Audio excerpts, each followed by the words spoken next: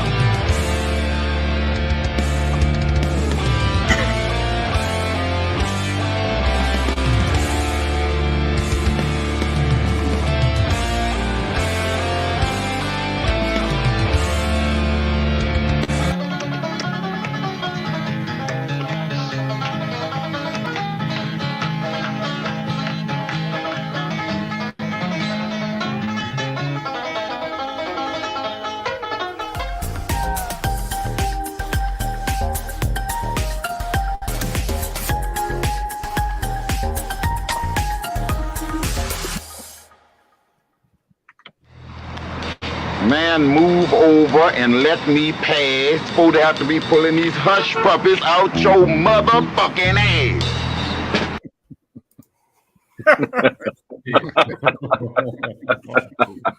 Rudy Ray Moore. What's going on, everybody? Man, that was a much harder intro to make. I don't have as many movies from this time frame that have iconic scenes in my mind, and so I didn't want to just do Jaws for 3 minutes. Right. So anyway, I think we're all shocked that it wasn't just literally all Jaws. The whole fucking I thought we were going to watch Jaws. Right. We finally made it here, man. Yeah, man. This is episode 10. This is This is it. This is the whole. This is the whole reason Alan agreed to even do this. I'm gonna have to figure out something else to do after this. I'm gonna have to figure out my Saturdays from now on. Fuck. Yeah, I know. Got to rethink my whole life now. I'm gonna have to get a life. The fuck, right? So, I would say we'd go from 1969 back, but I'd have to watch a lot of movies to catch up on that. So I probably could come up with 5. So Yeah, man. But yeah, back in time. This wasn't near as hard for me. The ones I picked, I mean, I had the first 4 pretty much automatic. I did watch 5 or 6 movies to try to see which ones were going to be the back end. But I've been pretty locked in now 4 or 5 days. Last 3 or 4 movies I watched didn't make it, so nothing changed. So, what about you guys? Did y'all struggle at all on this one? Yeah, it was hard. Like previous. This was hard. The order, like others, the order was hard for me. The order, the top 10 was pretty easy. Weaning it down from there was kind of difficult. I had some changes on rewatch. I actually have to say it was hard because there's a lot of movies I've seen in this time frame, but there's a lot that I've only seen one time. You know, they're not technically my favorite yet. Right? Yeah, bro. For me, I mean, I had probably at least 3 locked in off the top. I mean, they would never move. You know. Yeah, I wonder what those are. We're gonna have the same top 5. You might be just for example. Normally, whenever when we get ready to do another one, I usually pull out 80, 90, 100 titles to get started. Then I start dwindling them down. This one here, I had maybe 40 that I started with, so it was a much smaller group to choose from. So I don't know. Yeah, it was not really my sweet spot for movies, but some good ones. Yeah, but we'll see who's out there in the chat with us. Magic Hands, what's going on? CDU Banks, what is up? And now we can start, guys. Holland's here. Let's do it. Yeah, Holland. Hell all yeah! Right, just trying to get through all these Christmas movies. A lot of first time watches.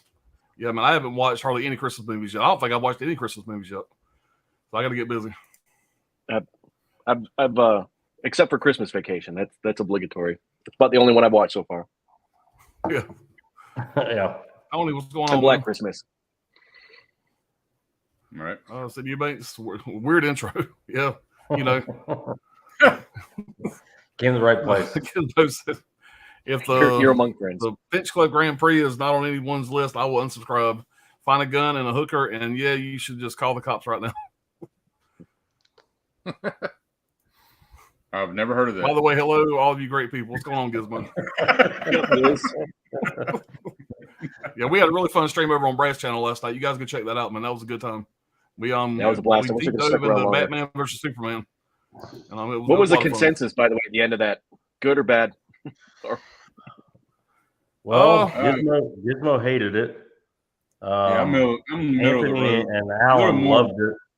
So everybody just became even more entrenched in their love or hatred of it. Yeah, pretty much. I think so. Pretty much. I don't think nobody love changed or hate it. You know, it's kind of like, I mean, it is what it is. You know. Yeah. All right, Norton Rad 89 says better be seeing some Black Christmas up in here. Hello, everyone. What's going on? Oh. Hey. Baba Blu-ray, what's going on? Oh, Mika, appreciate you being here. Hey, Mika. There's the man. What's up? What's up, Johnny? Johnny, what's up, man? I was hoping Johnny was going to watch that intro. I wanted Johnny to see that Rudy Ray more, and he's a big fan. Yeah. Yeah, I know, guys. Weird intro, but it was a lot of fun to make. I give it a 5 out of 10. Weird at all. I thought it was great. I thought it was awesome, man. I wanted to put the whole dueling banjo in there because it's so fucking fun to watch. But I figured nobody wanted to watch a 10-minute fucking dueling banjo. But that's a great fucking thing. And by the way, that man that started that old guy that started dancing in that, by the way, that was all that wasn't scripted at all. You see Burt Reynolds' face in the movie, he starts laughing. And the guys who started dancing, they said, fuck it, we left it in. So that was just some local yokel that just said, fuck it, I'm gonna start dancing. So Holland says, Mary Ellen Moffat, she broke my heart. Yeah. We'll get there. Yeah. It may come up, it may not. Nobody knows. That might, yeah. We'll see. It might come up. Maybe an honorable mention. The only way it wouldn't come up is if they suddenly realized that Armageddon had been made in 1975. All right, guys. We got 13 people out there. Appreciate y'all being here. Everybody hit the like button, subscribe to all these guys, all that shit. We're going to get started, guys. Ryan, if you're ready to go with your first one, man. I'm ready, man. Hold on, my Alexa's talking to me. Are you ready? Alexa, stop. Sorry. By the way, I changed the name of your Alexa to Ryan. That would be aggravating as hell. Just to fuck with you. And it always brings me up first. All right, there you go. Yeah. We'll get it right. All right. as I'm sure everybody that's been watching habitually, why it would be my first question, knows there's a lot of movies in this time frame that are right up my alley. So this is going to be a very odd pick for me to start this thing off with, but I have to do it. I mean, it's top best movies, and for me, top favorite movies. And so I'm starting off with 1974 Mel Brooks. You saw it in the intro, Blazing Saddles. Yeah. Oh, hell yeah. Awesome. Odd for me to pick a comedy, but I love. I love comedies. I'm not just strictly a horror, zombie, slasher, thriller guy.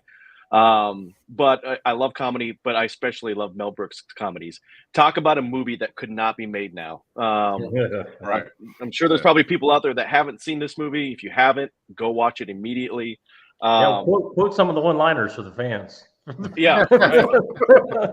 I mean, so I could shut down Pops. Right. Directed by Mel Brooks, actually written by a bunch of people, but one of the people that wrote this was none other than the legendary Richard Pryor. And we'll talk a little bit more about him in a second. Starring Cleavon Little, Gene Wilder, of course, Harvey Korman, Madeline Kahn, who is will always be one of my all-time favorite actresses of this time period, maybe of all time. Comedy Western would be a good way to describe it.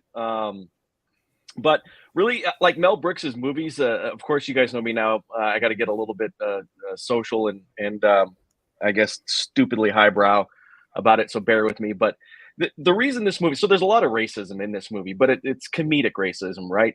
And this is where Mel Brooks is absolutely, and everybody misses the point on this. And this is absolutely why you could not make this movie now. When you make the world is a horrible place. I mean, I hate to say it, but there's a lot out there that we all deal with. I see it particularly in what I do.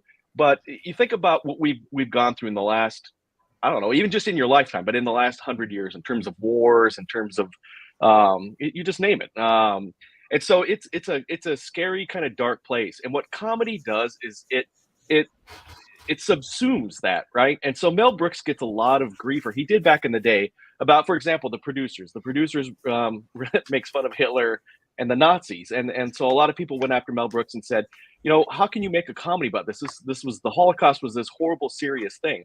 Remember, this guy Mel Brooks was a combat engineer in World War II, and he's Jewish, you know, and he said that's the whole point. If you take away credence from these things by subsuming it, but you know, you by making it stupid, you invalidate it almost. And so what's great about this movie is it really is it's not just ephemeral, it's eternally ephemeral. So the issues that it's making fun of, the time period of the movie is the late 1870s. So the racism part of that is making fun of that. When the movie came out in the 70s, they were still kind of dealing with a lot of that. In fact, so Richard Pryor wanted to play the lead role in this. And I don't want to take away from what Cleavon Little did, if you haven't seen it, but he plays the role of the sheriff absolutely well. I mean, just the perfect combination of deadpan and comedy. And Mel Brooks wanted Richard Pryor to be in the lead role for this, but Richard Pryor had some drug issues, and he had some maybe run-ins with the law. And so the studio very frankly said, we don't want a black man who's had problems with the law in a movie. And Mel Brooks, when it's said, and they just hit the a couple years ago now, 40-year anniversary of this movie, said he was begging people on his knees to let Richard Pryor be in this. And so that's kind of also what was going on. And you can fast forward this movie to today, and we're still dealing with issues.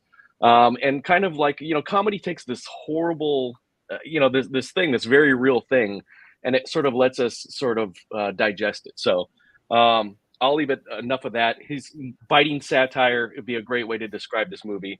It's just, it's hilarious. Let yourself laugh at it just because you know that it would never even be touched nowadays. Yet, it's, you know, for a movie that wouldn't be touched, it's in the National Film Registry. And it's on everybody's list of, you know, all-time important movies. So Blazing Saddles is how we're going to kick it off, weirdly enough. That's an awesome pick, man. Who was next, Brian or Dirk? I think it was me. Yeah, Brian, I think. So that's a great pick. My number 5, like some of these movies I haven't seen in years. Like I haven't seen this movie in probably like 10 years now, but it had to make the list for me because I love it. Seen it a few times. Jack Nicholson, One Flew Over the Cuckoo's Nest. Oh yeah, yeah. I had to make just the list. rewatched it for this. We did. Nice. Oh yeah, Winner of 5 Academy Awards. You know, Jack Nicholson pretty much gets himself put in a mental asylum, basically, and Nurse Ratchet's there to calm them all down, and she's nuts. Louise Fletcher does a great performance as her. One of my most memorable people in this movie is, of course, Chief on the back there. He's one of my favorites in the movie, and there's all sorts of like notable cast members that are in like small roles in here, like Christopher Lloyd, Brad Dourif's in here a little bit. Danny DeVito. Danny DeVito, yeah. Danny DeVito. And it's funny you say Danny DeVito because the Chief's character reprised his role from this movie in an episode of Always Sunny in Philadelphia, which I thought that was kind of cool. Really? Yeah. Yeah. But yeah, this movie's just, I don't know, stuck with me over the years. It's funny because I was reading one of the trivia facts, and Louise Fletcher, the Nurse Ratchet character, she was upset that the fact that other cast members could laugh and be happy while she had to be cold and heartless. That near the end of production, she removed her dress and stood only in her panties, and to prove to the cast members she was not a cold-hearted monster. So I thought that was kind of fun to read. Yeah, and many of the extras were actually authentic mental patients. So a lot of the people running around were actually real mental patients. So I don't know. I really need to revisit this because I just remember loving it a lot, and I can't really talk too much about it, unfortunately. But yeah, that's my number 5. It's a great pick. I love that movie. Great pick. Yeah, it's a lot of fun. And anytime Jack Nicholson can play a mentally challenged person, they need to cast him because he's perfect for that kind of role. Yeah, he's not even mentally ill. He's acting mentally ill to get out of work duty. Yeah, prison. Jail time. And the way they do his transformation from that, like the what the institutionalization does to him is, I mean, the combination just between the writing and the directing and his acting is it's so subtle, but it works so well. It just pours out of him so easily. Yeah, he's a legend, man. Yeah, man. Yeah. Well, my number 5, man. Y'all probably knew it was coming, but it's gonna be Black Christmas. There it is. Yeah, it's a good one. Yeah, I did. I went ahead and grabbed that shit too, But nice. You got us all. Haven't watched it yet, but it's got to be better than this shit, man. This transfer is kind of bad, but oh well. What are you gonna do? Support Scream Factory. I like it, man. Yeah. Hey, it has nothing to do with them. It has everything to do with the movie. I know. But no, they're doing a little better, man. They're doing a little better. But no, man. So Black Christmas, man. Bob Clark, man. What can you say? John Carpenter, man, fucking ripped him off. Let me just say that shit out the gate. I mean, this is the first holiday horror movie ever made that I know that I'm aware of, especially like a slasher. Fucking the point of view, the first person point of view shots, and just a lot of shit looks just like Halloween. I mean, it looks fucking just like it, except Halloween is fucking blowed the fuck up. I mean, Bob Clark don't get enough fucking credit, but I'm just gonna start off like that. But like I said, this is recognized as one of the first slashers, alongside Texas Chainsaw, Bay of Blood, Mario Bava, Psycho, another Peeping movie Tom. They got ripped off like crazy. Bay of Blood. Yeah. What's that? Another movie that got ripped off like crazy, but Bay of Blood. Bay of Blood, yeah. You'd say like what, Friday the 13th, right? Definitely Friday the 13th, among others. Yeah. But I just thought the whole idea that Bob Clark, he never shows the face of the killer. Never. You see one fucking eye through a crack. And the phone calls, man, it's so fucking creepy. It's like 3 fucking people talking. at one time, because I think it was two people actually talking. It was Bob Clark and someone else, one of the writers. I knew one was Bob Clark. Yeah. Yeah. And it's actually Bob Clark and somebody else speaking, doing them talking them when they're talking all shit, all that fucking "you're pretty little cunt" and all that shit. Like, it's fucking insane. But yeah, I prefer Black Christmas over Halloween, man. Any day of the week.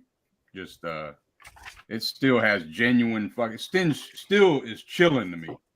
You know, some of those shots, it's like fucking, I don't know how to explain it. The camera work or what the fuck it is, the whole vibe to it. That fucking phone, when it rings, it's like, I don't know. I don't know how to explain that shit, but one of the first movies I can remember where they used the phone like that. It's like the scream of its day, you know. It was really like an inventive way of doing things. Yeah. And they're all gathered around, these sorority girls are gathered around the phone, and he's just talking all this crazy shit, you know, and just like, what is it that, I don't know how to explain it, man. It's you got to see the shit if you've never seen it. But I can go on about Black Christmas for a while. I didn't know this shit, that Malcolm McDowell turned down the role of Peter. That would have been fucking interesting. That would have been, yeah. I didn't know that either. This also is kind of like that's the only Peter ever turned down. Anyway, go ahead. Sorry.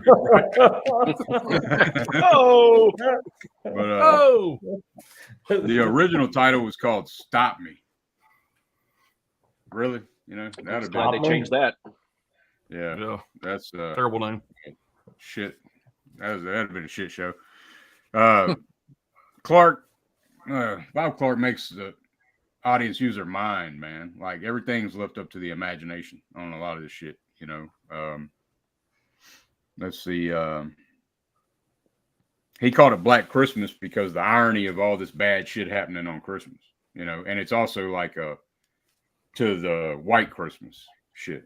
I mean, that's some shit I was reading.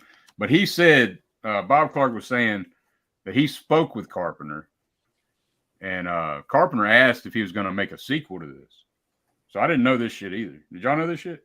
So he asked him if he was going to make a sequel, and he said, no, this is a one-off, but if I did, it would take place in the fall. I would name it Halloween, and Billy would escape a fucking mental institution.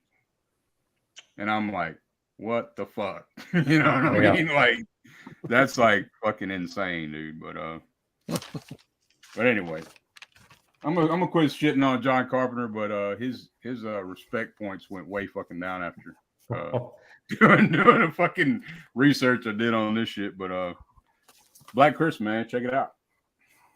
How about Jamie Lee Curtis? How you with her? She good? Yeah, fuck her too, man. Donald Pleasance is the man. You know, John Carpenter made a good score. He made a great score, but Olivia Hussey. Halloween's still a great movie. Don't get me wrong, but I mean, this shit right here. Man, how can one director make that movie, make Porky's, make A Christmas Story? He's got such a weird filmography. You know, movies. Yeah. It's crazy. That's my number 5, man. I think the thing that almost makes Black Christmas better than Halloween, though, is the way that it's the character suspense. Like, you don't really know what's going on with the dad and the drunk sort of closet alcoholic den mother. You know, there's a lot more to it than in Halloween. It's very cut and dry about who these people are, except for Mike Myers, of course. But I don't know. There's a lot more depth to the character plot, and it works in this movie. I think Carpenter missed that point. Yeah, and it still leaves it up to, you know, what happens at the fucking end. You know, you really don't know. You really don't know what happened. Yeah, it's an ambiguous ending. With Halloween and this Black Christmas, I don't know. Like, I've watched it recently. It felt like there was a lot more isolation in Black Christmas. Yeah. They're alone versus Halloween. It's a town full of people. Yeah. You know, how hard is it to find help? You know, it doesn't seem like help's coming at Black Christmas. And there's some other questions that I answered. Did he kill that girl, the little girl they found in the park? You know, you don't know. I mean, several things. Yeah, a Stranger Calls, a lot of movies. Oh, that movie. You know. Yeah. Don't answer the phone. Yeah. But yeah, I love that shit. Well, my number 5, 1973, directed by Ted Post, Magnum Force. Okay. Part 2 in the series, the Dirty Harry series. It takes place in San Francisco, like all Dirty Harry movies, basically. The movie follows Dirty Harry Callahan, played by Clint Eastwood, who's back on the job. He quit in the first one, or at least he would have been fine. I don't remember. They kind of murky. It's kind of murky how he got back on the force, but he either quit. He definitely quit. He threw his badge in the bay, but he probably would have been fired. I have no idea. But he's always on thin ice. Harry is always. It's always got the police commissioner is just going, this is your last strike, Callahan. You're a dinosaur. You got to get with the times and this and that. The old trope. But he's back on the job. This time he's after a vigilante killer in a California traffic cop's uniform, blowing away criminals all over the city. Which to me is a great premise. I love the vigilante, and he's in the cop uniform and all that stuff. And I think it works really well. And, but you'd think like Harry might even be into this idea, because he wants to go right past the trial and the arrest and go right to the punishment generally. And in the beginning of the movie, in fact, he's chastised for shooting a rapist, an attempted rapist. And the mayor is going, well, how did you know you thought he was going to rape somebody? He goes, well, when a naked man is chasing a woman down an alley with a hard-on and a butcher knife, I shoot the son of a bitch. This is the kind of shit you got back then. And the mayor goes, I think you got a point there, but as the story develops, of course, it goes deeper than it appears on the surface. You get all your typical Dirty Harry trademarks, the constant pussy hound. He's got to be chasing chicks the whole time, or they're chasing him. Is what it seems like. But the one-liners, of course, the 44 Magnum, his god awful fucking suits he's always wearing. He's always stuffing his fucking face, which I always love. In every movie, he's got to be stuffing his face, and he's got to criticize others for their eating habits, which is another. It has to happen. It's like. He's bitching about something one day. I think it's in the fourth movie. He's bitching about with his partners there, and he's stuffing hot dogs on his face, and he goes, "I can't. You know what I can't stand? It's not the bodies and the dead horse. It's you and those goddamn hot dogs. I mean, nobody puts ketchup on a hot dog." And his partner's just like, "What the fuck are you talking about?" And Harry decides to take time off after that one. But anyway, that's a different movie. So you get the 44 Magnum, the suits. And the hilarious mock racism every time. I don't care what his partner is, he's gonna mock him for his race, his nationality, his religion, his creed, whatever it is. And it's all done lighthearted, and of course, all the other cops participate in it. It's good fun around the way. Again, not something you could do anymore, but it works. The pistol gunplay. Nobody grabs a rifle or a shotgun. These are all cops, but they all have their little revolvers and stuff. Nobody decides to upgrade. They just, if you run what you brung. So of course, that's why Harry carries the 44 Magnum, because apparently the San Francisco police force, that's all they got is the pistol that they carry, which I thought was interesting. I mean, there's like terrorism attempts, and they're still showing up with their little snub-nosed revolvers to take down the terrorists. The 38, police 38 special. Yeah, the little 38 ankle gun. It's clear this time they got a real budget, which I like, and they put it all to good use. Harry takes down hijackers dressed as a pilot. When he comes out dressed as a pilot, I lose it every time. You just got Harry dressed up as a pilot with the pilot hat on, and I mean, this is not going anywhere good. Doesn't know how to fly a plane. He tries to fly a plane. I don't know. If you haven't seen it, it still works. I just watched it recently. He tells the co-pilot, put it in fly mode. Or can we? Yeah. The guy looks like, what the fuck are you talking about? Yeah. The co-pilot goes, I hate to ask you this, Captain, but do you know how to fly a plane? And Callahan goes, never had a lesson.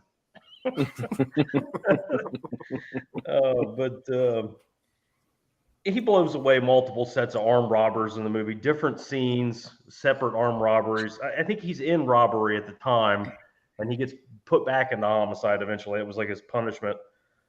But I think personally, this is the best story in the franchise. You know, I love the corruption element and all that stuff with the Dirty you know, cops. just the approach of it and everything. It's a good one, man. You get a lot of stuff in, and I think this is probably the best bang for the buck in the you know, with the shootouts and just all the shit that goes on. Definitely. I remember Magnum seeing Force, that as a kid. if you're gonna watch one, watch Magnum Force of the 5. But, I remember seeing that as a kid with that one cop with the fucking aviators. That's the one, right? Yeah. Yeah. Man. Yeah. It's just so fucking. I don't know, man. Fucking creepy as hell. Yeah, it's dark Yeah, too. it's pretty good. It's pretty good. Are you, Alan? You seen that one? What do you think of it? A few times. I don't know. We'll talk more later. You like that movie? We'll talk more later. Yeah, hell of a pick, man. I can't argue with it. All right. This one here is my number 5, and it's going to be. You seen this in the intro? It's going to be Deliverance.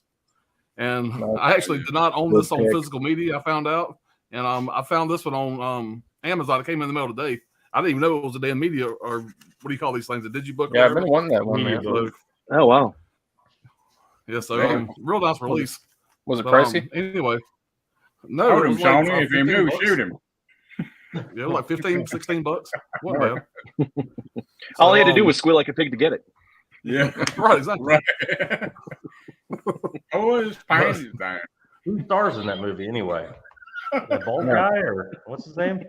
John Voight did the Voight. John Voight. We'll get to that. Hold on. Talking about my rotation. This movie came out on August 18th, 1972. It was directed by John Borman. Stars John Voight, Burt Reynolds, Ned Beatty, and Ronnie Cox. This was Ronnie Cox's movie debut. Some of you younger guys, and I guess this movie's 30 years old, but Ronnie Cox was the head police guy in Beverly Hills Cop. That's probably what a lot of people recognize him from. This was Ronnie Cox's first movie. Total Recall. Yeah. Paul Verhoeven. Yeah, there you go. There you go. Had a $2 million budget that made $46 million. Basically, intent on seeing that. I'm probably going to say this really wrong. Johnny can help me out in the chat here. This is his neck of the woods. Intent on seeing the Chattahoochee River before it's dammed and turned into a lake. Outdoor fanatic Lewis Medlock, played by Burt Reynolds, takes his friends on a canoeing trip they'll never forget into the dangerous American backcountry. Now, one thing that's kind of interesting is a few weeks back, me and my wife went up to the mountains and we met up with Johnny. You guys know about all that. Well, we drove right through where they filmed a lot of this movie up. And Johnny tells me we're about 3 miles away from Rayburn County. He says, "Be careful. That's where they filmed Deliverance. We're going through at 10 o'clock at night." So it was kind of funny. But they did use a lot of the locals from the town, whatever, for extras. So the people you see in the movie, for the majority, big surprise, they're not professional actors. They're just local yokels they threw out there. Like the guy you've seen in the intro, the guy that's dancing during the dueling banjos. All those guys were just standing around, just pretty much extras. They got paid like $65 just to kind of stand around and be, backwoods country guys. Do what they do, right? Be themselves. You didn't even know there was a movie. Yeah. Yeah. Right. Burt Reynolds broke his. I'm going to say this wrong. Maybe Dr. Ryan there can help me out. But Burt Reynolds broke his. I'm going to say this, but it's probably going to sound dirty. Burt Reynolds broke his coccyx. His coccyx. C-O-C-C-Y-X. Coccyx. Which is his tailbone. While going down, there you go. I should have just said tailbone, but it was too fun to say coccyx. All right. While going down the rapids when the canoe capsized, originally a cloth dummy was used, but it looked too fake, like a dummy going over a waterfall. While Reynolds recovered, he asked, "How did it look?" to the director. The director replied, "It looked like a dummy going over a waterfall." About Burt Reynolds doing it, so gave him no love for it. While filming the whitewater canoeing scene, Ned Beatty was thrown overboard and was sucked under by a whirlpool. A production assistant dove in to save him, but he couldn't surface for almost 30 seconds. The director asked Beatty, "How did you feel?" And Beatty responded, "I thought I was going to drown, and the first thought was, how will John finish the film without me? And my second thought was, I bet you that bastard will still find a way." To save costs and add to the realism, local residents, I already said that, local residents were cast. Dueling banjos, which is the most famous scene in the movie, other than the Pretty Mouth scene. Dueling Banjos was the first scene shot. The rest of the movie was almost entirely shot in sequence. According to the director, the gas station attendant's jig during the Dueling Banjos was unscripted. I already said that. Following the film, tourism increased in Rayburn County by tens of thousands by 2012. Tourism was the largest source of revenue in the county. John Voight's stunt double for the film, Claude Terry, later purchased equipment used in the movie from Warner Brothers. He founded what is now the oldest whitewater rafting adventure company on the Chattanooga River, Southeastern Expeditions. By 2012, rafting had developed into a $20 million industry in the region.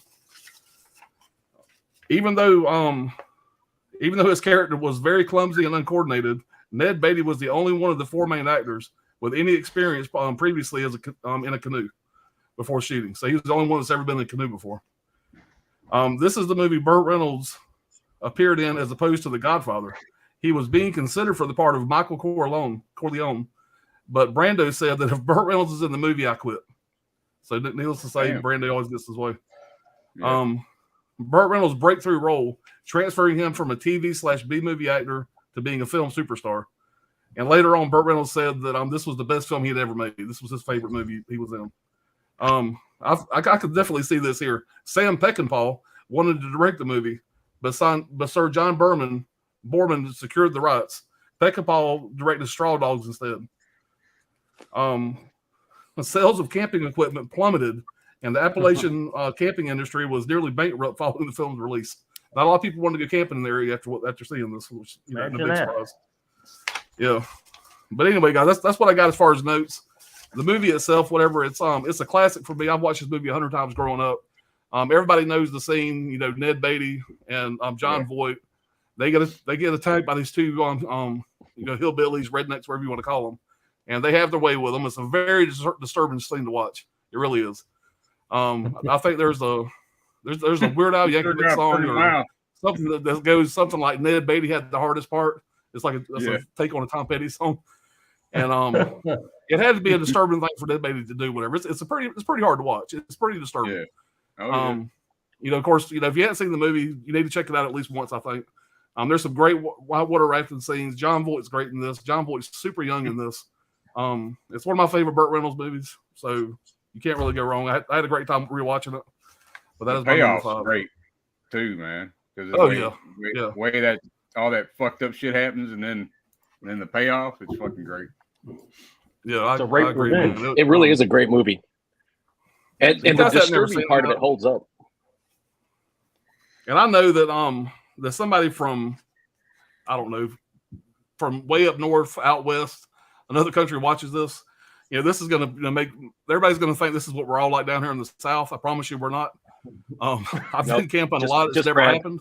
I beg to differ. So now Johnny may disagree. Johnny actually lives here. He lives right down the road. So maybe Johnny can clarify.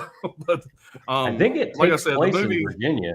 I think it takes place in Virginia, doesn't it? It's more the Mid-Atlantic. Yeah, it was filmed in Georgia, but no, they're close to Atlanta. They reference Atlanta a few times in the movie, so they're actually maybe so. Yeah, I remember. Yeah, they actually reference they're just like 50 miles out of Atlanta. Well, let's be honest. Georgia's not really the South.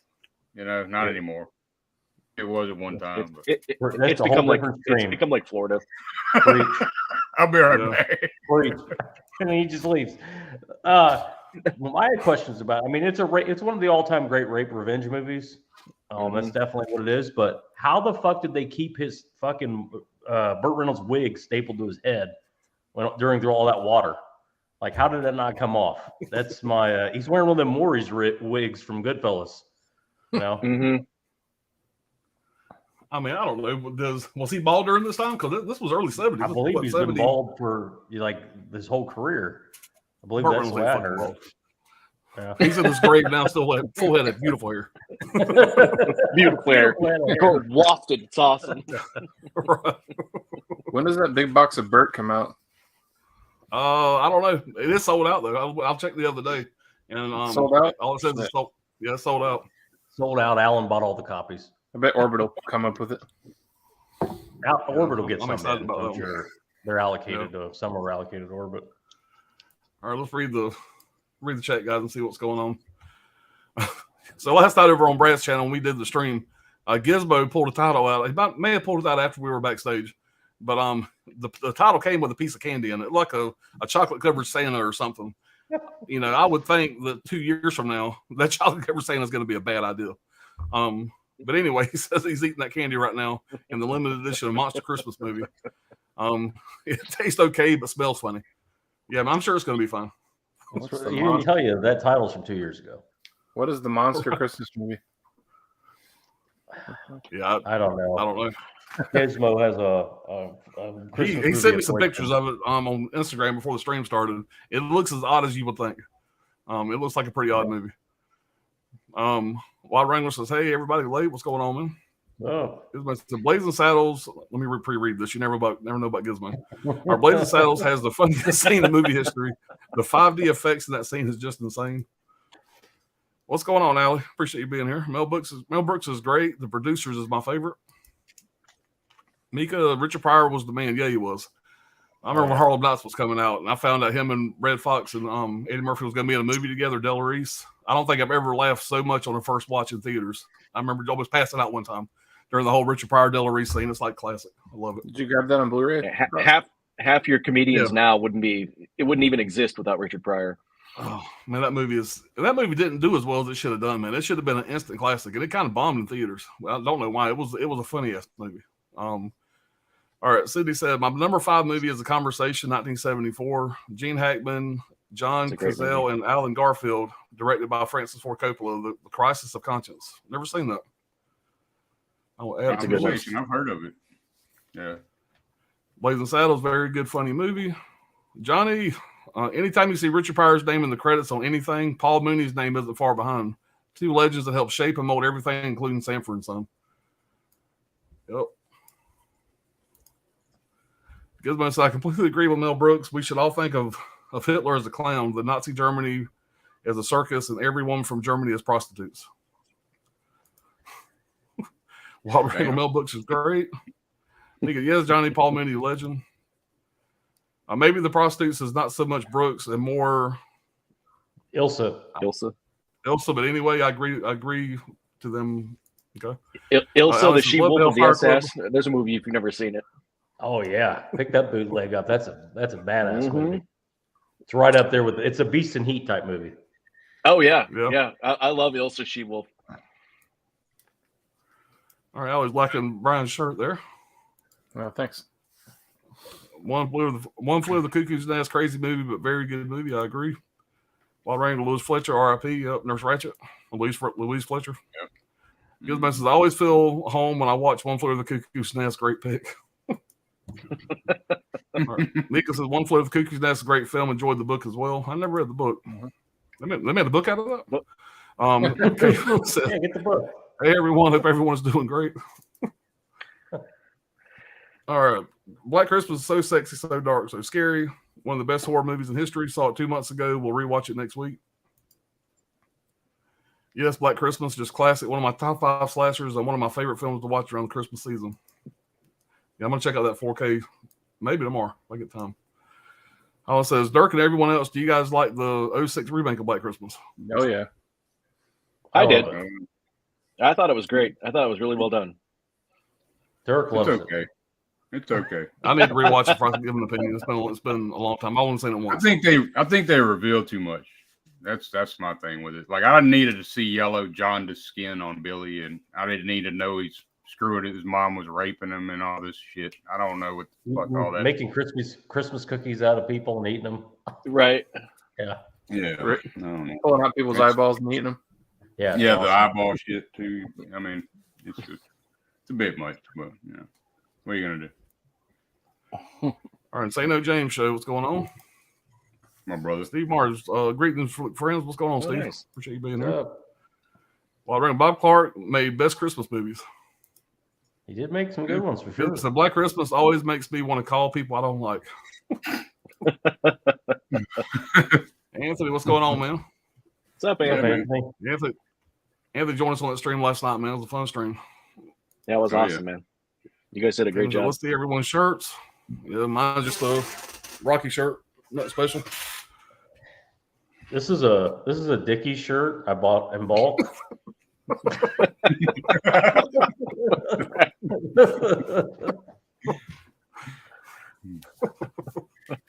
These go right in the Haynes trash number- when I'm done with them.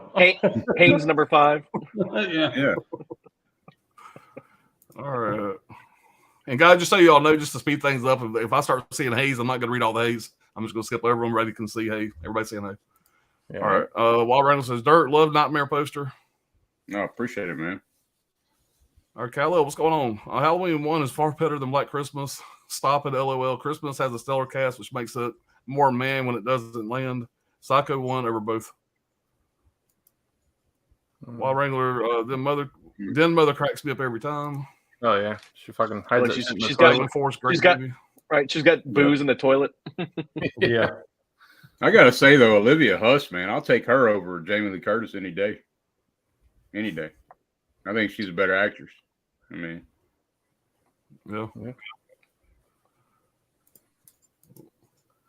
All right, I need to rewatch the Dirty movies. Have not seen them for years. There's a porn spoof called Horny Harry.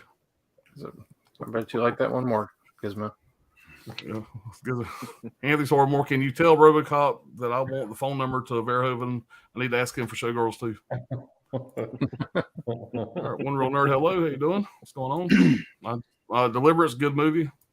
Mm-hmm. All right, Pretty Mouth. Good one, Pops. Deliverance, what a movie. Yeah, it's unique as hell. Hollow Notes.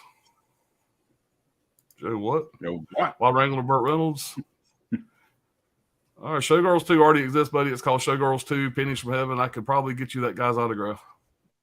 One cool stuff, really extra, or just trying. Brad literally lives in Deliverance.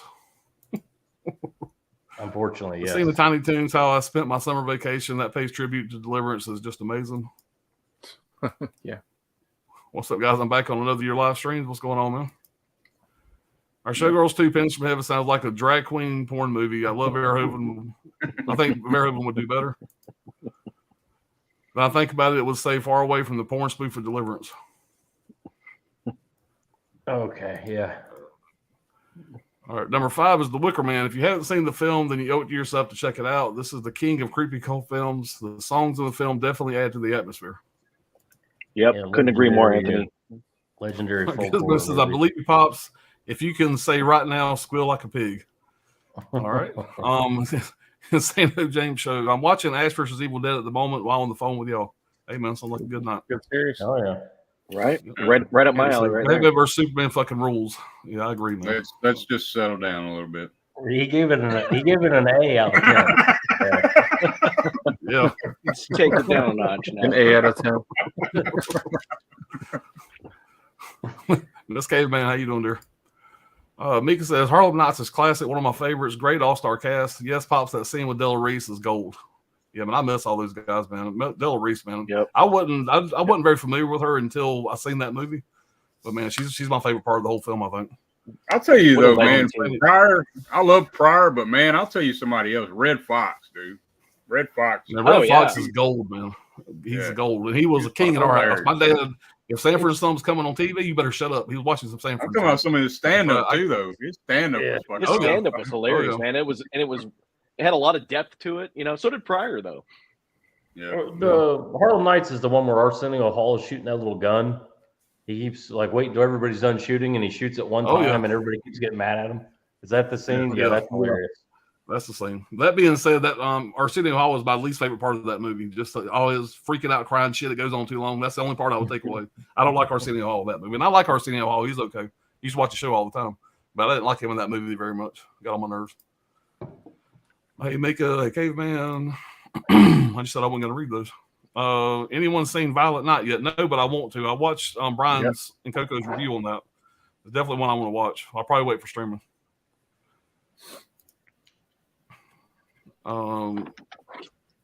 Brian loved it. Hello. All right, that's a badass extra shirt. Yeah, it is. Oh, thanks, man. Oh yeah. Thing of nightmares. Anthony says, I thought Violet Night was pretty good, a little too long, and the parents of the kid were kind of annoying, but Santa and the little girl did a great job. Yeah. Black Christmas 06, Hot Women in Film. Preach. This Caveman saw Violet Night. Anthony saw more Monstrous Christmas is better than Batman versus Superman. The candy is sexier than Wonder Woman. Sorry, Pops. Whoa. Yeah, come on now. Come on now. Don't you ruin her gravy. Cancel a lot of plans coming up with Gizmo on Pop's request. The Thunder After that Cloud. See, you can't talk about Wonder Woman. I lose track of my track of track. Orville, all 3 seasons on Disney Plus now, which is awesome because you don't have to watch commercials. And Cal says, "Hey, the caveman. All right, we are caught up, guys. We can move on to our next round."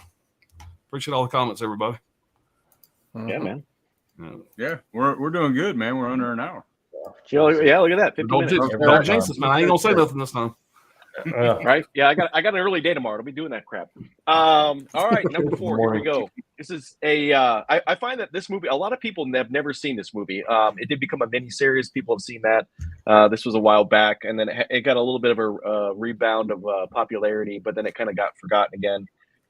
This is one of my all-time favorite movies. This is one of my all-time favorite underrated movies, and one of my all-time what I think is the biggest of underrated movies. 1971 sci-fi thriller, The Andromeda Strain.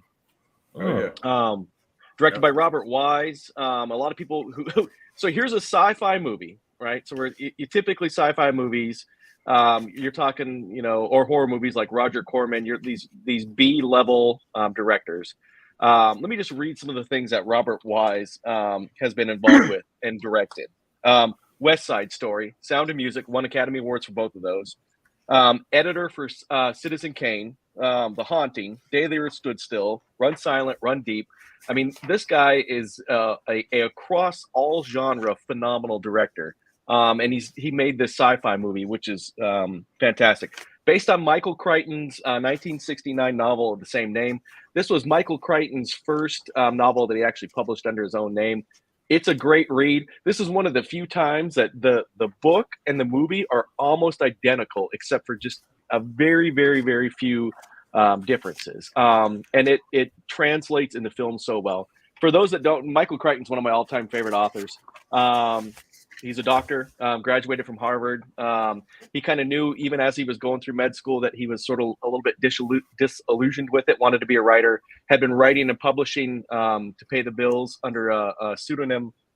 Unfortunately, we lost him. He died of lymphoma a couple of years back. He was only 66.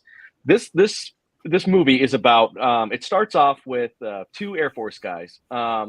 And they're going out to recover a crashed satellite in the middle of the desert, out in the Nevada desert. And they get into this little town where the satellite's crashed, and absolutely everyone is dead. And they can't figure out why. And it goes from there. And then everybody that comes into contact with wherever the satellite was starts to die. And the whole premise of this movie is how these Air Force guys handle, and these scientists get together and handle this situation. This predates things like Contagion. It predates everything. And if you want to watch a movie that truly pulls from what it makes a very realistic description of how things would probably go down in one of these situations, this is the movie. And so essentially what they do is they recover this satellite, and they need to figure out what it is. Is it an alien? Is it a bacteria? Is it a virus that's causing all these people to die? And they take it down into an underground bunker. And it's a bunch of researchers, and they all get together, and they have this protocol that if they can't figure it out, everything's going to get just basically nuked. And then it goes from there. It builds suspense. Michael Crichton, you're going to hear me say this a couple times tonight because I think it's important in this decade of movies. He is the master of something called verisimilitude, right? And that's the appearance of truth. In the book and in the movie, he creates whole documents, whole theories that are so believable. They must be real. There's this thing called the one-man hypothesis, and they talk about it in the movie and in the book. And you actually you go look it up because you're like, this has got to be a thing. And then you realize, no, he just created this. It's called the false document thing. He would put in his books that actually look like actual documents, like came from the Pentagon, and you just believe it. And it sells in this movie. It's a great movie. It's suspenseful. It's one of the earliest. The guy that worked on the special effects for this is one of the ones. He was an early pioneer of using computers to do computerized graphics. It sort of predates CGI. But they would take camera shots and then use computers to make what looked like computerized images. It's done really well. It's crazy how well it holds up. I've seen this movie, I can't tell you how many times. Yeah, I know I am a little bit biased to lean towards movies like this. But if you haven't seen it, you watch it. I guarantee you will not be disappointed. It's not a movie that you'll be able to stop watching just because of the suspense it builds. The acting is phenomenal, and of course, Robert Wise's directing is phenomenal. A lot of people forgot about this movie, but when you go back and read about what people in the film world think about it now, it's at the top of everybody's lists for a number of reasons. So, if you've never seen The Andromeda Strain, which I always find a lot of people who haven't, I guarantee you won't be disappointed. Check it out. Yeah. Yeah, I haven't heard never that. I'm seen not familiar with that one at all. I I've don't heard of it, remember. but never watched it. I know I've seen it, but I don't remember shit about it. Yeah, Like you said, it's before Contagion and before like Breakout, shit like that. It's before break. Yeah, all of that.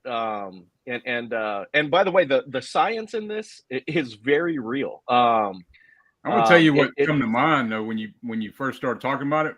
Have you ever seen a movie called Coma? Yes. Is it Yep. the same kind of vibe? Not really, but Coma always fucking. Yeah, As far kind as like the of. atmosphere, I'm not talking about what's happening, but you know. Yeah, it does. It has that. If you like Coma, you would love this movie. Okay. Yeah, I just don't remember it. I know I've seen that shit, but I don't remember it. Yep. Yeah, and the science, but and I'm not saying that this like Breakout and all that, Contagion, all very good, very real science. But I think that's Michael Crichton's genius is he saw this. I mean, and he always in all of his books, obviously Jurassic Park, he's very much a cautionary tale about, what happens if we let technology, he's not anti-technology, but if, what technology could do, what the dark side of technology could be. And so he really kind of, he does a great job at predating a lot of people in this, a lot of future authors and a lot of future filmmakers about, what could happen in a situation where we have a runaway situation. Oh yeah, man. I'm gonna check it out. It's been Brian, many years. Add that one to the list. Never seen it. You got it. Oh, it's Brian, man. Oh, Brian's next. Oh, yeah, I know. I just want to say, hey, Dirk, what's up?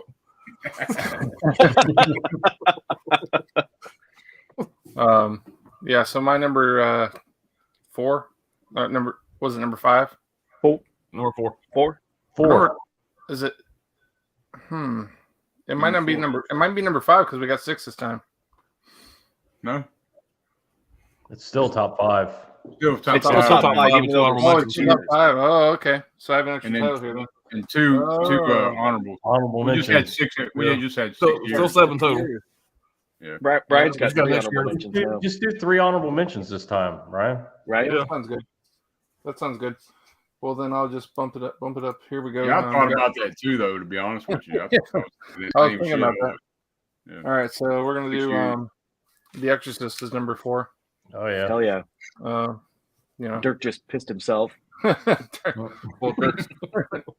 Dirk's like, that's number 4. What? Yeah, I don't know. Really, I know Dirk's gonna delve into this a lot more deep than I will. William Friedkin, awesome Reagan story, whatever. I don't know, man. There's a little girl in it. And There's a little girl in it. And her name's Linda Blair and Reagan. Yeah. Yeah, she becomes Dehydrated little girl. She's pissing like She's bright, dehydrated. golden colored fucking piss everywhere. There's this fucking like crazy statue that She's got a terrible UTI. Yeah. terrible UTI. Yeah, she spews up. Very religious, always fucking with the cross. Yeah. She spews up Very some green liquid stuff. Crucifix masturbation. But yeah, it's just the demonic possession movie that pretty much started it all, in my opinion. I mean, I don't know if there might have been stuff before this. It was kind of similar, but nothing. Not on that level. But yeah. Not on this level. This movie still scares me. It still scares all of us pretty much. So,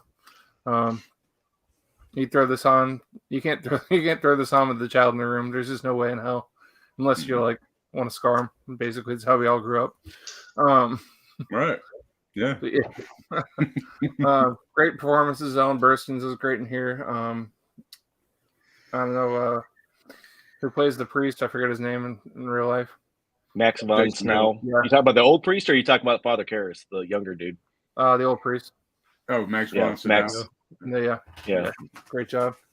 Yeah, I don't know. Exorcist is just all-time classic movie. And your mother sucks cocks in hell. Mother Six Cocks and Hell. Oh yeah. Great pick. Yeah. And what's terrible is not, I mean, it's we'll talk more about it later, but it's funny now that I see it and I can't see past the Scary Movie spoof that they did on it. Oh yeah. Oh, it's Yeah. Your mother's in here with us, Karis. Mom, would you get out of there? You get Natasha how many, Lyonne. Mom? Have you ever seen Repossessed with Leslie Nielsen? Piece Linda of- Blair's in that one. And Yeah. she's Yeah. you know, that came She before.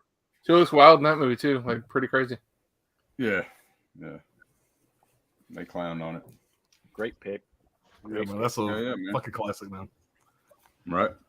Mike comes later. Well, this is gonna be my number 4.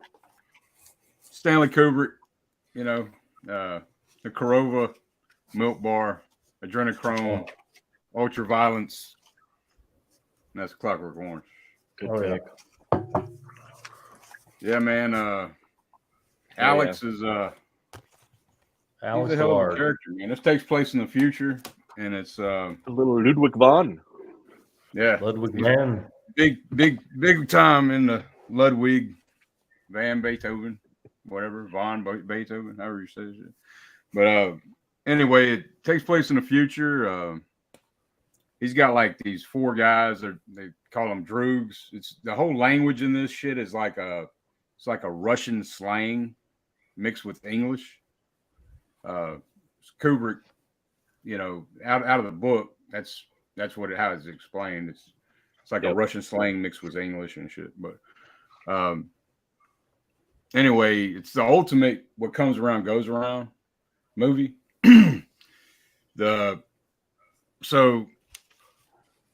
Alex and his 4 droogs, which they beat an old bum, save a woman from a gang rape, and get in a gang fight, then do a home invasion themselves, beat a husband and rape his wife all in front of him. All this happens in the first 15 minutes of the fucking movie. Alex Lard just singing in the rain. He's thrilled. Yeah. He's having a great time. Oh yeah, I'm gonna get to that. That's fucked up shit. But yeah, the singing in the rain bit, that was all improv by Malcolm McDowell. And Kubrick loved it. Like, you know, he told him to do something. Like, so he just started fucking doing that shit, man. But so anyway, ultimately what I think this movie's about is like when a man, there's one line in the movie that explains the whole movie. When a man cannot choose, he ceases to be a man. So they're trying to do this the experimental science on these inmates and shit, where they basically have no fucking free will at all. Anything from their like violence, or they'll just get there and make them a bunch of pussies, really, man. Like they just, you know, they can't do shit. They just ball up like a little baby and shit in their pants. They just get nauseous. Relative to today. But yeah, great movie, man. I've seen this movie. I couldn't tell you how many times I've seen this shit. But the first time I seen it, I was actually watching it with a female, and she fucking freaked the fuck out. Like she started freaking the fuck out. I was young, man. I was like 17. She was 17. You know, was watching this shit. She freaked the fuck out on this movie. There's on that scene, you know, where the home invasion scene. But anyway, I'm rambling. But did she leave? No, I've had to turn the movie off. I had to turn the show I was off. ready to go. Well, I was 17. It disturbed her that man. I was 17. She was 32. Yeah, I was gonna say, bad. I had to turn the shit off. Derek, we need to work. We need to work on your first date movies. Right. Yeah. But I was like, have you seen Deliverance? It's called The Initiation. You know. Listen, I've got 5 movies here. They're all Kubrick. Right. So anyway, so here's some little facts that I found out about some trivia shit. Malcolm McDowell met Gene Kelly from Singing in the Rain, and Gene Kelly was disgusted at him. He was upset about how he did Singing in the Rain, his signature dance shit, and that whatever. Yeah. And he wouldn't fucking talk to him. He just he told him how upset and disgusting that shit was for him to do that shit.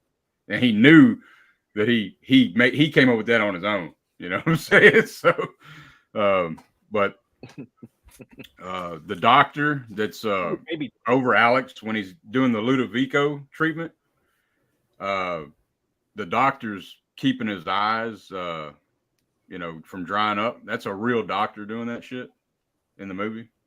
And the metal things to keep his eyelids open cut his fucking cornea.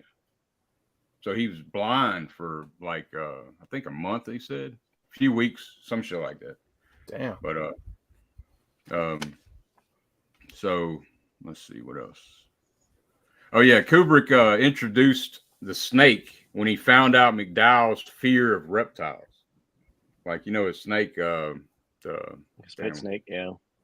I can't think of the name. I used to know it. I usually know the shit, but anyway, so it was a sick joke Kubrick was playing on fucking McDowell, that he had to fucking deal with that fucking snake, and it had to be his best friend or whatever. But Kubrick's first cut ran almost 4 hours before he hired several editors and had his assistant destroy all the unused footage.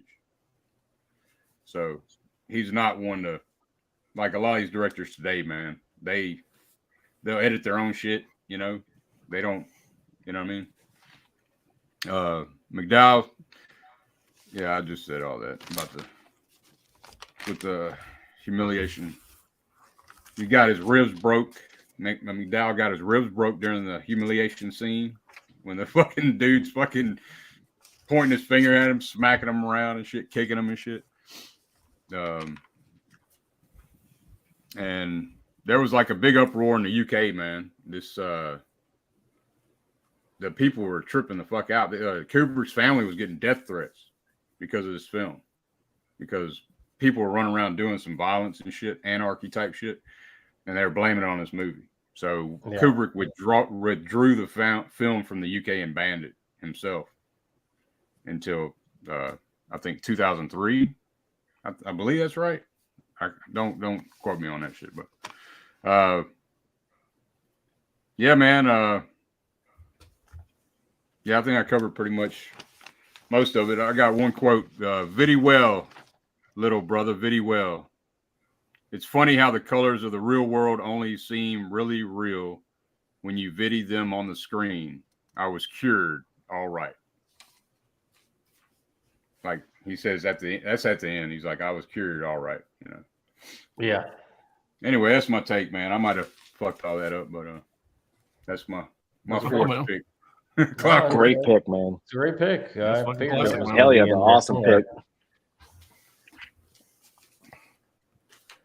Well, my number 4, 1973, written and directed by Sergio Martino.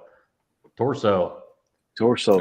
Yeah. There's 2 big Giallo names out there, Argento, Fulci, but this is number 3. This is the guy. He should be in those. He made films of that quality during the same time, but he just kind of seems to be overshadowed. But this is a wholly original take on a Giallo. It's a very interesting play on the the whole even typical. It's atypical of Giallos because it starts out one way and at the end it becomes a totally different movie. But anyway, the movie follows. It takes place and is shot in Italy, of course. The movie follows a group of college girls in Italy while a series of murders are taking place around the town. It's it's these classic, old man mystery stories that the older I get, the more decrepit I become, the more I like them. The murders are taking place around town, and the killer is again a wholly original. The masked killer with the gloves. That's typical of Giallos. He's running around with a scarf, and just the way he behaves is what makes it interesting. using the scarf as the killing and all that stuff, but he's eye gouging people's eyes out, and he's like this titty obsessed fucking madman. That's the best way to describe him. Like if there's a woman about to die, she's getting her shirt ripped off.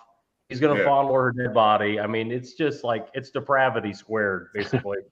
He's a mean motherfucker too, man. Yeah, he's vicious, vicious and brutal, mean spirited. Killer. All these Italian films, they have a certain style to them. Like I said, they're a certain level of depravity. This is beyond that. This is a great example, but again, it's beyond that. And again, it changes. So it starts out pretty typical with great imagery, of course, really solid, all shot on location. And in the third act, it becomes atypical, and it works. It's like it's very ahead of its time. I mean, I'm being vague about it because it is a mystery. And I don't want to spoil it, but in the third act, it becomes kind of like, an isolation type situation. The lead character is locked in a mansion with the killer, and the killer doesn't know she's there. And I've never seen that before or since in any kind of Giallo movie. So that's what you remember is the third act. Because the rest of it's kind of typical Giallo fare. I mean, again, a little bit crazier. There's like weird hippie parties going on all the time. Right. Hippie parties happening 24/7. But once you get into that third act, that's when it becomes something special. And I won't spoil it any further. If you haven't seen this one, definitely check this out. There's a really cheap Blue Underground release, or you can get this one. I don't think there's a 4K yet, but this is one I think a lot of people haven't picked up on. If you like Argento and all that stuff, you'll definitely like Martino. And this is probably his best movie. So check this one out. Yeah, Torso is great, man. That's a great pick, man. Yeah, I think that Torso gets missed a lot because of Argento, and I think it's unfortunate. If you liked Argento, Deep Red, stuff like that, you'll like. Torso is like you could argue that Torso, because it came out 73, right? 72, 73. Okay, yeah, 73. So you could argue that was the first slasher. You could argue that shit. I mean, it's almost a slasher. Yeah, it is at the beginning, and like I said, at the end, it becomes something different. But like I said, you're in it for that third act. Once that third act happens, you're gonna go, oh, well, this is interesting. This is it's such a flip from the beginning of the movie that I think just the fact that it flips so much is what really draws you in. I mean, even without being curious about how it's going to end, you're just like, what just happened? It's not even such an obvious transition. It's got a perfect track. You know right where it's going. You're like, oh, the killer's going to be a woman or something, and it's all going to get wrapped. She's going to get her head cut off. It's all going to get wrapped up nicely. This and that. Instead of a hard right or even a U-turn, they roll the whole fucking car over. Mm-hmm. I mean, it's like a completely different movie all of a sudden. Yeah, I love what they did there. But it works so damn well. Yeah, it works. It works really well. Yeah, but again, I enjoyed it. Me and Ryan watched it here in the room. But it was early. It was this year. We watched it for the first time. That was my first time watching it, and I enjoyed it. Yeah, it's a good pick, man. Yeah, man. All right, well, I'm not breaking any ground here. I got to agree with my buddy Brian there. I'm putting The Exorcist at number 4. This could have been higher, but there's it really could have been higher. Could have been higher, but he said, "Fuck Dirk." Yeah. But no, I do not have a slip. I used to have the Blu-ray steelbook of this and sold it like a dumbass. So, but anyway, this is a fucking classic movie. This movie terrorized me as a kid. First time I watched it was on TV, probably in '79, somewhere around that time. Whatever, I watched this on TV and scarred me for a while.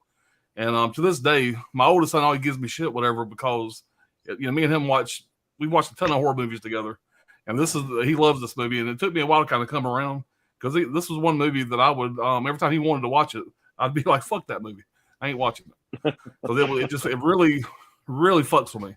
And it's just the way that I'm giving it credit because of that, because not very many horror movies really scare me like that. This one here still does. I've seen it 100 times. There's some disturbing shit in this movie. And the movie was a huge fucking hit. $11 million budget, made $233 million in the States, over $441 million worldwide. So it was a fucking massive hit. Stars Ellen Bernstein, Max von Sydow, whatever, if I'm saying that right. He plays a much older guy in the movie because of makeup and stuff. I think he was only like 35 or 40 when this movie was shot.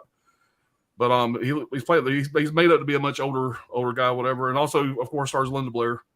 But due to the death threats against Linda Blair from religious zealots who believe the film glorified Satan, I don't know why they thought that. Warner Brothers had bodyguards protecting her for 6 months after the film's release. On the first day of filming the exorcism sequence, Linda Blair's delivery of her foul-mouthed dialogue so disturbed the legitimately Max von Sydow that he actually forgot his lines. Kind of fucked him up. The highest grossing Warner Brothers film of all time when adjusted for inflation. If adjusted for inflation, this would be the highest rated R-rated movie of all times, which that's no big surprise.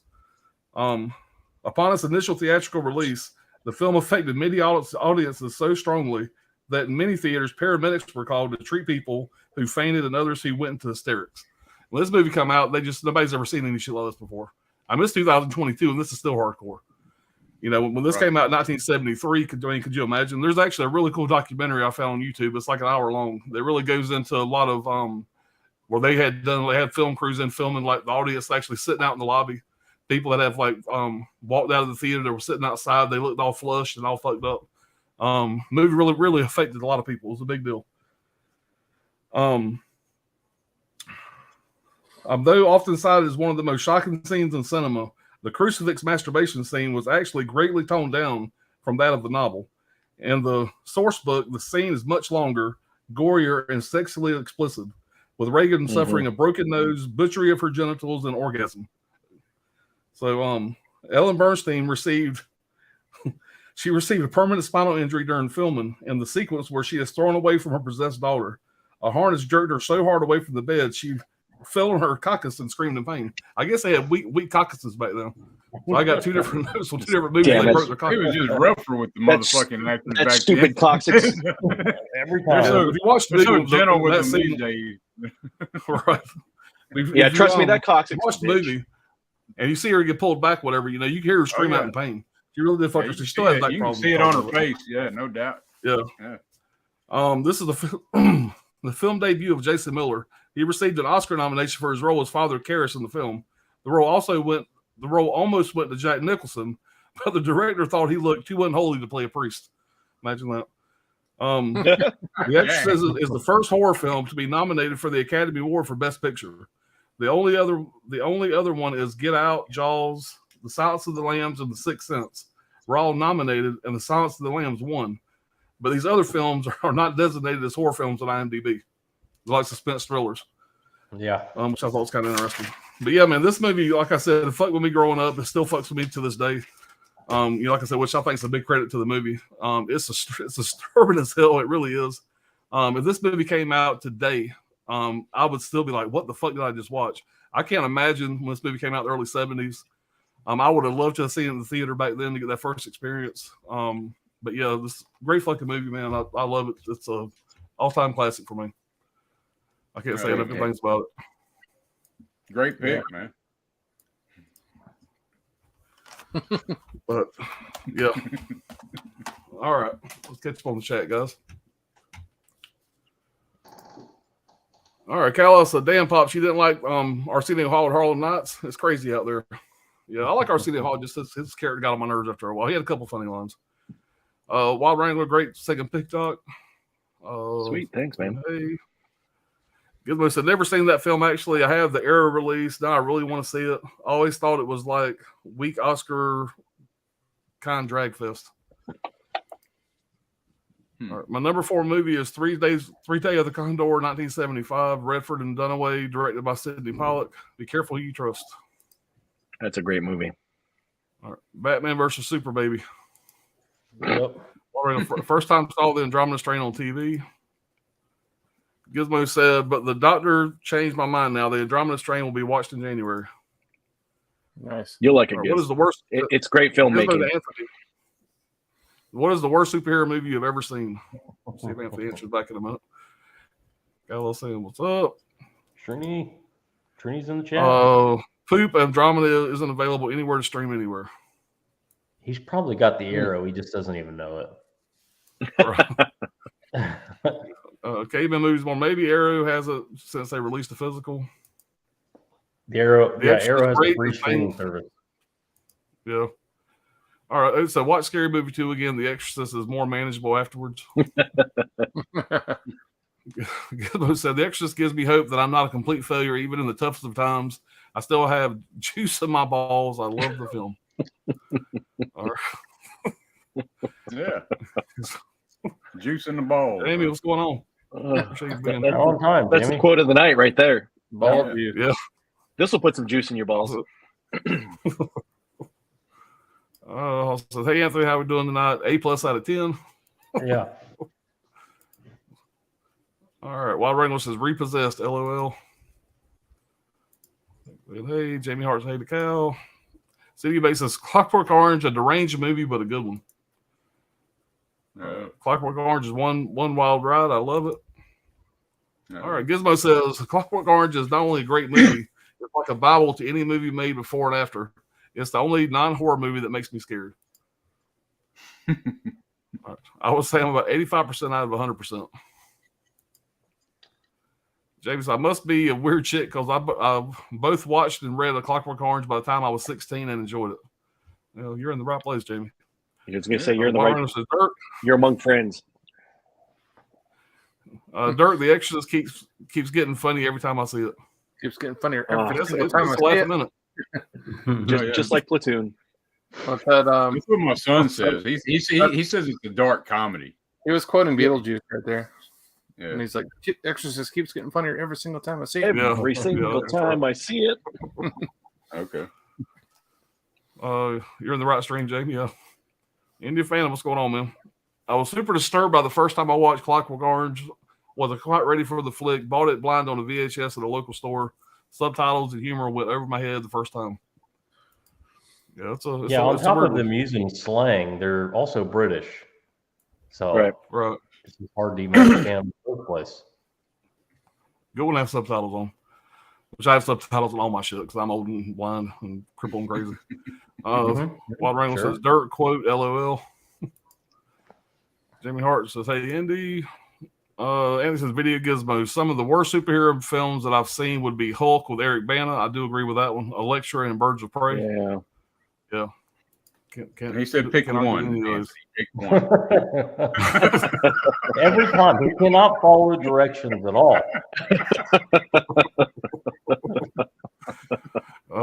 Wrangler says, film quote, yeah. Hollow Notes, you speak the language of my peoples.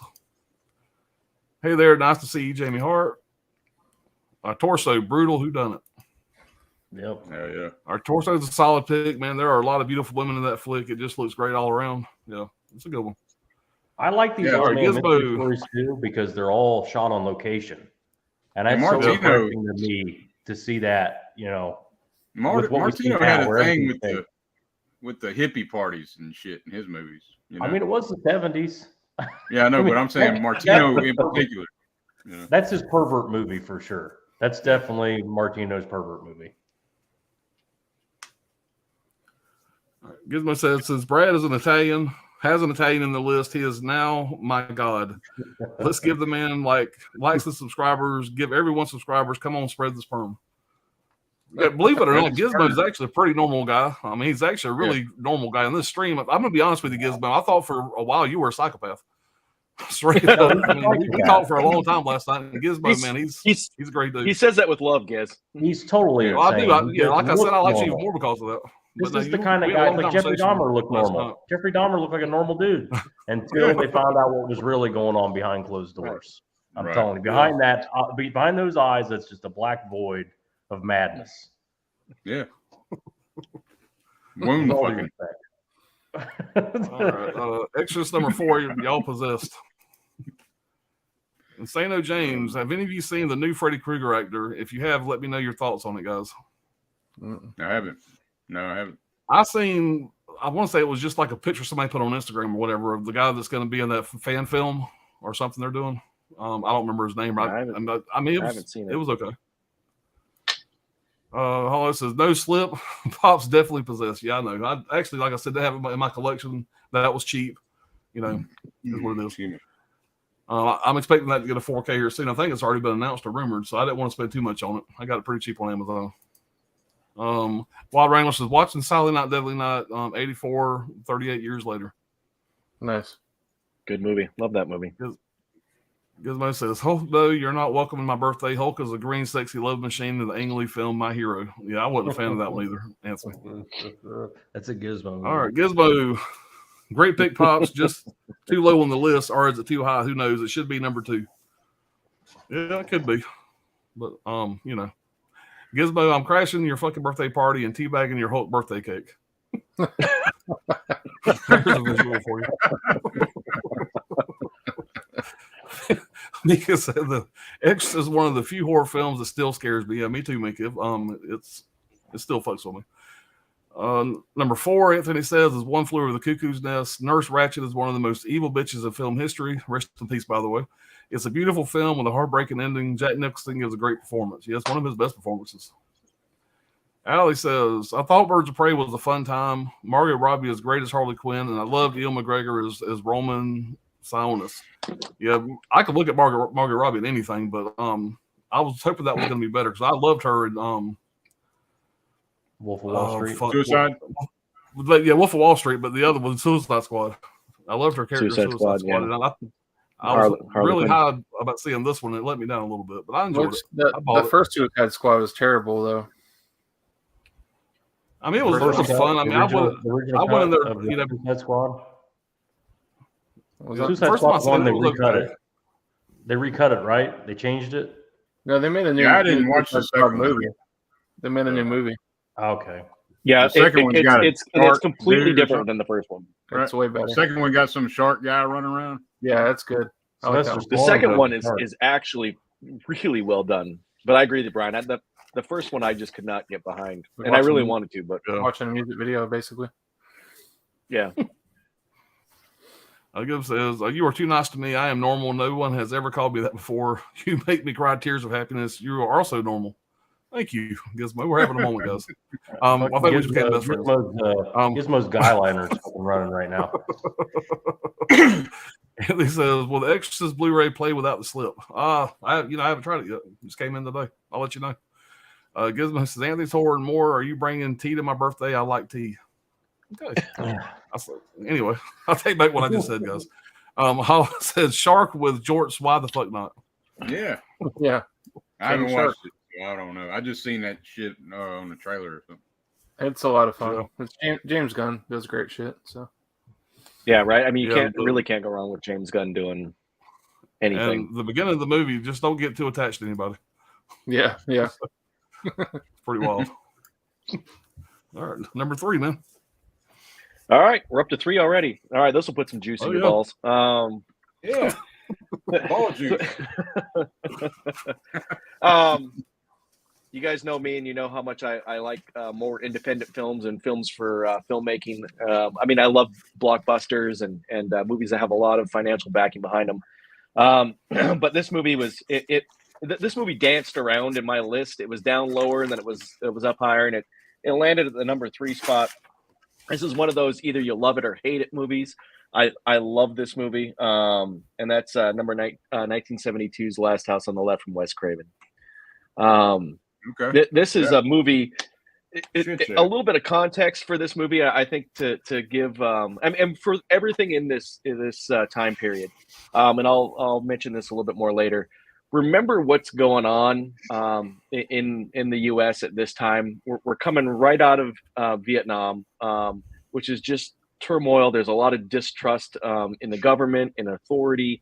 You also got the Watergate scandal is getting ready to hit. That's like 1972 through 4.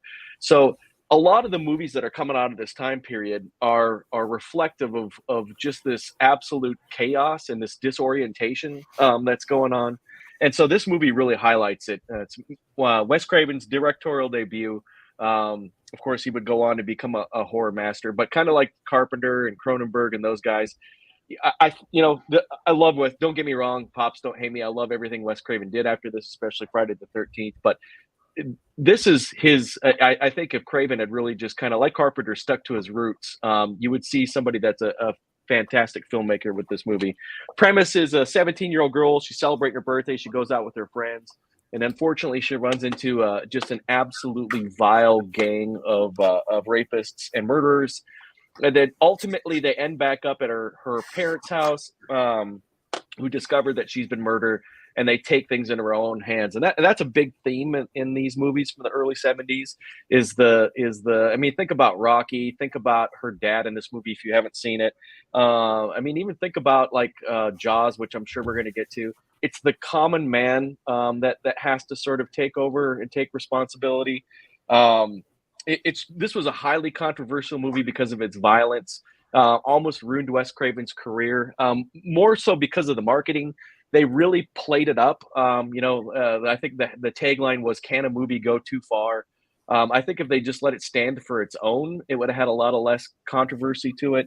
I mean, it was panned by some critics, but a lot of major critics actually loved this movie, including Roger Ebert. And so that tells you a lot for a horror movie to actually get some praise from a film critic. The best way I can describe this movie is it's unapologetic voyeurism is what I'd call it. Wes Craven does a great job at putting you right there. Kind of like another movie we're going to talk about from this time period. It's almost got like a documentary style to it. It makes you uncomfortable. It actually puts you right in the middle of it, sort of like Deliverance did, but maybe even to a more depraved state where you don't want to be there. And Wes Craven does a great job at not allowing you to distance yourself from what's going on in this movie. It's one of my all-time favorite movies. It set the stage for home invasion movies and slasher movies. I think it was made on a budget of $90,000, ended up grossing $3 million. And so, for a movie that could almost be considered independent, it really set a tone for future films. And to me, it's by far Wes Craven's absolute best thing that he's ever done.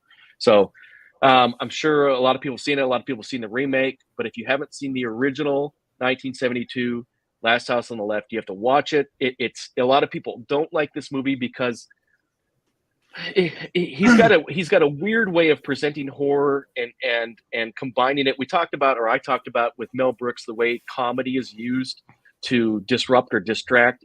Quentin Tarantino gave Wes Craven a lot of crap because apparently he got up and walked out of the middle of Reservoir Dogs saying that he felt like Reservoir Dogs glorified violence, whereas he wanted this movie to sort of detract from it. I think that's the whole point of like the slapstick humor that's in it.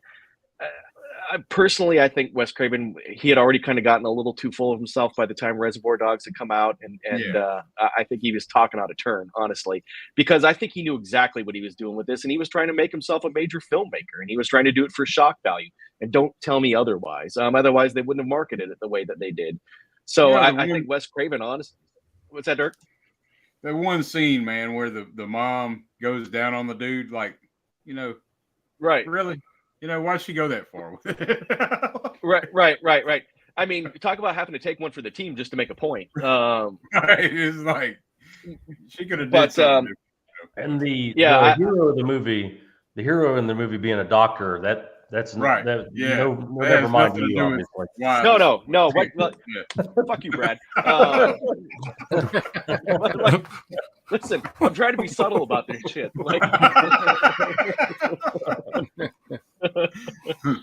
By the way, if you haven't seen this movie, the hero of the movie is a doctor who ends up kicking some ass. So we're not all doctor pussies. Like serial killer almost. Right. All of a sudden he's MacGyver making shit in the house and making shit. Right, booby trapping the whole place. A lot of themes in this though that Craven uses.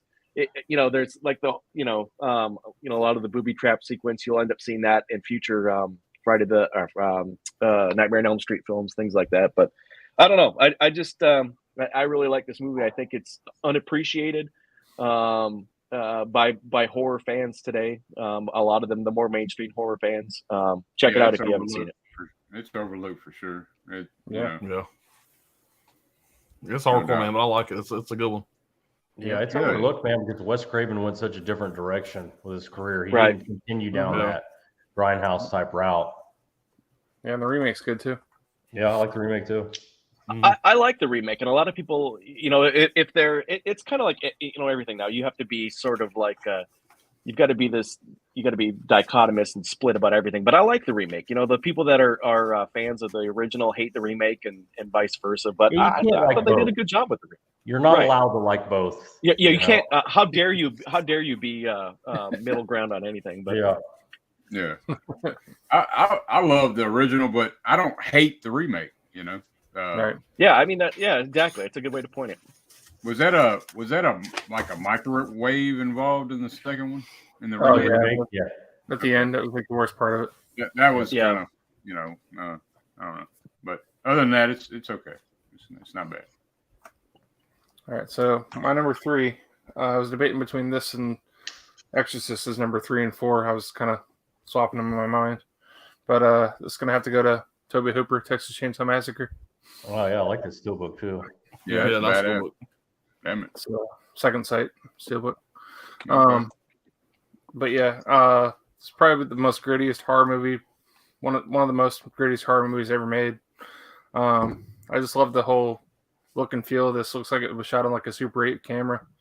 The grain just works so well in the movie. It just looks, like I said, it looks like a home video almost. Marilyn Burns, is that her name? Yep. Yeah. Mm-hmm. Yep. Her scream at the end, like the last 10, 15 minutes in the movie, like just still terrifies me. Like just hearing her screaming and then Grandpa with the scream laughing. Grandpa with right. trying to whack the fucking girl. They're like, whack her. That whole part is just so great and so fucked up. Here, Grandpa. Yeah. None of the characters in this movie are really likable to me. Like none of the kids inside the. Come on, man, Franklin. Nobody likes leave Franklin alone. Franklin's a motherfucker. Okay. Exactly. Franklin's pissed off, man. They treat him bad. They just fucking fuck him. They just leave him by himself and shit. Like fuck him. We're gonna go fucking make out. If I have any more fun today, I might die. He's the biggest asshole in a wheelchair I've ever seen in my life. Yeah. But yeah, the Edwin O'Neill with the hitchhiker guy. Great performance. Oh, yeah. Gunnar Hansen kills it as Leatherface. That scene when he just he grabs the girl and just shuts the fucking door. That's iconic. Oh, yeah. Favorite scene. Hanging around the meat hook. Yeah. Love it. Yep. How disgusting the house looks and everything. With what they do with meat and everything. Their family cooking up sausages and shit and all this nasty way they cook and make their meals. I don't know. It makes me feel gross every time I watch it, and I just love it for that. How about that score? That score is fucking awesome. Yeah, the score too. Yep. Fucking Cooper fucking locked himself in a goddamn room, fucking with all these crazy instruments and shit. Mm-hmm. Yeah. But yeah, I'm sure that one of you guys has this on your list. So I'll talk to you. Don't have that on his list either. No, hell no, man. We'll go back to the steelbooks, Leatherface, and go in the sunset. Yeah. That's badass still, though. It's like Shane. It's like in the Shane when he's Shane, right? That's my number 3. Hell yeah, man! Great pick, man. Awesome. Right. Well, it looks like we're what you got, Dirk? Some doubles in here. Kick it. But and mine don't have a slip, so but that's gonna be One Flew Over Cuckoo's Nest, man. Mine didn't have a slip either. It was the digibook. Okay. Yeah. Okay. Same cover though. Same cover. Yeah, same cover. Yep. But yeah, man. Yeah. So great fucking movie, man. Brian, he mentioned quite a bit about it, about Nurse Ratched being the fucking heinous bitch she is, and but she's real subtle about it. She's like fucking passive aggressive, real like just a fucking cunt. But anyway, so language. This is the family show, Dirk. Yeah. So Korean War vet. I was going to say she embodies what institutionalization is, but cunt works too. So yeah. So, Korean War vet R.P. McMurphy pleads insanity to avoid jail time and rallies up the patients against the heinous Nurse Ratchet. And the film, it's like I don't know. It's just like Jack's starting to like he's there for himself originally, like being selfish as fuck, just trying to get out of. To me, he's like a fucking school class clown, you know, going through life this way. And he goes there and he's just trying to push it to the limit, man. Just break all the fucking, you know, trying to pass time too. But the film won, I think Brian, you mentioned that it won 5 Oscars. And, it's 18th of the top 250 films of all time. Mm-hmm. It's ranked 18, but had the best one Oscar for best actor in a leading role, best actress in a leading role, best director, best writing, and it had 4 more nominations. Brad Dourif's best supporting actor, best cinematography was a nomination, best film editing, and best music. So, but Matt constantly pushes his luck and keeps bucking the system no matter where he's at. Like I said, he's like a class clown, but sees how wrong things are in the sanitarium. So he decides to live life to the fullest, no matter what Nurse Ratchet's fucking bitch ass thinks. There's always a way to play in his mindset. He's always going to play. So this film puts the audience on an emotional roller coaster. The improv from the actors is top notch. Like they stayed in character the whole time. Like when Jack Nicholson arrived on set, he was like, "What the fuck? Do these guys ever take a break?" They didn't break character like the whole time. This is in a real fucking sanitarium. So he didn't realize they were patients he was talking to, not the other actors. Right. And a lot of them were unknown right at the time, you know? Yeah. So yeah, Brian touched on that. Louise Fletcher was upset because they were having fun and she couldn't. And the big chief Indian, man, Will Sampson, he was a park ranger. And they brought him in because he was the biggest Indian they could find. And because of his size and Native American. yeah. Engine. But many of the cast stayed in character. I mentioned all that. People couldn't realize how, like, they couldn't decipher who was, you know, we touched on that shit. I'm just rambling now. But let's see. The film was shot in sequence. Everyone got sick except for the scene where they're on the sea, and everybody got sick except Jack Nicholson during that shit.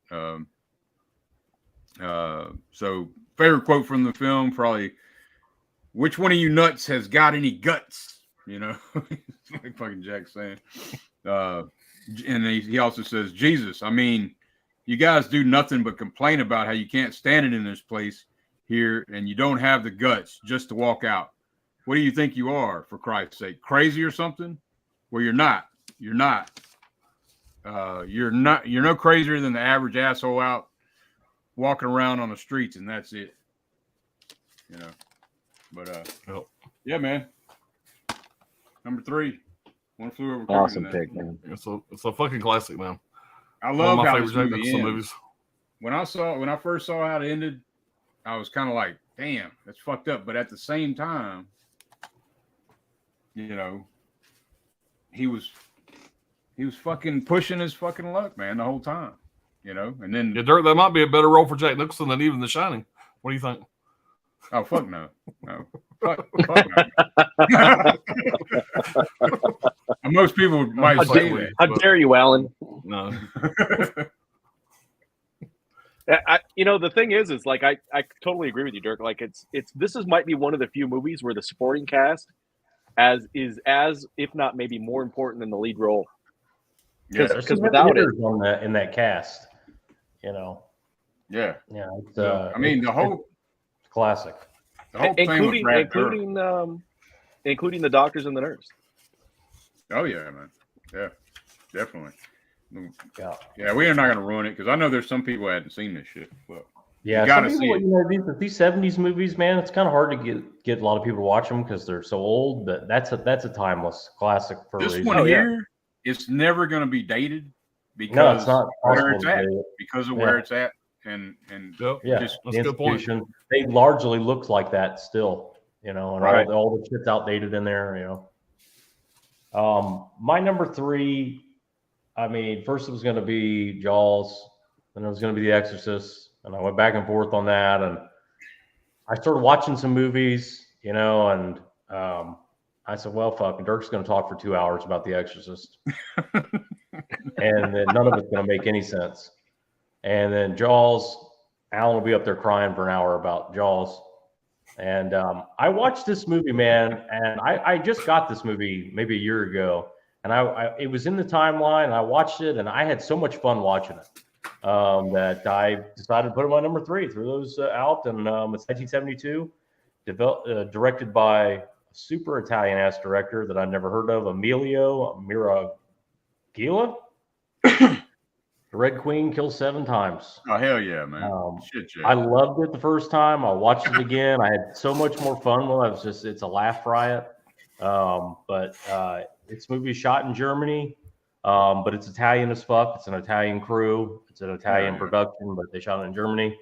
They wanted a castle. They don't have a lot of castles left in Italy, so they went to Germany, and they found a badass castle, almost like an overlook type castle. It's so huge and all that. So the movie opens on 2 sisters fighting over a doll running through castle grounds. One of the little girls seems to get possessed by a painting of a woman in a red cloak and rips the doll apart with a frantic score blaring behind her, and she starts laughing evilly like a hyena type laugh. And she comes to and gets scared by it. And there's always these stories going around about the castle grounds being haunted and all that stuff. But the 2 sisters grow up to inherit the family estate in Germany, complete with the painting, and apparently the castle being haunted by a red-cloaked psychotic killer with the insane hyena laugh. It's more like a cackle than a laugh. Yeah. And there's again, this is another typical Brad old man mystery story type movie. Red herrings, the whole bit. This movie has really solid gore and really interesting kills, I think personally. You get clues throughout. It's kind of like even Scooby-Doo like. That's what I remember watching. I was like, bro, almost like Scooby-Doo type, a story without the Don Knotts. yeah, but rated R. Definitely rated R. For you pesky kids. Yeah, it's kind of like it's whatever. I'm not going to go further than that, but you get clues to who the killer is. Like the killer's a really bad driver, and things like that. And you're like, okay, well, this isn't going to be a red herring where it's going to be a man dressed as a woman. It's actually a woman. Like you can tell by just the way the killer drives, it's a woman. But the evil fucking laugh that goes on in this, and you want to play the Italian version, is she's running away after just brutally murdering somebody and just laughing hysterically. It's so fucking unnerving. Yeah, it's fucking great. It's great, man. It really is great. And this is a really cheap arrow. I think this is like a $10 arrow I bought and watched it blind. But the great visuals, all shot on location. There's a little bit of soundstage stuff in Italy that they went back for, but great score, man. Really intense, pounding, score. Really, it keeps the energy up. And the kills, I love I just love she's like, you can see her in the background in some scenes and stuff. If you really watch it the second time, just this fucking crazy woman in a red cloak, with a fucking dagger. I don't know, man. I just had so much fun with it though. It was going to be an honorable mention, and then I watched it. I just had so much fun with it, and it's a really good giallo sleeper, basically. So if you haven't seen this one, take a chance on it. Pick it up on Arrow sale. It's a good one for sure.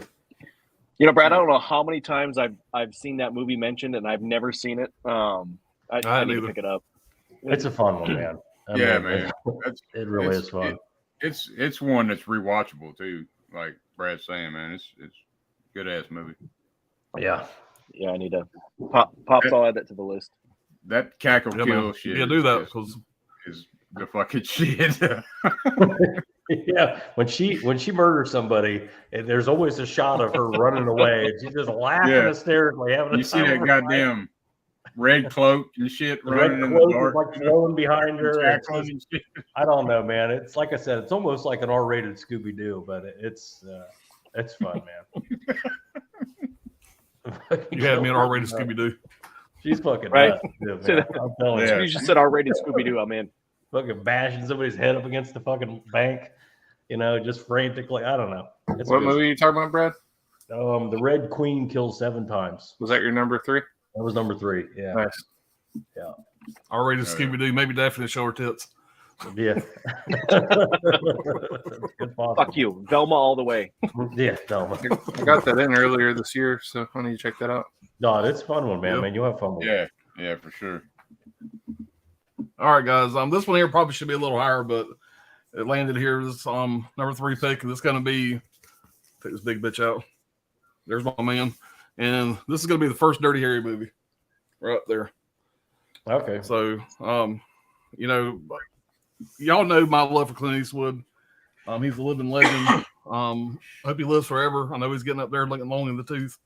I hate to lose him one day, man, but he's always one of my favorites. And other than the spaghetti westerns, Dirty Harry is what made me fall in love with this guy. My dad growing up, this movie came on TNT or TBS pretty much every day. And my dad was channel surfing. Didn't give a fuck how many times he watched it. If this movie was on, he would get the remote control and just set it down. And it didn't change. My mom got so fucking tired of watching this movie because Dad always ran the remote control. And he watched this bitch so many times, but I loved it every time. So this movie really makes me think of my dad. It was one of his favorites, and it's one of my favorites. This movie was directed by Don Siegel, and I may be wrong on this, but I want to say Don Siegel directed like 5 Clint Eastwood movies total. It was actually directed by Don Siegel and Clint Eastwood. Clint Eastwood basically directed a few scenes in this. He had, I want to say that he had just directed, played Misty for Me right before this, maybe right after this. I think it was right before this. And so there was a couple scenes in the movie he actually directed in this. But the movie had a $4 million budget, made $35 million. It's loosely based on the Scorpio killer, the real life killer, in the San Francisco area back in the day, the Zodiac killer. It's a serial killer called Scorpio. He used to taunt police and media with notes about his crimes, and one of which he threatened to hijack a school bus full of children. The role of Harry Callahan was loosely based on real life detective David Tashi, who was the chief investigator on the Zodiac case. This movie's most famous line is often misquoted. A lot of people mistakenly quote the line as, "Do you feel lucky, punk?" While the actual line is, you got to ask yourself one question: do I feel lucky? Well, do you, punk? Oh, yeah. A police department in the Philippines, it's kind of funny. A police department in the Philippines ordered a print of this movie for use as a training film for their police squad. Albert Popple, which is the guy that he asked, do you feel lucky, punk, appeared in every Dirty Harry movie except for the Deadpool, playing a different character in each movie. A Smith & Wesson 44 Magnum used in this movie is now owned by prop master and weapons specialist Bill Davis, who bought it off the production company several years before this movie became popular. The revolver is still in use as part of his catalog. The movie helped popularize the Smith & Wesson Model 29 44 Magnum revolver, which experienced an upswing in sales following this movie's release. And this was the theatrical movie debut of Angie Robinson, the Scorpio killer. You guys may know Angie Robinson from the first Hellraiser. He's the daddy in the movie. I don't remember his name in the movie. So, and I didn't know that for the longest time, because he looks so much different. He's super young, obviously, but it was a while. I've watched this many times before I even realized who it was. So that was kind of cool. In 2009, I love this. In 2009, poll on MTV News, the character of Harry Callahan was voted as the greatest movie badass of all times. Dirty Harry beat other movie icons like Rambo, Ellen Ripley, and John McClane to top the spot. as Callahan is walking into the burger den before the bank robbery. You can in the movie he walks into the burger den before the bank robbery. You can see "Play Misty for Me" on the movie theater to the right of the movie frame. Which, you know, just a little nod to his first directorial debut. So I guess that came out before him. But yeah, this movie here, nobody delivers a one line. I mean, I know in the 80s it was Sylvester Stallone, it was Arnold Schwarzenegger, but nobody delivers a one liner like Clint Eastwood. Nope. You've watched movies back in this time period because of his one liners. I mean, he's got so many, they're so fucking iconic. And just like I said, he's just a super badass. I love everything about Clint Eastwood. These are the set of films that got me to I watched these before I watched the spaghetti westerns. These are the movies that made me a Clint Eastwood fan, which I've been a lifelong fan. Absolutely love them. Dirty Harry's a fucking classic. If you hadn't seen it, you need to go see it. All of them are great. I agree with Brad what he said about part 2. I love the premise of part 2, but part 1 just barely beat this one out. But they're all great time. Go watch them. It's a fun series to watch. Anyway, so it's a good time. Great pick, man. Yeah, man. I fucking love them, man. Can't go wrong with some Dirty Harry. Oh yeah. Why do they call him Dirty Harry? Because he's a dirty motherfucker. He gets all the dirty jobs. Yep. And by the way, I think I'll have to go back and double check, but I think the line you said about if a guy's running down the street with a hard on, I think that was from the first movie. It could have been. They're the fucking same. Yeah. I mean, it's the same shit. Great line, by the way. Yeah. Yeah. The first one I saw was Magnum Force. That's the first one. Yeah. I even like the one with the horror you hate in it. The one where he goes away. They get him out of town. Yeah, they want him out of town, so he follows her, and they're like, "Yeah, get him the fuck out of town. We can't have him on the streets." And because he'll be just eating a fucking burger, and he'll thwart a fucking bank robbery and shoot 6 people. He goes for a fucking coffee. People are robbing the coffee shop. It's like, just get him the fuck out of town. I'm done with it. You can't. You've killed 11 people this month. And by the way, wherever this dude is. Yeah. And by the way, part 2 has the highest kill count. I did read that. Whatever it has, I think it has 30 deaths in that one compared to the other ones. If you ever watch those movies, do you ever notice though that all the other detectives, they're carrying tiny little snub-nosed revolvers? Harry's gun is fucking big, right? Every other detective, because they're not going to use them. They're not planning on using them. He knows he's got to fucking blow somebody away. It's just going to happen. It's inevitable. And the only reason he likes the guys in Magnum Force is because they carry Magnums too. They carry bigger guns. And that's why he becomes friends with them. He's like, I like your style, guys. I don't know what it is, but I like it. And because of his style, they automatically thought that he was going to be right on board with them, whatever. That scene in the parking garage, they were all like, kind of surprised he wasn't going to be right on board. When they all show up around him and, and he basically tells them he's not into it. Yeah. All right. Wild Wrangler Sharp Man is voiced by Sylvester Stallone. Yeah, man. It's awesome. Alice says, Harley was iconic in Suicide Squad, but I much preferred her in Birds of Prey and in Suicide Squad because she was less sexualized and more empowered.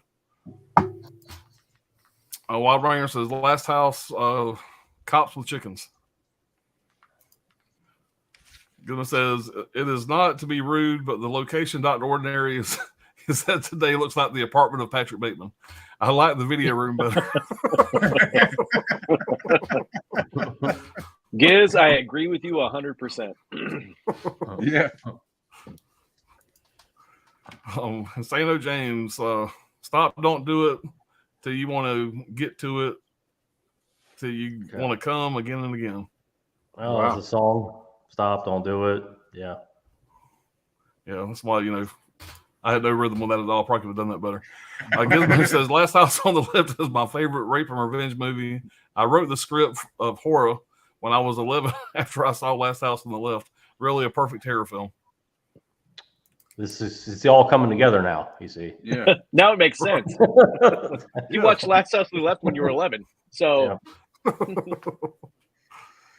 Cindy says, my number 3 movie is The Godfather, 1972. Marlon Brando, Al Pacino, and James Caan. R.I.P. Directed by Francis Ford Coppola. An offer you can't refuse.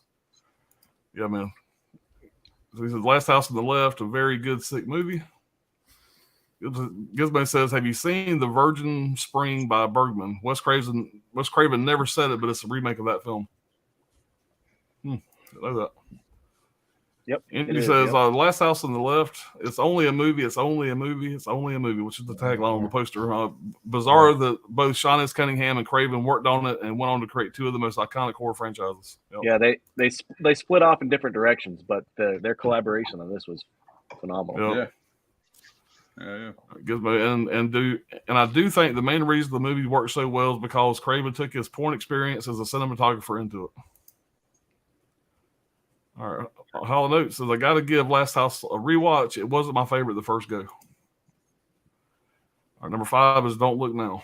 That's a solid choice. Yeah.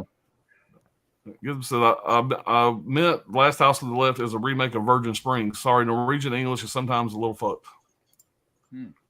Jamie Hart, number 4 is The Legend of Hell House. Okay. Also that movie. I need to watch that. I got it there on the shelf. It's a great pick.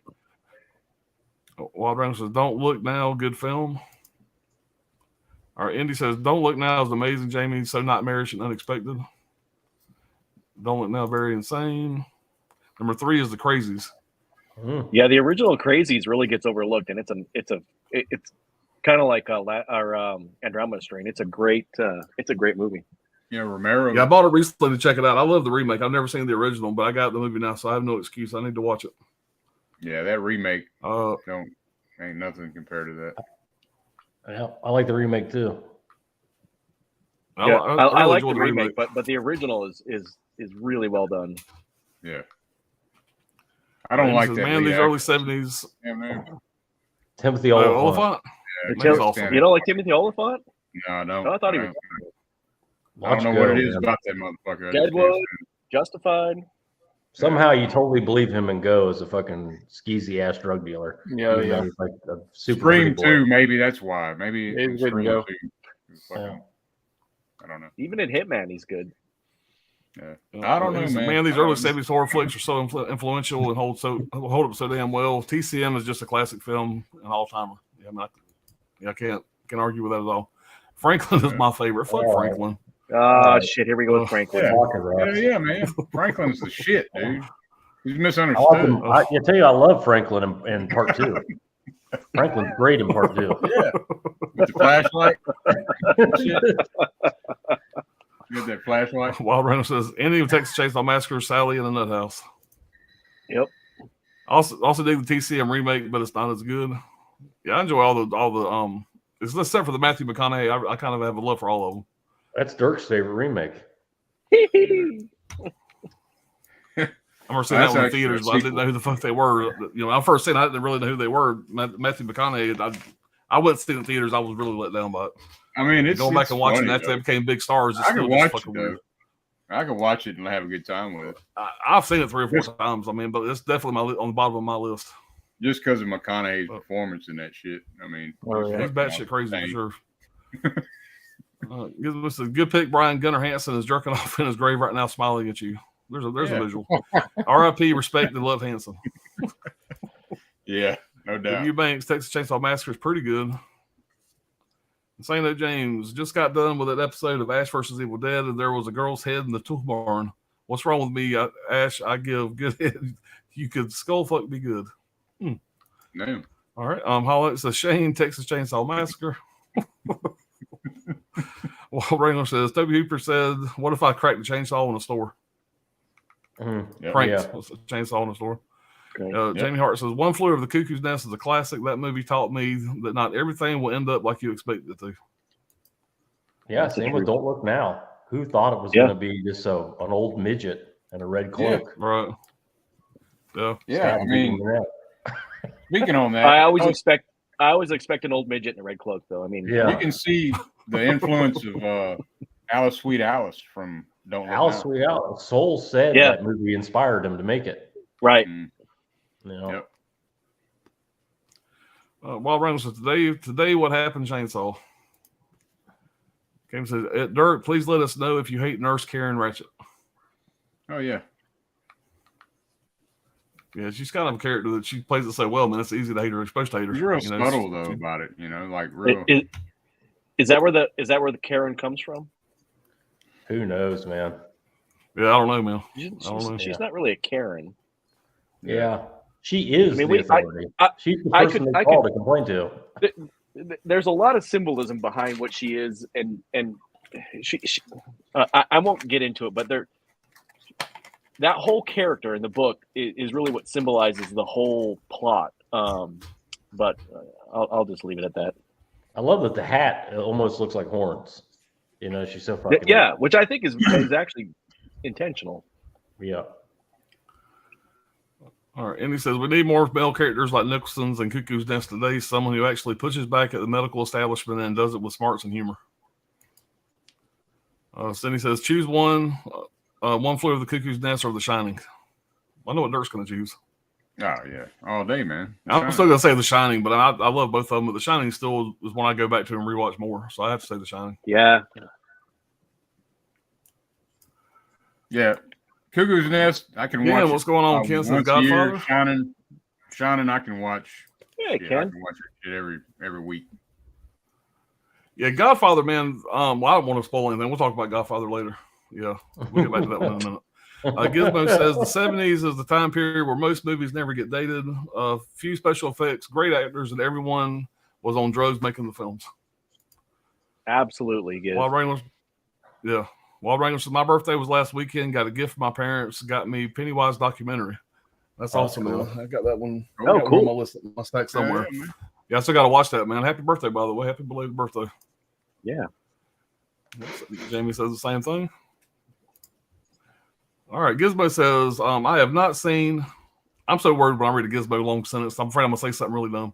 No offense, Gizmo. I have not seen any of the three in that trilogy. I have two of them, but now I put that on my January list. Love the cover art of the Red Queen. Yeah. It's a good one. Yeah, it's on my list. Never too. saw Red Queen. Yes. Saw a movie, Scooby-Doo meets Evil Dead. That sounds interesting.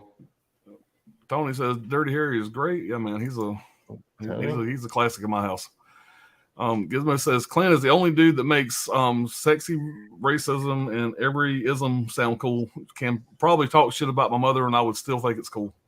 Yeah. There's a scene where he's talking about he wants a new partner and he asks for a specific guy. And the next scene he runs into him at getting coffee and he just immediately starts talking shit. He immediately starts calling him a fat ass and all this stuff. And he starts running him down. 5 minutes ago, behind closed doors, he was praising him, going, I want him as my partner, not this kid. You know, it's all done. It's not, it's just brevity. It's just, it's just. Yeah. Yep. All right, Tommy Starr, what's going on, buddy? Hey, guys, Tommy? what's going on tonight? What's up, Tommy? Appreciate you being here. Thanks for stopping by, man. On our Christmas stream. And he says, I will watch anything with Eastwood. I'm almost happy that I still have over a dozen of his flicks that I've never seen to savor eventually. Recently, I rewatched Sudden Impact and The Deadpool. So good. Yeah, man. Love both of those. Deadpool's great. Great movie. Yeah. Didn't Jim Guns- Carrey's kind of playing the Axl Rose character, and that's awesome. Yeah. And Deadpool. The Guns did a song for that, right? Or Yeah. yeah. Well, they played Welcome to the not Jungle, right. I think. Jim Carrey Or played a Welcome rock to star the Jungle. similar to like Axl Rose. He plays a rock star. Yeah. It shows him filming the Okay. video for Welcome to the Jungle, but kind of doing an Axl Rose impression. Yeah. Vinicio, the horror cholo, man, I love his name. What up, Brian? What up, Pops? What's going on, man? What? These horror says number 3 is Death Wish, one of the most renowned vigilante films out there. Bronson was quoted saying, "Violence only breeds violence." Steve McQueen and George C. Scott were also considered for the role. That'd have been George C. true. Scott would have been epic. George C. Scott would have been fantastic in that Yeah, role. That'd Yeah. have been true. Johnny, what's up, buddy? Please tell us your up, opinion man? about Sandra Yeah, tell Locke. us more about Sandra Locke there. Right? Yeah. Well, everybody knows I hate Sandra Locke, and there's many reasons, but the main reason is she's a dirty whore. That's one thing. But that aside, Clint Eastwood, And what's obviously, wrong with that? Yeah, but not in a good way. She can't sing. Go out and watch Any Which Way But Loose and watch her sing. Within 30 seconds, you'll hate her as much as I do. I was just going to say, watch any worthless whore. Any I Which hate Way her But guts. Loose. Shit about Clint And Eastwood. If Clint That's Eastwood what wasn't happened. fucking her, she would have never had a movie career. And I after think she Clint did Eastwood really stopped fucking her great and threw her to the job. curb, And she tried to sue Clint Eastwood for ruining her career. She would have never been in Right. a movie without Clint Eastwood laying the fucking hard one on her. I think She's she did a great absolutely job a in it. worthless, and rest in peace. God forbid, rest in peace. But she's a dirt ass worthless whore. That's what I got to She's say. great Every in time I Outlaw. see her on But film, I she's almost want piece to of fast shit. forward. Yeah. Dirt She's in ass so many was Clint great. Eastwood movies, and it's just Great in Dirt ass Outlaw, whore. Yeah. Josie Wells. If I had to I say like her- anything I don't I like like about her Clint in Eastwood, it'd be his Gauntlet. taste in women. Yeah, she's She was- let's move on. 'Cause I could go another just 10 minutes. terrible. I got a list somewhere about reasons why I hate her. Part What four, do you think she's about her? 30 She's a here terrible for- What did you think about her performance in Josie Wells, man? I thought she was great in that. Fuck, it was terrible. It was terrible. She was I useless. think- Take her out no, of the I- movie, you're not missing anything. I think I You agree. know? I think she's forget her singing. She's just She has- terrible. She's a terrible actress. Zero talent, man. She has zero. She can't zero be directed. Charisma, She talent. can't. She's flat. Yeah. She's Yeah, I wish I had What a was clip he of her thinking? singing in that fucking Well, movie. that's When she Clint's sings, it damn makes my fault, fucking. ain't it? What was Somebody the get a fuck was blood Clint pressure thinking? cup and put it around Alan's arm right now. What was Clint man, Eastwood it's, thinking about? You know, it's all I mean, she's- she's one step away from Jamie Lee Curtis. Street walking trash. That trollop. Yeah, man. I hate talking bad about her. I mean, I really don't, but I kind of sort of I hate talking bad about her because she just died recently. But I mean, you know. Yeah. Well, Um, I'm gonna put Alan What are you gonna do and that day when Dirk she died. Just We fucking. all- But Alan we all Dirk had a gotta double die. date Man, with Alan's in a her good and, mood today. and Jamie Lee Curtis. yeah.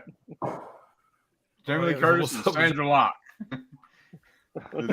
Were they in a movie together?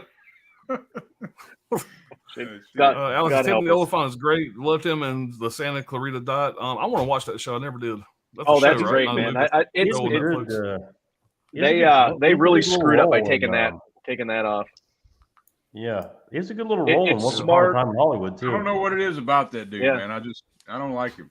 He's a fucking piece of shit. Santa Clarita is awesome. You'd love it, Alan. I don't know. Yeah, I need to watch it.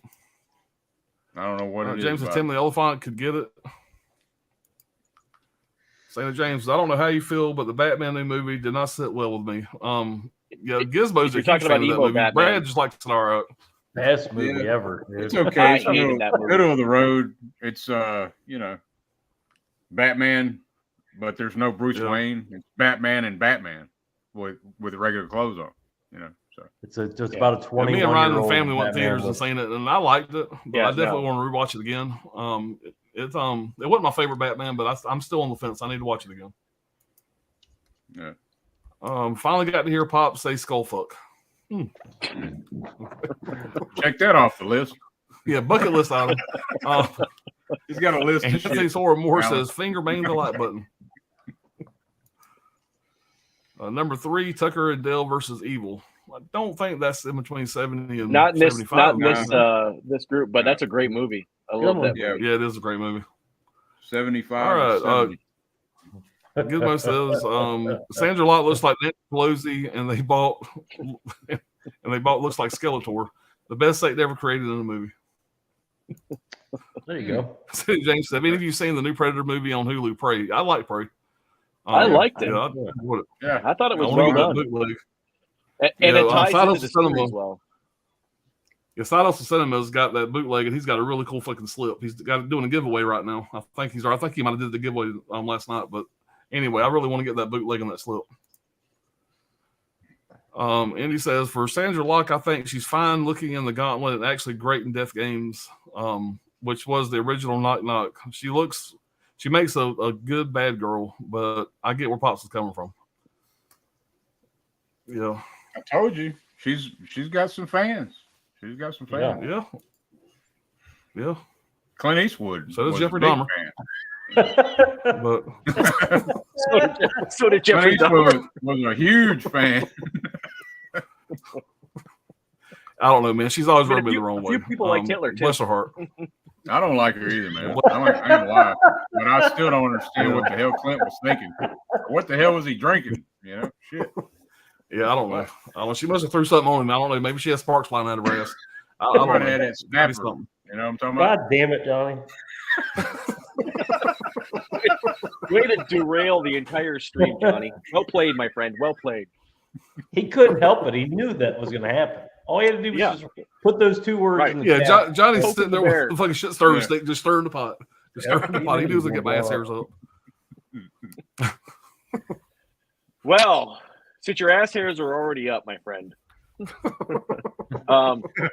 Alan, buddy, you're my best friend of all time, and I say that sincerely with all my heart. So don't hate me for putting this at number 2, but it's got to be in my list. And I wish it could have made number 1, but here it lands. Yep. At number 2. This movie, for a lot of reasons, has got to be in a top 5 list, maybe in top 5 greatest movies of all time, and that's solely for what it did for the film industry. I mean, the whole idea of a summer blockbuster movie, of blockbusters in general, wouldn't exist if it wasn't for this movie.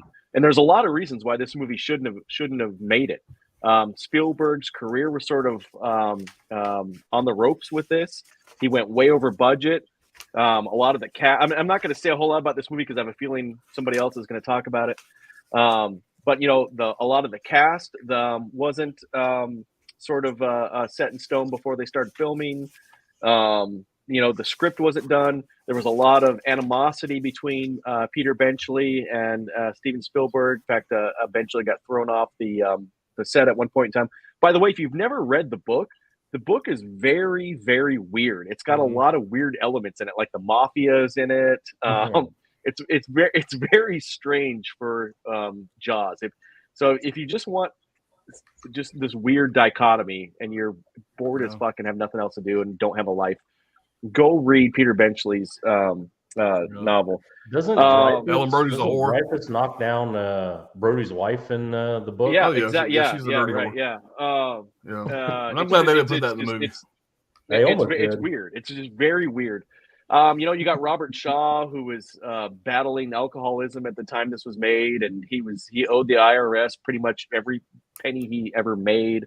Richard Dreyfuss didn't get along with him. There's all these reasons why this movie should have not been the most iconic movie of all time, like it is. And that's really all I'm going to say about it. Is that I got to see this in the theater with Pops. I'd never actually seen this on the big screen until Alan and I went and saw it at one of our throwback movie theaters here. That's the highlight of my movie experience, is being able to actually see this like it was when it came out, like it was intended. There's few terms I throw around, but this movie really is a watershed moment, I think, in filmmaking. Fuck Citizen Kane. This movie, I think, did a lot for we wouldn't be where we're at now had they not pulled this off. And like I said, there's a lot of reasons why it shouldn't have happened. So that's all I'm going to say about it. It belongs in the top 5. It probably belongs at number 1. And I feel bad for not putting it there, but here it is. Yep. Yeah. Pretty good pick, man. Pretty good pick.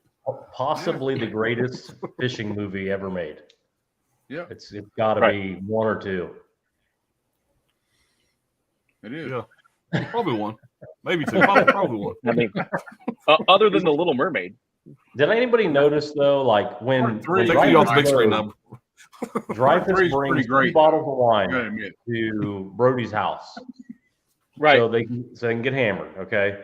Yeah. And he brings the wine. First of all, Brody's already drunk, but everything that Dreyfus says is hilarious to Mrs. Brody. Oh, right. I mean, her big titties are clapping together every time he talks. She is obsessed with fucking Dreyfus. And I'm telling you, they were going to put that fuck scene in the movie. Yeah. And at the last minute, they went, "What are we doing?" So families watching this, we can't do that. They wanted it, and that's apparently that part of it is one of the things that Benchley and Spielberg like almost went like fist to fist over. Was the fact that Benchley was pissed that element was not involved, and I think you're absolutely right. I think Spielberg was toying with it at leaving it in, and then he realized better. Yeah, I think the movie was saved by Spielberg in the editing room because that's where he shines is when he's cutting the film together. If you took that book, if you stayed true to that book, it would have been a mediocre movie at best. Yeah. Mm-hmm. Well, My number 2 is Jaws. Sorry, Alan. Lenticular, right? Love you, buddy. I'm not sorry about it. That's the lenticular slip there. Yeah, fuck you. Number 2 is fucking high up there. That's pretty high. True. Good point, Brian. I take it back. Where did you see my number 2? But I yeah, mean, it's higher than Armageddon. Spielberg classic. I don't know. I know that Pops is going to really blow this out of the water here. Yeah. So yeah, not much I can really say about it. That I mean, I saw it in IMAX this year and it was fucking awesome. That was a cool theater. Yeah, I missed that. I wish I'd seen that. Yeah, I did too. First time I've ever seen it on the big screen, so that was cool. I love all 3 of the main leads in here, as everybody else here does. Yep. Flawless performances by everybody. Favorite Roy Scheider movie? I don't know. Favorite Roy Scheider movie? Well,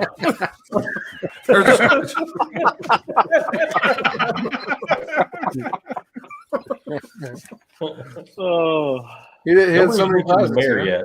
Nobody's mentioned the mayor and his fucking Yeah, the mayor. whoever Taylor is. deserves or an my award. absolute And favorite in the time first in the whole movie.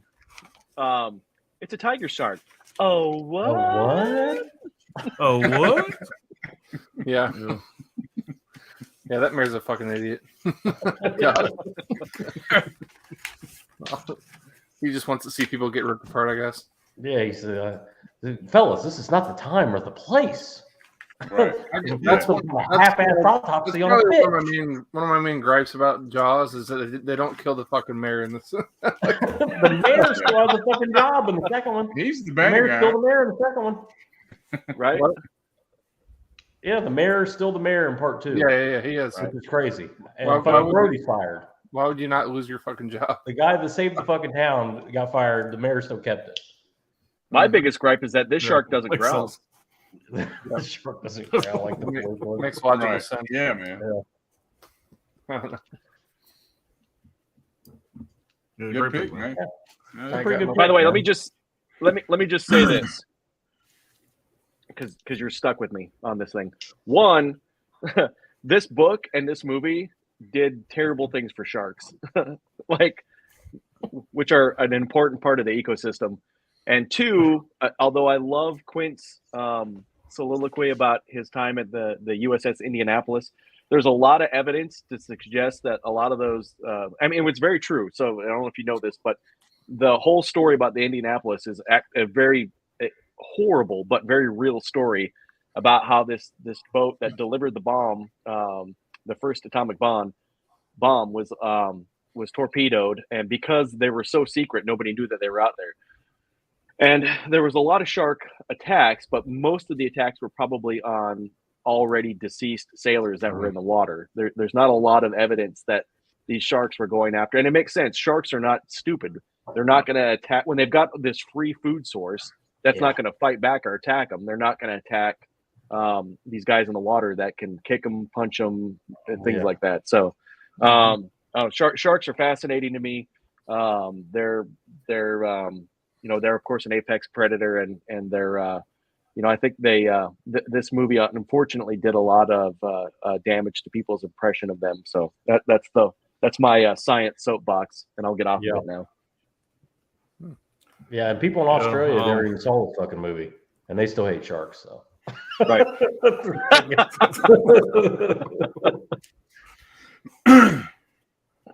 Well, man.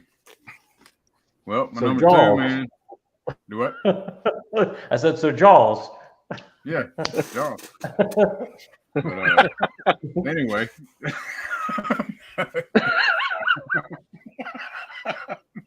It's either Jaws. It's TCM. It's got to be TCM's too. So my number 2 is gonna be Texas Boom. Chainsaw Massacre. Yeah, I knew it. It's a nice release too. yeah, Yeah, love it this is. release, man. It cost a damn enough, but And number 1 is Jaws. but it's worth it. It's worth it. But anyway, man, I'm not gonna preach about everything that everybody knows about Texas Chainsaw, but I've said it before. My first memory with this movie, I was 6 years old as a double watch with The Exorcist. Those were my first two fucking like main movies like this that really brought me into a horror genre. And it just it had an effect on me, especially that scene with the hook. I couldn't fucking look at the screen. I had to turn away. 6 years old, watching this shit late at night. But that fucking scene and the sound design and everything, because you don't even see the hook penetrate nothing. It's all fucking set up. It's perfect. Yeah. Right. Exactly. The way Hooper did shit. It's a perfect happy accident, I guess, this movie. But the big swing that's in the yard, it's a huge, gigantic swing. Have you ever noticed that? Mm-hmm. That swing is for fucking Leatherface. Yeah. So I didn't realize that shit. But yeah, because he's childlike, Yep. Another deal at the gas station. If you look at the sign, it says "We Slaughter" or "W.E. Slaughter." Yeah. Right? So it's the last name. It's their last name is Slaughter, and it's confirmed by Gunnar Hansen and Kim Hinkle. Gunnar Hansen talks about it in Chainsaw Confidential, his book that he wrote. But they came up with Sawyer too. I don't know what that's about, but it was Slaughter originally, the original idea. But the name Slaughter comes back in one of the ones that you don't like the most is The Next Generation. Their last name's Slaughter again. So go figure. Kim Hinkle wrote that one though. Wrote part 4. Next Generation. The batshit insane Matthew McConaughey shit. So Gunnar Hansen, he Hooper told him that he could play the character any way he wants to play him. So Gunnar was like, okay, well, he's going to be retarded, So he went and studied retarded people, So Marilyn Burns found Gunnar Hansen, by the way. So let's see. A lot of the blood on Marilyn Burns was actually her real blood from running through the damn bushes and shit. Yeah, through the briars and shit. And Hooper got the idea from it was like during Christmas season. There was fucking crowds of people around. He's in a fucking department store. I think he was in JCPenney's Montgomery Ward. That's right, Montgomery Ward. And he was in the chainsaw department. And he was visualizing in his mind, cranking the fucking chainsaw up so he could cut through these goddamn people. There's all these fucking people. So that's how he got the idea for Texas Chainsaw. But great movie, man. Got Ed Neal. Got a quote from Ed Neal saying that scene, the dinner table scene, was the worst time of his life. And I have been in Vietnam with people trying to kill me. So I guess that shows how bad it was. Right. Ed Neal played the hitchhiker. In case y'all didn't know that, but I'm sure y'all did. Another quote is, "My family's always been in meat. The old man, look what your brother did to the door." I love that fucking shit. That's some shit. Fucking, and he got no pride in his home, But yeah, man, it's my number 2, Texas Chainsaw. I just figured I'd say a couple other things that hadn't really been said about it. Yeah, man, it's a fucking classic, man. Love it. I watch it at least once a year, if not more. Yeah, man. And I talked about it a minute ago, that all that instruments and shit, that was Hooper. He locked himself in a fucking room for like a month, playing with different fucking weird instruments and shit. Trying to like Did with the saw and violin bow and all that stuff. Made noises. Strange, Yeah. weird. It adds so much to the fucking movie, Yeah. man. It makes it so much more.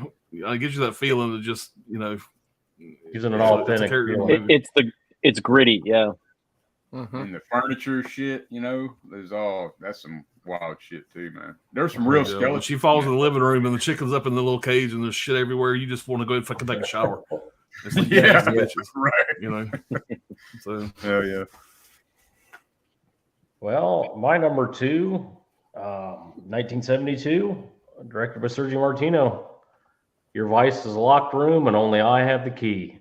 Yep. Sure, this is another old man mystery story. I like these a lot, obviously, but this movie it's another Martino. It's a lot of fun. If you haven't picked this one up, it's also really cheap. I would grab it. The movie, it takes place and shot in Italy in a villa outside of town. The movie follows Oliviero, whatever, it's Italian spot, played by Luigi Pistilli again, but he's been in a lot of stuff. You can see him. If you see that actor, you go, he's been in a lot of Italian films. He was a big time writer. Mario, right? Yeah, Mario. He's got a brother named Mario. He's a former big time writer living in a small town, and he has the biggest house in town and all that stuff. But more recently, he's just become a fucking degenerate, drunken fucking mess. But he lives outside a little country town. He has like some serious mother issues, who had died recently. His writing career is basically over. The villa is falling apart, and he's taking it all out on his super hot wife, Irina, played by Anita Strindberg.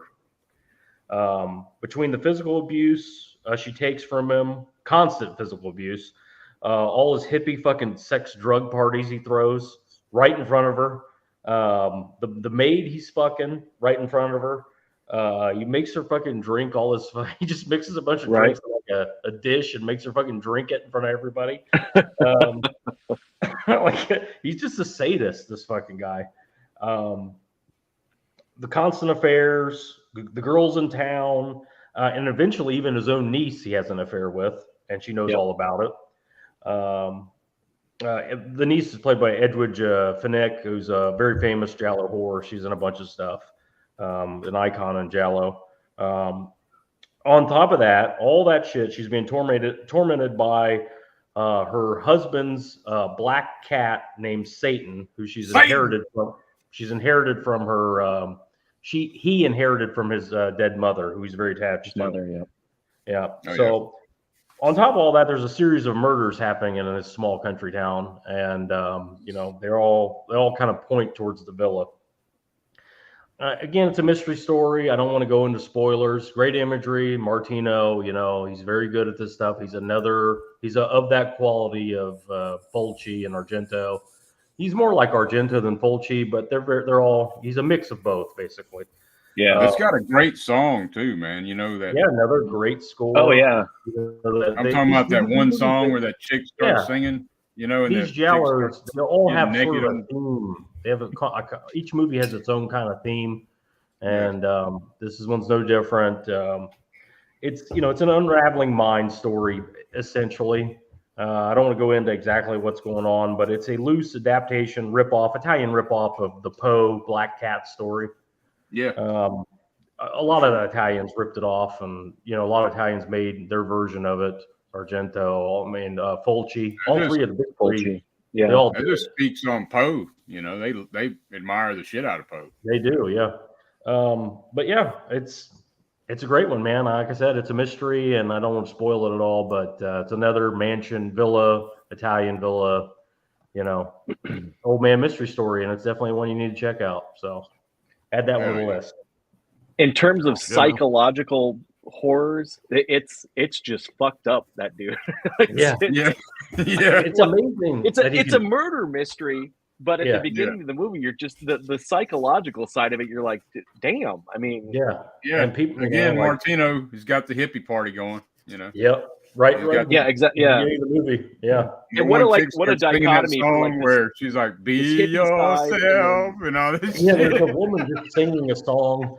You know, they're all drugged out and shit, and you know, he looks like he's significantly older than he is. He's just fucking a goddamn mess, and he treats his smoking hot wife like shit for some reason. Just like absolute trash. Yeah, I mean, just And everywhere she goes, people are just like, "Look at that woman, god damn!" And he's just like, "Oh, her, the whore." Yeah, he's like Take that constantly fucking like, dress off. yeah, Yeah, it's a fun one, man. I really enjoy it. yeah. I gotta watch it, man. Never seen it. It works. Yeah. Could have come up with a shorter title, I think. Yeah. You know, 15 fucking Right. words. But other than that, I got no complaints. I think it's probably the most unique title out of Jalo. It's definitely unique. Absolutely. I don't think it's a Jello, but psychologically, it's one of the hey, most stop fun stabbing Jell-O me. Still films. awesome. Still my favorite title ever. All right, guys. Number 2, horror classic. Like I said, you guys already showed it. I can't get that much more deeper into it. It's gonna be Texas Chainsaw. Yeah. I love this release, man. I think it's the same still what the dirt held up there, I think. But Yeah, different. yeah, man, it's just a great looking still. But they came out with 4 of these. I wish I'd have grabbed all 4 of them. I really like the one that Johnny got. That's the one I kind of wish I would have grabbed. But this is the one I went with. These things went out really fast.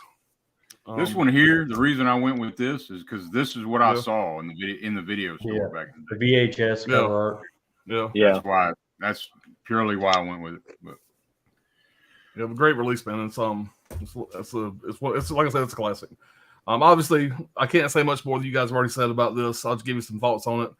Directed by Tobe Hooper, had a $300,000 budget and made over $30 million. Marilyn Burns, Ed Neal, Gunnar Hansen as Leatherface, and of course, the worst character ever put on fucking film was fucking Franklin, played by Paul A. Partain, but you don't need to know his name. Basically, 5 friends head out to rural Texas to visit the grave of the grandfather. On the way, they stumble across what appears to be a deserted house, only to discover something sinister within, something armed with a chainsaw. And it was narrated by John Larroquette there in the beginning. And my biggest experience with him, obviously, is Night Court. I know him from Night Court. So the fact that he narrated the beginning of this movie is just kind of weird to me. According to him, though, his payment for narrating the beginning of this movie was a marijuana joint.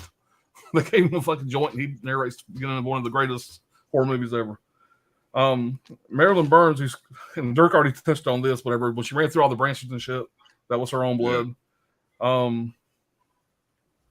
The soundtrack contains, this is what this kind of is different than what you said, Dirk, but this is what the note that I took anyway. I might be wrong. The soundtrack contains no sounds from musical instruments, with the exception of some copyrighted music they had rights to. Instead, they use sounds an animal would hear inside a slaughterhouse.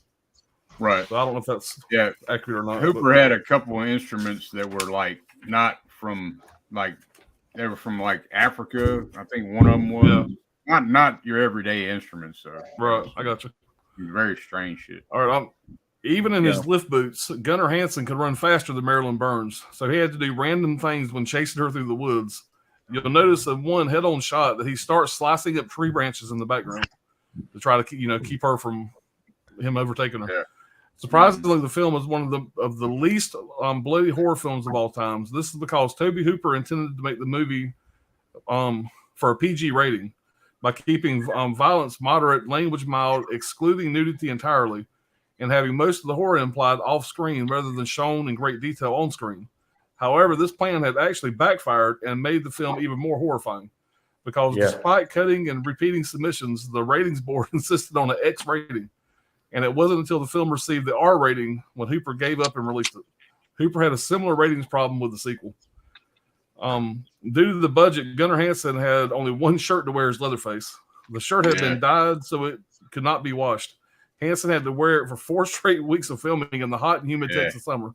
By the end of the shoot, no one wanted to stand near Hansen or sit next to him during breaks to eat lunch because his clothing smelled so bad. When it was first released, the film was so horrifying that people actually walked out of the theater on sneak previews. Entertainment Weekly magazine voted this the second scariest movie ever made behind The Exorcist. It was the biggest grossing independent film until Halloween in 1978, 4 years later. And Guillermo del Toro, which I love hearing Dirk say that name, became a vegetarian after seeing this film. So those are the notes I took on it. My personal thoughts, like you guys said earlier, I think Brad mentioned it, one of you guys did, the closing of the fucking door scene when he hits the guy with a fucking hammer, where the guy's jerking and it slams that door shut. It's one of the most iconic horror scenes that still chills my fucking bones when I watch it. Yeah, and his body's twitching and shit on the floor. He's flopping like a steer. And you never see the hook penetrate, like you said, Dirk, whatever, but just putting her up on that hook, whatever, you feel it, whatever. And it's just done so fucking well. It really is. It's a movie that you fucking, like, you want to shower afterwards. I know people say that about other movies, but this movie, like no other, it's got a fucking grimy fucking, it's done so fucking well. And you have nobody in the movie with any fucking acting experience. There's no big stars in it. It's just a bunch of no names. But even though I hate Franklin, I think overall the kids do a decent job, but you don't watch this for the fucking kids. You watch this for Leatherface, the feel of the movie, the griminess. Yeah. It's a fucking classic. I watch it, like I said, at least once a year, if not more, and I'll continue to do that. It's just one of my favorites. Yeah. 16 millimeter film. I mean, yeah, it helps it. Yeah. Yep. I wonder what Alan's number one's going to be. I'm perplexed. I mean, think about how many people try to remake. Think about how many people try to remake this type of movie, and it hadn't worked. No matter how hard they try. You've never been able to they've never been able to recreate that feel that Tobe Hooper has done. And I think that's why so many people hate on the sequels, whatever. Obviously this is the classic, but except for the Next Generation, I enjoy all the sequels. I have a reason to like all of them. I mean, I'm not going to rank them right now, whatever, but, there's some sequels that I go back and watch more than the original even. I don't know. I think the sequels are a lot of fun. I have a reason, even the lesser ones, whatever. We won't get into all that, but I enjoy all the sequels for the most part.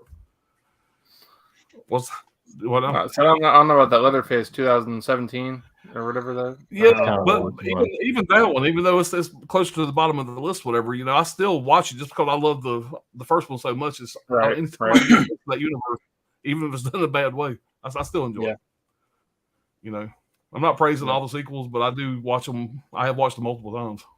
So I hear you. Do your thing, cuz. The magic button. All right, we're gonna leave off of here. I like that movie though. That one. It's called just Texas Chainsaw, right? Chainsaw or whatever. Texas Chainsaw. Yeah, it's just Texas Chainsaw. Yeah, I actually like that one. Jamie Hart said the Rocky Horror Picture Show is her number 2. And that's a really fun theater experience. You've never had a chance to do that. If you see that playing in your local area, right? And especially if you live in a college town, go to that one, man. It's a fun theater experience. Jaws is great. Insano says, I love the Prey aside from the last 2 movies. I know the AVP movies did not do well, but I thought they were okay. So he says, my number 2 movie is Death Wish, 1974. Charles Bronson, directed by Michael Winner, Judge, Jury, and Executioner. Yeah, man, he's a legend. Yep. James said, Jaws was my first horror movie. When I was 3, I saw it at the drive-in. My parents thought I'd go to sleep. I didn't. I've been a horror fan ever since. That's my number 1. You remember that experience when you were 3 years old? That's crazy. Right? Yeah.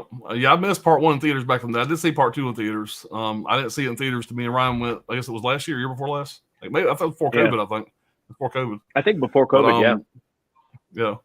But seeing that on the big screen, that was a bucket list for me. That was a great experience. Gizmo said, Jaws makes me, y'all read that. Jaws makes me drip a bit from my pee-wee. I love that film. Can we all bow down for Spielberg, one of the greatest? Yeah. Yeah. I love part 3 a lot too. 3? Yeah. Gizmo, they make antibiotics for that, buddy. We'll send you some over. Right.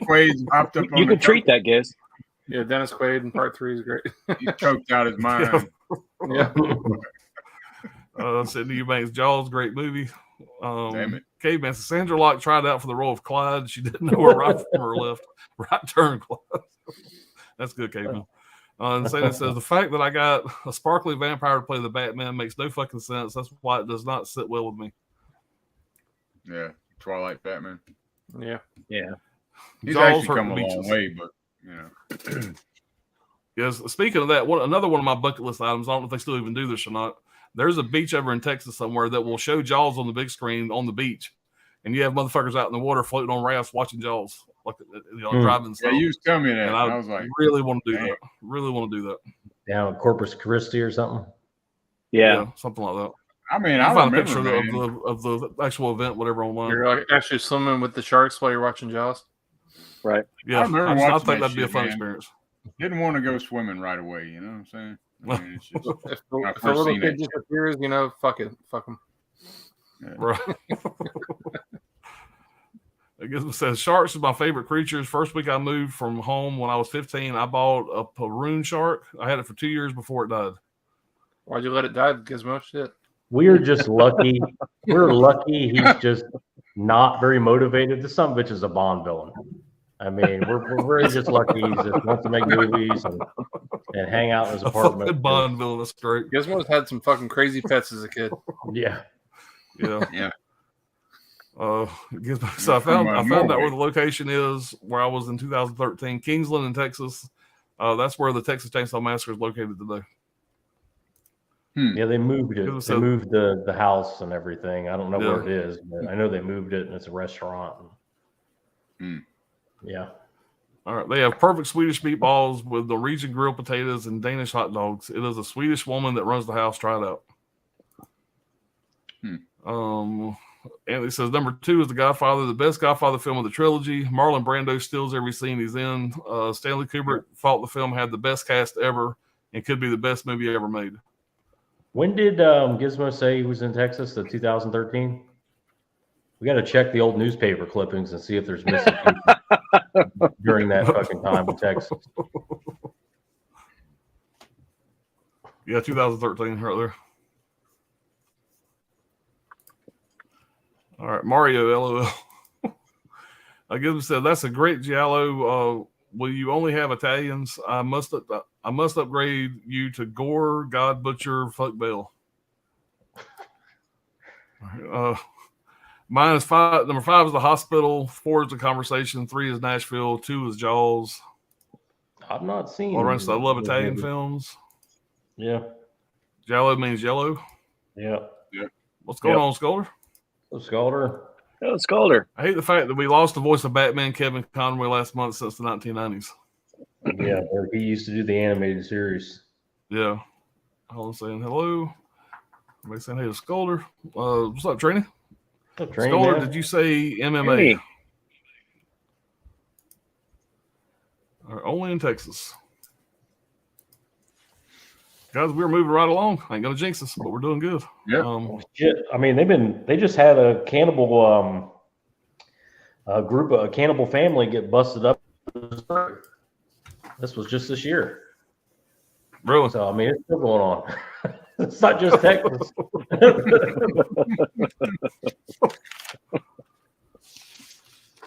Oh, Alan, you've always wondered what's my hot beef.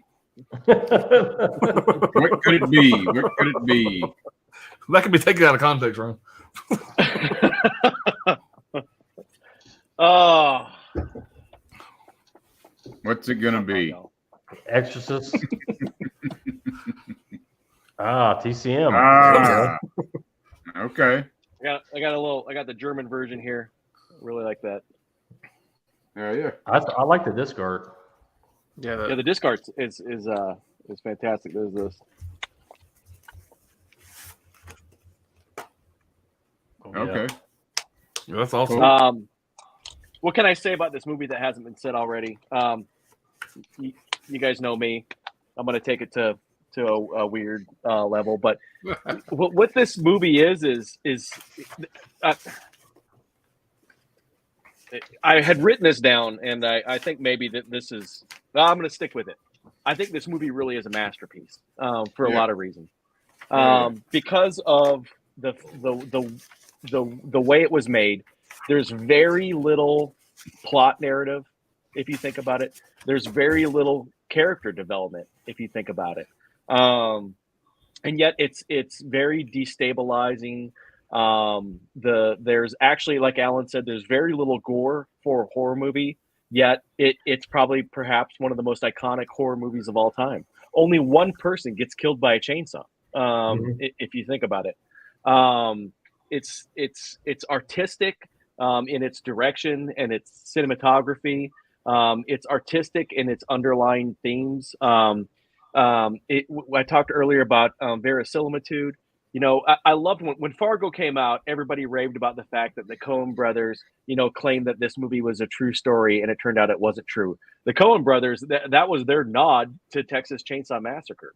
You know, it's been done before. In fact, that was, and they've said that, you know, this was their nod to Tobe Hooper. If you think about all the Coen brothers, not alone, you know, Quentin Tarantino has called this what he feels like is perhaps one of the most perfect films ever made. I don't know what could be more of a testament than somebody like Quentin Tarantino saying something like that. And the reason is, and I've said this before, this is also why I'm sure people would rip on me because he's made some less than savory movies, but this is why I think Evil Dead is such a great movie. And it's storytelling at its finest with very little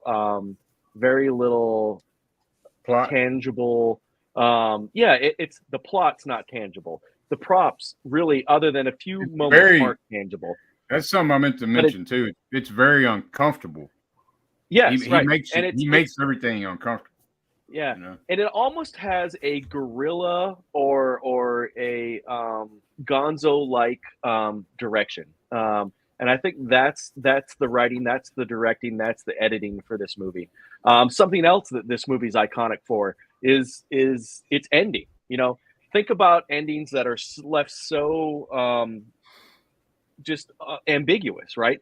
The end of The Sopranos, Midsommar, all these other horror movies that you don't really know. Texas Chainsaw Massacre, Tobe Hooper sort of set the stage for this, in that you don't know what happens. You know, and that's all right. And you could have ended this movie without ever having even so much as a sequel. Whereas other horror movies of the late 1970s, early 80s, clearly Wes Craven, Carpenter, Cronenberg, all of those guys were obviously setting it up for the idea of sequels. Whereas this movie stands on its own merit in terms of filmmaking, in terms of storytelling. And it's just it's iconic.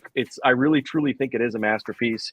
And you know, think about it the other side of this thing. The villain is actually afraid of his own protagonists in this theory, in this movie, in a theory of kind of like Dirk was saying, he's vulnerable. So you have a horror movie where the guy that's killing people is actually vulnerable to the protagonists.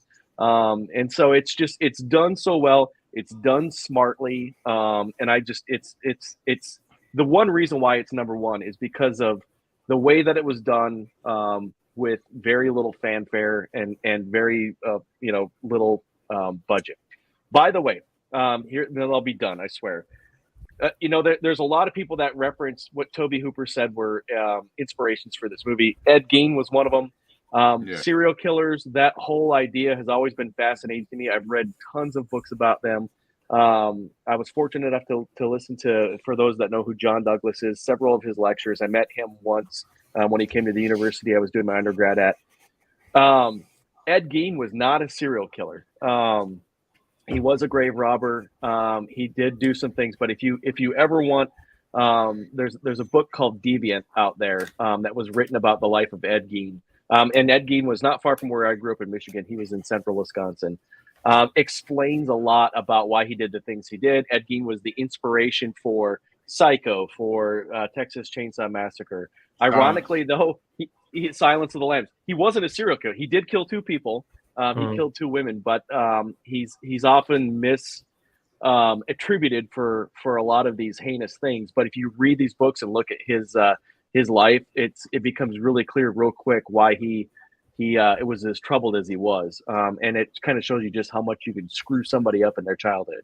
Anyway, I'll leave it at that. So TCM, but there it is. Yeah, man. And I forgot to mention, like, when I was a kid, I believed this shit was real. And that's what I was told. Like, I was riding through Texas with family. and my Uncle John, we were passing this house, and it looked a lot like the fucking TCM house. And they were like, "That's the house right there," you know. Right, so, and you bought it, right? I mean, that's very years later. similitude. Yeah, You know, So and This is the same uncle that has great TV service, by the way. Yeah. right. Yeah. Yeah, he does. But but I mean, real shit, man. That had a big effect as far as not knowing till years fucking later that shit was not real, you know.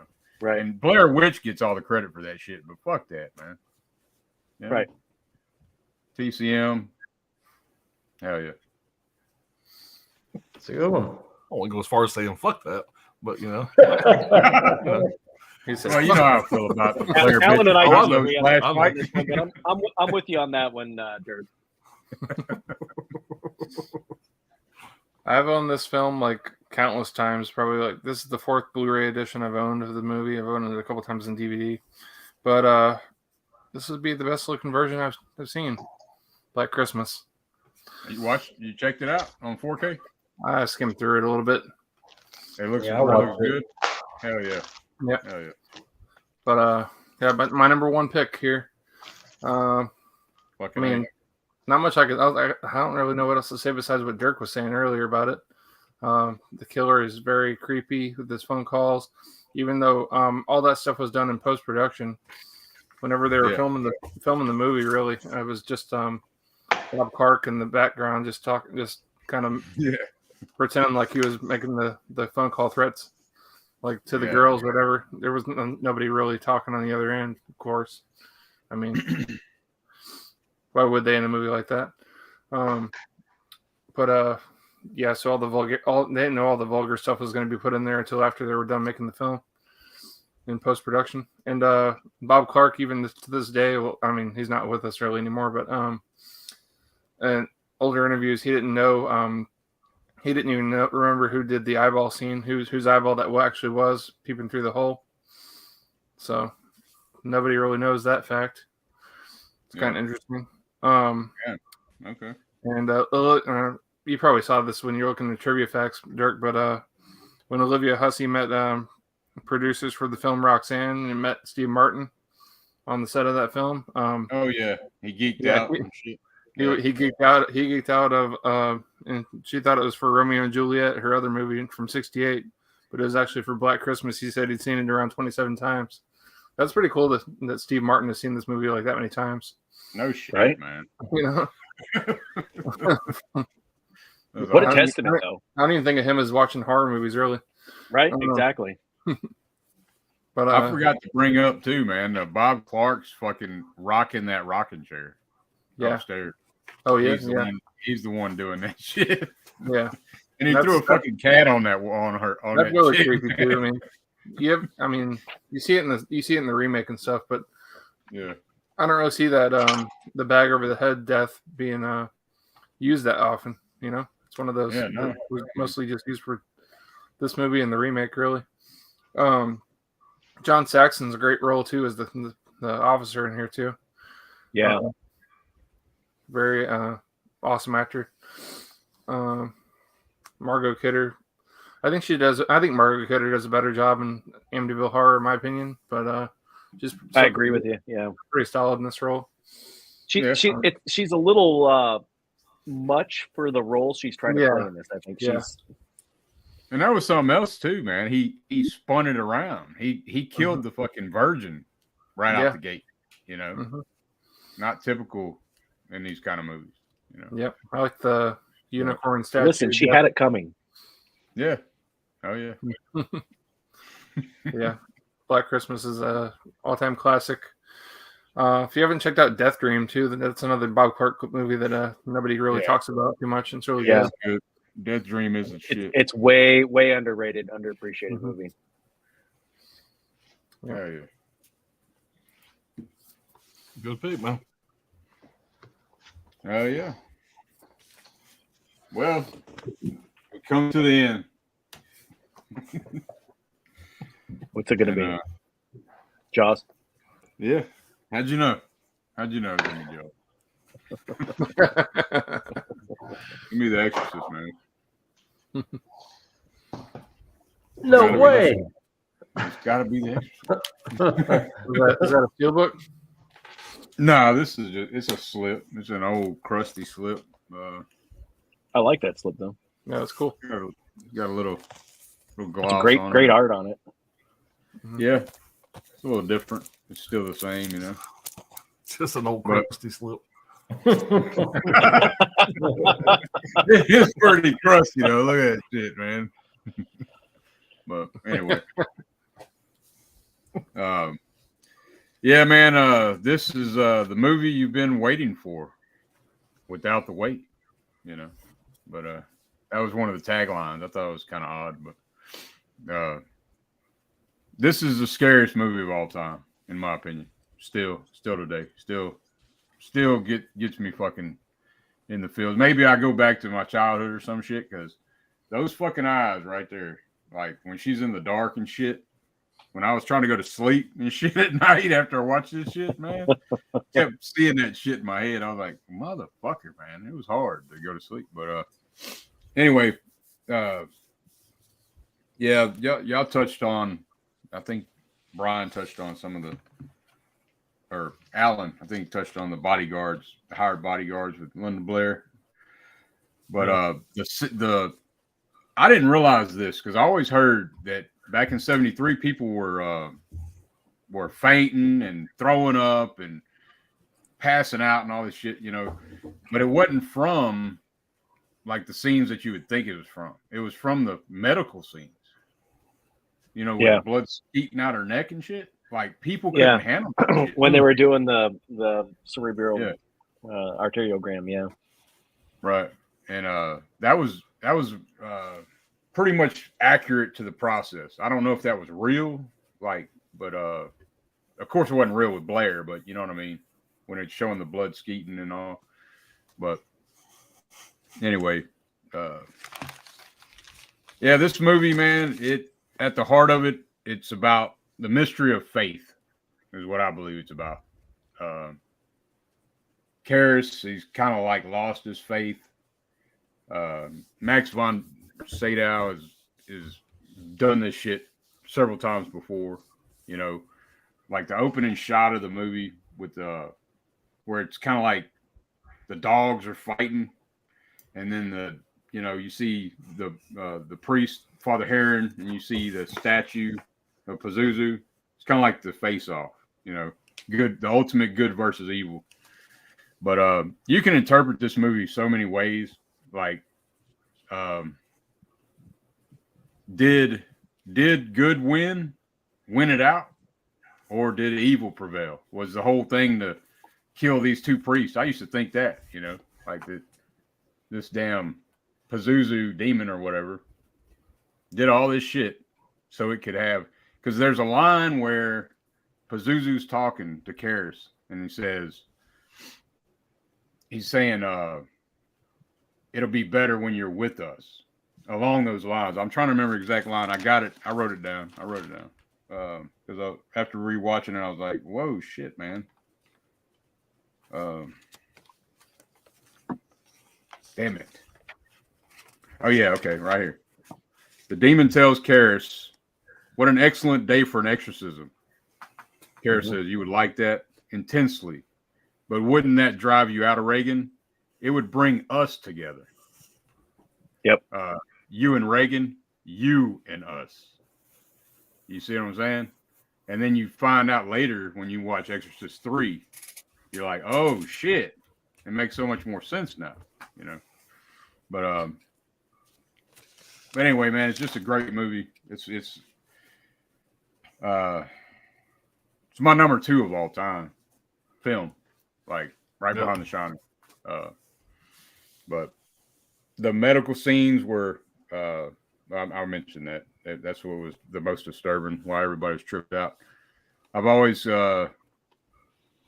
wondered about the one scene, though, and nobody ever talks about this, and I've tried to find out information about it, and I still haven't found it out. But what do you think in the scene when Ellen Burstyn goes up in the attic, and she's got a candle, and she's like looking for this rat, you know what I mean? She's looking for a rat or some kind of noise. What do you think when that candle's lit and it just flames up, just out of control on this one part? You know what I mean? And then she looks at I guess that's her assistant or whatever. He's right there in the hatch. He's the housekeeper. Yeah, he's the maintenance dude. Yeah. But she acts like it's no big deal that fucking candle. Yeah, I've always thought that was weird too. Like what? There was a gas pocket or something. She doesn't think that's strange at all. I mean, me personally, that's when I'm going to get some more Hilton honor points because I'm going to the fucking hotel. We're checking out. Right. We're moving. We're gonna, we're done. Right. But definitely the presence is there. And she keeps saying it's rat. If there's a rat big enough in the attic to shake the door, right, I'm leaving, even if it's just a rat. And Karis is, go ahead. No, go ahead. I'll just run my mouth. Go ahead. It's okay. Karis's dream has things from Iraq, if you notice in the dream, like the clock, the dogs fighting. They're in his dream too. So it's kind of like I feel like that was the whole plan, was to get Karis. So for later on, I don't know, how do y'all interpret it? I mean, you can look at this movie. It's deeper than people realize it is. There's a lot of shit to this, but and Burt Denning's death. What the hell was he doing up in the damn room with Reagan? Right. There's alcoholic hints. Director. There's hints that because she don't like him. You get that sense from the very beginning. She don't like Dennings. Even before she's possessed. Exactly. Yeah. Yeah. So there's hints that he was like molesting her or something. Is what I got from it, because she's acting all weird, sexual and shit, and then he gets thrown the fuck out the window. You know what I mean? Like, I don't know. But anyway, that's my number one, man. The Exorcist. It's maybe I went on too long. Great number one. No, man, that's a hell of a pick. Good job. Have you seen this duck? This duck exorcist?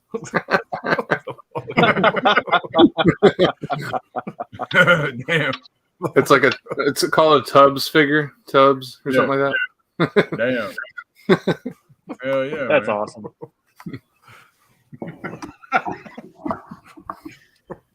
But I mean, what did y'all get any of that from that? Or yeah. Those are the world's wimpiest priests. That's all I know. You can't handle a fucking little girl. Max von Sydow. Karis was like, he didn't have no faith, man. He lost his faith completely because of his mother. I would have lost my everything. I would have lost my shit, everything in that fucking room. The guilt from his mother. You know what? Fuck this. I'm going back to work. I'm done with this. Yeah. I'm gonna get a real job. Right.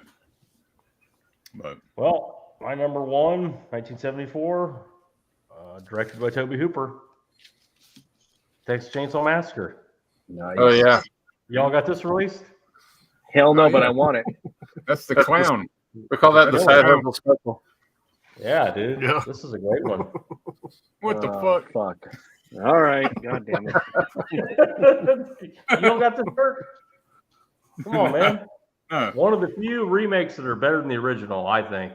This is a sequel. I'm sorry. The sequel's better than the orial. Yeah, that's a sequel. That's a true number two, just like Halloween did. Halloween, Halloween stole. I got the shittiest fucking release of this movie of everybody here. I've been waiting for 4K. I didn't get the turbine, so this is a placeholder. I haven't even opened it. It's always streaming. I just streamed it. Yeah. I heard it was a $60,000 budget. I heard Alan say $300,000, but anyway, they didn't have a huge budget. Yeah, it was definitely under $1 million. Yeah, takes place in rural Texas, shot north of Austin. The movie follows a group of friends on a road trip through rural Texas after hearing news of grave robbing happening in the area where their grandparents are buried, which is shown with the macabre artwork, which I love that at the beginning. I love that imagery of the macabre artwork at the cemetery that they make. that along with the John Larroquette monologue really sets the stage for really when you get into the second act, because the first act kind of drags, but in the back of your mind, that these people are going to run into the people that made that macabre artwork, and it's going to be, a problem. But on the radio, they keep hearing about it happening all over Texas. More that stuff's happening. We talked a lot about this movie. I like the little touches in this movie. The house has no outlets. It was built, didn't have power. But yet there are large generators running constantly throughout the whole movie. And they can be for only one thing, the freezers. So I just like that. And the whole reason that's the reason that they came to the house is to get gas, because they heard the generators and, just the way that drew them in. I like the weapons used, that the family used. They're all implements that you would find in a slaughterhouse, going with the family that they were, a slaughterhouse family.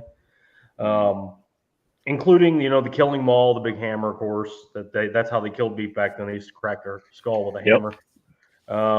And the chainsaw, which I think a lot of people don't understand that was used in slaughterhouses. They just didn't put oil in them, and they would use them to cut the beef, the hanging beef, along each side of the spine to separate the pieces. It worked well, so they used those for years. So that's where the chainsaw comes from, because there's not a lot of trees in that part of Texas. So again, same thing. For me, it's the same scene as everybody. The out of nowhere iconic hammer kill, and then the door slam right into the abyss. That is a brutal scene. He's out shaking like a fish. It's uncomfortable, it's unpleasant, and it's seared in everyone's brain for a reason. You notice more on the rewatch. Every time you rewatch it more and more, I think the Leatherface character is played in a more complicated and really conflicted way. He's just kind of following orders, and there are parts in the movie where you kind of see him take a break and collect himself. Yeah, he's putting his hands on his face, and he's freaking out, looking out the window. What the hell am I going to do? He's got a weird, innocent, vulnerable side to him. But I do like that. It's not just he's a mindless. He's like, he's doing what he's told. But he's not exactly comfortable with it. He puts this woman on a hook. He slams another one back in the freezer, and he's like, I'm going to go sit by the window for a minute. Right. Try to figure out my next move here, if I'm doing the right thing, whatever. The chase scene imagery is great. With Gunner, he's fast for a huge guy. He's really run. You imagine just running all night, but that imagery with him right behind her, the saw running and everything, that's great. I love the cook playing legit insane. One of my favorite parts is the reveal with Marilyn Burns when she takes a break in the gas station, and she's kind of trying to collect herself. She feels like she's kind of safe for a minute, and she kind of like rolls her head up to get the reveal of the torso being roasted right in front of her. That always gets me, man. I love that every time. And you just, the look on her face is like, God damn it. I'm still in this.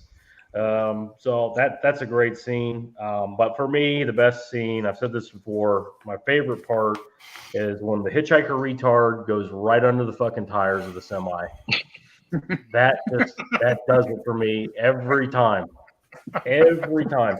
It's like the Grinch before Christmas, and the Grinch when his heart starts beating for the first time. If I had a heart, man, that just warms me in my bones when I see that. That character annoys me more than you. I hate her more than that Clint Eastwood whore. I hate him more than the Clint Eastwood whore that Alan hates. It just drives me crazy, that character. But this movie, just in general, it's an icon. It's timeless. The reason it holds up so well is because the gore can't be dated, because there was no gore. It's all off screen. Right. It's all in your mind. You're imagining all in the mind. Happening. Yep. And that helps it that there's no gore, because the gore can't even look dated. The blood can't look dated because there's not much of it. And the set pieces, everything about it. It's just a winner.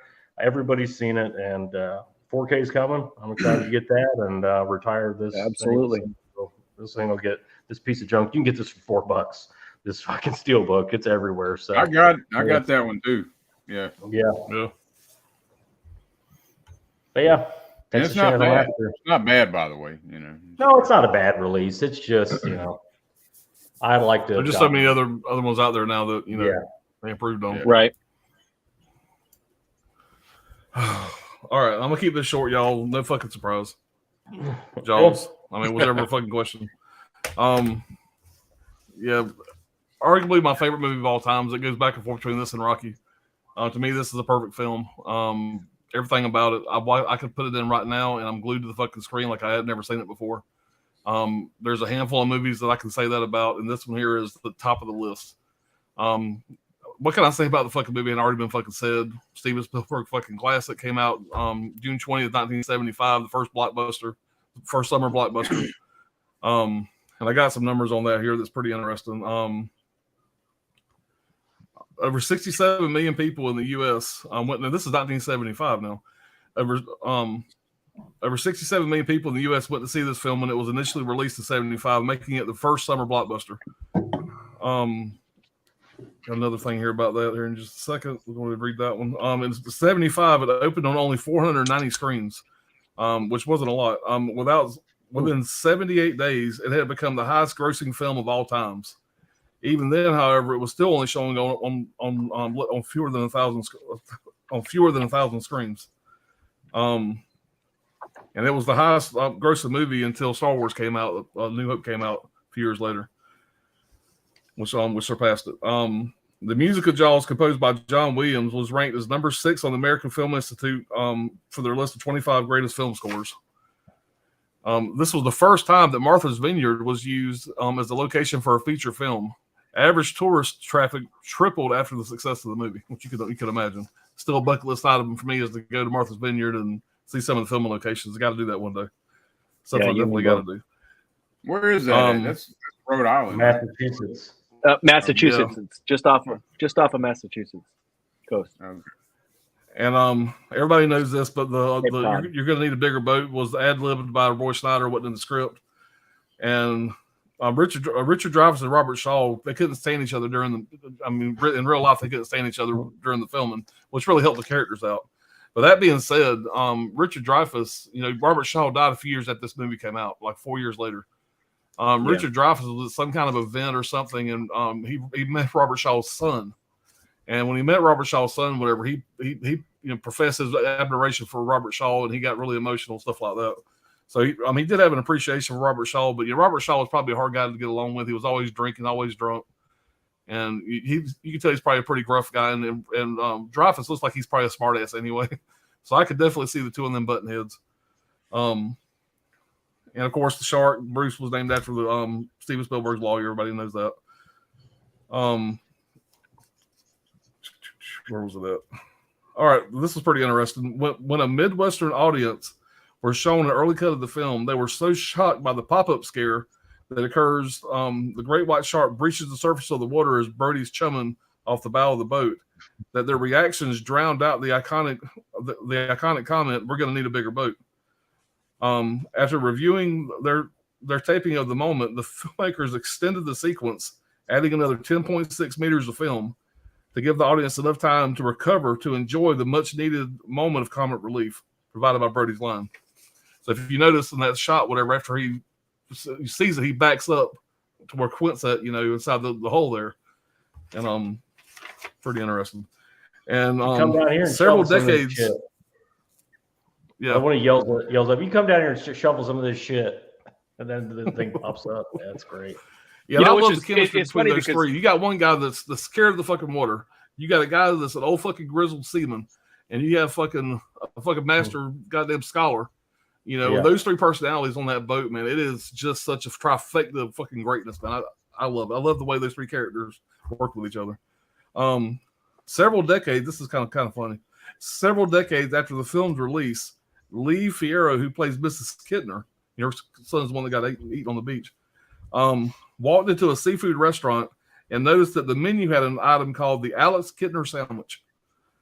She commented that she had played the mother so many years ago to the waitress. The owner of the restaurant ran out to meet her, and he was none other than Jeffrey Voorhees, who had played her son in the movie. They had not seen each other since the original movie shoot. So that was pretty interesting. That's cool. But yeah, the y'all were talking about the mayor earlier. The mayor's a fucking slime ball. His fucking ship anchor jacket, it's gold. It's great. I love it. Nice But you jacket. get past He shot the couch. the three main stars, and as Brad was saying earlier, the Ellen Brody with her fucking titties clapping, which is the highlight of the stream for me. There's really no other star power in this fucking movie. I mean, you have a bunch of like local yokels, whatever. Like when you go to the town meeting, the other actors that are in this, you know, besides Schneider and Shaw in that town meeting, you have the old man who's like he's 112. You know, you got the aggravating lady with the fucking beehive hairdo and her fucking voice. I mean, you gotta hate her. Yep. But there's just no star power in this. You got three people pretty much carrying this film. You know, obviously the shark. Vineyard is a very affluent, very high end area, and just it's funny that the townspeople are like hicks somehow, even though it's all fucking oceanfront. Right. Yeah. And what the hell is Quint's accent? He's from fucking Massachusetts. What is his accent? He's got like kind of a country accent. Yeah, he knows. It's what he thinks Americans sound like. That anyway it works. And the same old guy I'm talking about, of course, is the guy that says, you know, that Roy Schneider says to that some bad hat Harry, that same actor. You know, he's old as the hills. But anyway, the beach scene, there's so many iconic fucking scenes. You know, one of my favorite scenes is actually done by the mayor when they're crossing the boat, crossing on the, what do you call it, the thing taking the car across the water. He basically, just the way he delivers this line, you know, what does it say? If you say, what was the first animal he mentioned? When he says, you say shark, you know, everybody, whatever. You say barracuda. Whatever. You know, barracuda. You say barracuda, what? everybody goes, huh? What? You say shark. It's just the way he does it is, I don't know. I'm just a big fan of the movie, so I've seen it so many times. Of course, you got the guy on the fucking dock, whatever, that fucking, the what? I'm kind of mad I didn't put that in the fucking, open fucking intro to this video. But that shark, me and Alan were on the phone talking about this movie, and I was like, "Yeah, man, I'd be the fucking money grubbing mayor, or you know, something like that." He said, "No, me and you'd be the fucking dumbasses at the dock. They get the dock torn with the rose, with a ham, right? Getting rid of his wife. Two guys with his wife's ham. Sunday roast. But that shark they had up on the pier, they actually had to bring that shark up from Florida because there's not really that many of that kind of shark up in those waters of Martha's Vineyard. So by the time they got that shark there, they had it hung up on the hook, whatever. Most of the internal organs have kind of come apart and were let down like around the mouth area of the shark, and the whole shark just smelled like ass. And so everybody around that shark filming that scene had to deal with the smell of this fucking shark because it stuck up the whole fucking area. So anyway, guys, everybody knows this movie. Everybody talks it to death. You don't know how much I love it. I knew when we started this, there was no question at all. Same as y'all, this was going to be my number one. It's got contention to be my number one of all times. You know, we're going to, after this is over with, first of the year, we're going to go back and do one more stream on this topic here, and we're going to pick our top 5 of all times. So be looking to hear me talk more about this fucking movie. No honorable mentions. It's a hard 5. Yeah, no honorable mentions. We're just going to do 5. Our top 5 of all times. Right, it's 5 only, yeah. Yeah. Right. And so, you know, it's not going to be, you would think it's going to be just all of our number ones, but my number one in one set of years may be, you know, not going to beat out number 3 in the other set of years. Absolutely. Yep. So are we picking it's going to be an interesting stream. Are we picking just from number ones? Just from this time, 1970 to 2020. Yep. Top 5. Yeah. Right. You know, one of the things about Jaws that I meant to say that kind of Alan hinted on a little bit.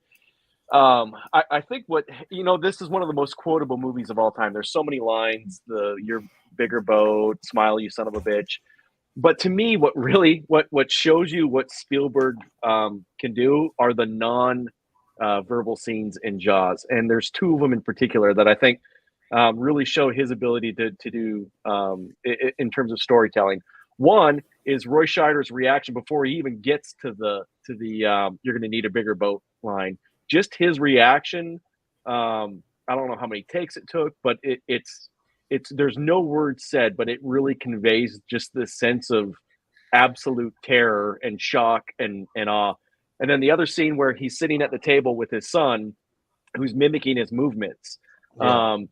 For a horror movie, it's such a poignant, tender moment, and it really kind of sets like this underlying theme of why he's out there, right? And like Alan said, this guy's terrified of the water. He's dealing with this, it being a former New York City police officer, where he saw all of this terrible things, and that's sort of like the underlying motivation for him. Is it really comes together in just that one very brief little scene where he's sitting at the table with his kid, who really just sells it. And I think that's where you get Spielberg's. That's where Spielberg shines. And so, for a movie that's got such quotable lines, there's really other moments in it, I think, that are just are under are overshadowed by the quotable lines. Yeah. He missed a whole bunch of quotes. And Ryan, you were talking earlier about the USS Indianapolis, whatever. If you guys hadn't seen, it's not a great movie, it's a good movie, but if you hadn't seen the Nicolas Cage USS Indianapolis movie, it's actually not bad. Better than I thought it was going to be. So, but we will catch up on the chat, guys, and we'll get into our honorables. Alex says, it's wild to me that people still can't get past Robert Pattinson playing Edward Cullen. He's moved on since that series and shown that he's capable of more. I thought he was great in Good Time. Yeah, I loved him in Good Time. Yeah. I think he's a great actor. Yeah, it was a great movie. Good Time, Lighthouse. Oh, yeah. So, Scholars, yes, the Culture Trini. A new Jasper. Hey, guys, another cool stream. I appreciate it. Yeah, Indy says, my number one is Straw Dogs. It's a different kind of a peck and paw flick, but the tension in that damn flick is crazy, and Susan George can ruin any man's life. Yeah, Dustin Hoffman is such a bitch in that movie, though. Truth. Yep. But I just watched it for the first time this year. I've seen the remake, but I just watched the original when I got the Criterion. Anthony says, Gizmo leaves a Norwegian well dollar by every victim. That's his calling card. Yeah. Nautical theme. My number one movie. Yeah. My number one movie is The French Connection. Gene Hackman, Roy Schneider, directed by William Friedkin, The Smuggling Within. Yep. That's a great movie. That was in my top 10. Yeah, he directed that before Exorcist. All right, saying this is okay. I just seen a demon child crawl up some dead French woman's hoo-ha. What the fuck on Ash versus Evil Dead? Awesome. Yeah. Hoo-ha. Alex, I have no problem with him playing Vampire Team, but I have a problem taking him serious as Batman. He looks like a child in goth makeup. He's playing like 20 or some shit. He's playing an emo fucking 20-year-old bitch. Yeah, my beef wasn't with Robert Pattinson. My beef was how they wrote. They wrote it for him to play a soft-ass 20-year-old bitch. Exactly. All the other guys are in their infancy. Penguin's just becoming Penguin. Riddler's a kid. They're just. But I think they did him wrong by writing it that way. Yeah. I think Catwoman nailed it, though. She knocked it out of the park. Terrible Catwoman. Fucking 4 foot tall, broad. Yeah. Terrible. All right. Waldo says, my number one is Black Christmas, 1974. Agrees with Brian. Yeah. Alex said, the video band Gizmo, I wasn't a fan of his Bruce Wayne, but I didn't mind him as Batman. Yeah, that's kind of where I'm at. That's a good point. That is a great point. For just a tiny. He's only Bruce Wayne for a little bit of time. He's mostly Batman. Yep. But you're in it for the right Batman all the time, no matter what. Right. Yeah. Batman all the time. So, Yep. Black Christmas is so great. I want to wake up my girlfriend and have sex with her right now just by looking at that cover. Hope the 4K is great. All right, man, good luck with that. I love that artwork for 4K Black Christmas, so colorful and beautiful. Marilyn Manson would be a better goth Batman than Pattinson, just my opinion. I respect yours. Peace of love and gravy. Everybody, it seems like the thing is too. Nobody's saying the good things about it. Like I love that kid who played the Riddler. He's good in everything he's in, and he was really good in this as the Riddler. What's that movie he's in? Prisoners. Is that what it's called? Prisoners. Yeah. Joseph. What was it? What was his name? Paul Dano. Paul Daniel. That's it. Yeah. Dano. Yeah, no. Dano. Yeah. Yeah. He looks like he's 12, but I'm sure he's 35. He's got a fucking dark side to him, man. Yeah, man. I thought he was good as that, but he's in the Fablemans, that new Spielberg movie. I want to see that.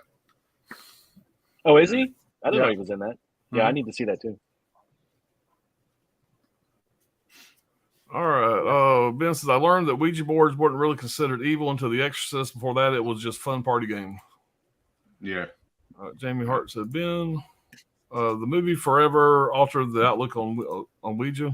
That's true. While Randall says, in horror, no one is innocent. Muhammad, what's going on, man? My favorite 5 movies from this time were The Texas Chainsaw Massacre, Serpico, The Godfather, Dog Day Afternoon, and Duel. Okay. Yeah, nobody's talked about Serpico. Cool, Big Grim says, hey to Jamie. Saying to James, don't you guys love Christmas? It's on the way. It's when all the ungrateful little shitheads get what they want. I get what I want all year long. So yeah, it's Christmas every day at my house. I get packages every damn day almost. Yeah, Alan's like, I said, y'all looking forward. What do you want, Alan? Yeah, my wife said, give me some ideas what to get you for Christmas. I'm like, I got it covered. Some pre-orders. To cover me for the next year on imprint titles, honey. Right. All right. Ben says, y'all looking forward to David Gordon Green's Exorcist trilogy? I'm definitely going to check Jamie it Hart out. says, yeah, and that Yeah. pubic hairline, I always expected he was doing something to her. Yeah. Coco Dutch, Exorcist, hell yeah. Gizmo, for me, I think that's the worst news of 2023. I hated this Halloween films. The first was okay, but Halloween Kills was pure poop. All note says, get you one of those tubs. They got a Chucky Ducky. Yeah, they do. Coco Dutch, what's going on, Coco? You make a lot of good points, Dirk, that I hadn't really ever thought about before. This is my top horror movie of all times. Oh yeah. It's probably just since I am from Norway that I did not understand David Gordon Green's versions, but I hated them like cancer, ads, and crack. And I'm going to pass over this one here because he's trying to stir shit again. Mm-hmm. Jamie Hart says, I love the DGG Halloween movies. I rambled on for over an hour on my last live stream about why. Ben says, lots of people think he didn't show gore for artistic purposes, but per his commentary track, he was just trying to get a PG rating. That just shows you the kind of drugs that Toby Hooper was taking, where he thought he was going to get a PG. Right. Texas Chainsaw Massacre.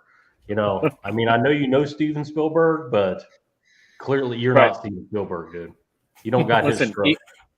Even if it was about puppies, the title alone is not going to get you a PG rating. Well, you know, Jaws gets a PG, but it's a little lighter, just a touch lighter than Texas Chainsaw Massacre. A little. Well, this is one of those films I can get back and rewatch anytime. Yep.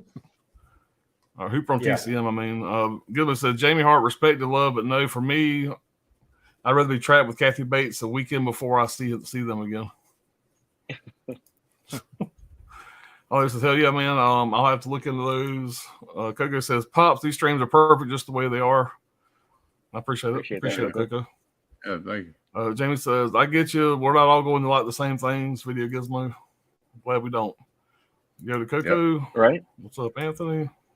That's what I get. All right, yeah, that's why movies are so fun.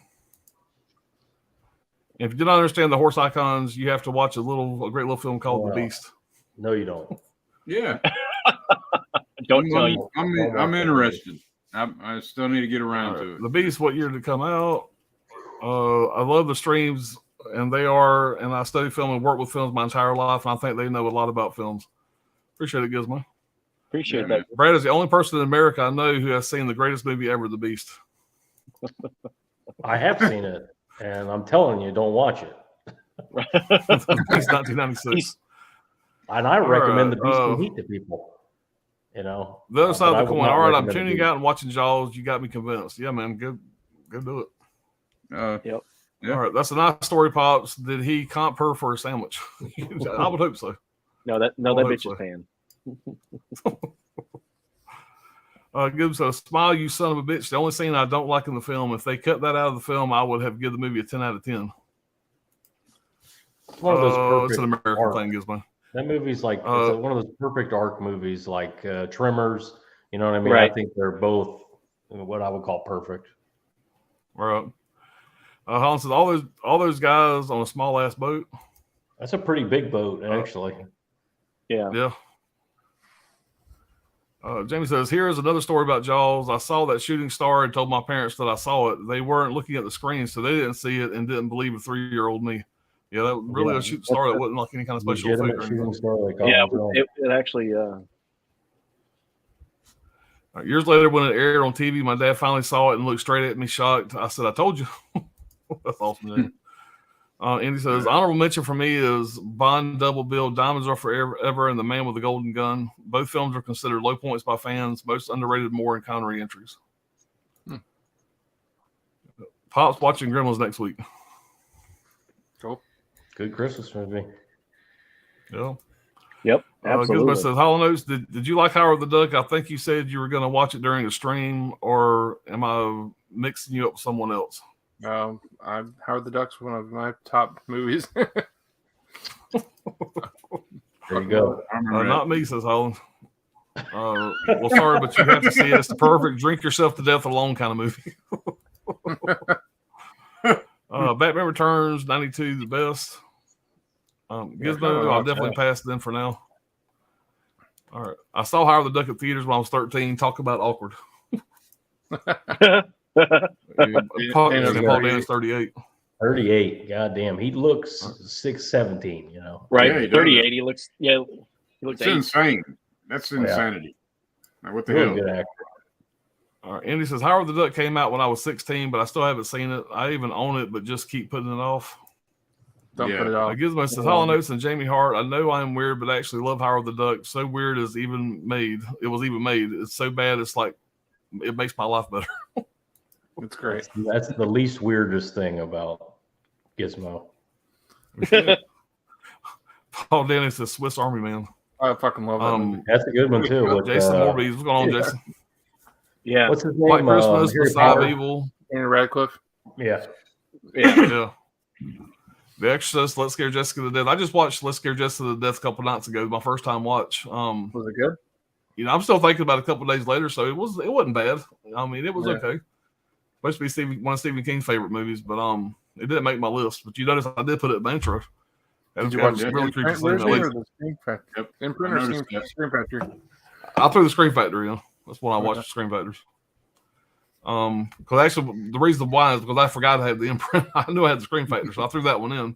And after I was done with it, I was like, well, "Fuck, I had the imprint. I should have watched that one." It's supposed to be a better transfer. One with the bitch in the water. Yeah. Yep. And Don't Look Now are my top 5. He looks kind of like a zombie. Don't Look Now is a great movie. Yeah, there's some creepy scenes in the movie. It's actually not a bad movie. Not a bad movie, but not in my top 5. Yeah, I wouldn't have. Yeah. All right. We'll move on with our honorable mentions. All right, this won't take long. First one of my honorable mention. That so much has been said about this movie already. I'm not going to spend a whole lot of time on it.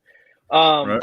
I will say this. William Friedkin is to me as a phenomenal director. He's a great filmmaker. Obviously, it's one of the most iconic movies of all time. William Peter Blatty actually also, wrote the novel, helped produce it. He was a stickler for realism. He would make the set, he would refrigerate the set down so that the breath that you were seeing and then was real. He tried to make the actors uncomfortable.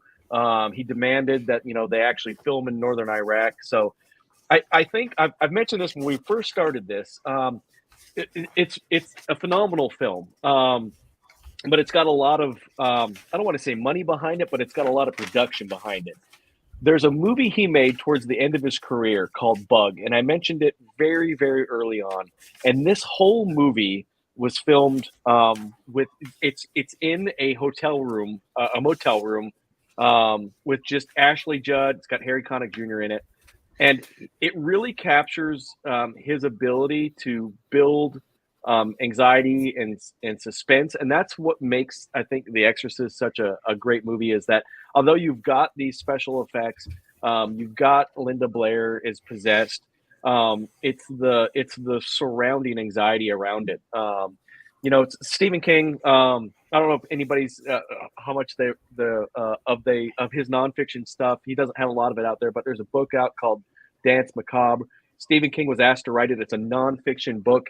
It's about his take on the horror genre coming up, and he talks a lot about The Exorcist, and he calls it a social horror movie, which it really is. And if you think about it, like Dirk touched on, it's about Karis's break with faith.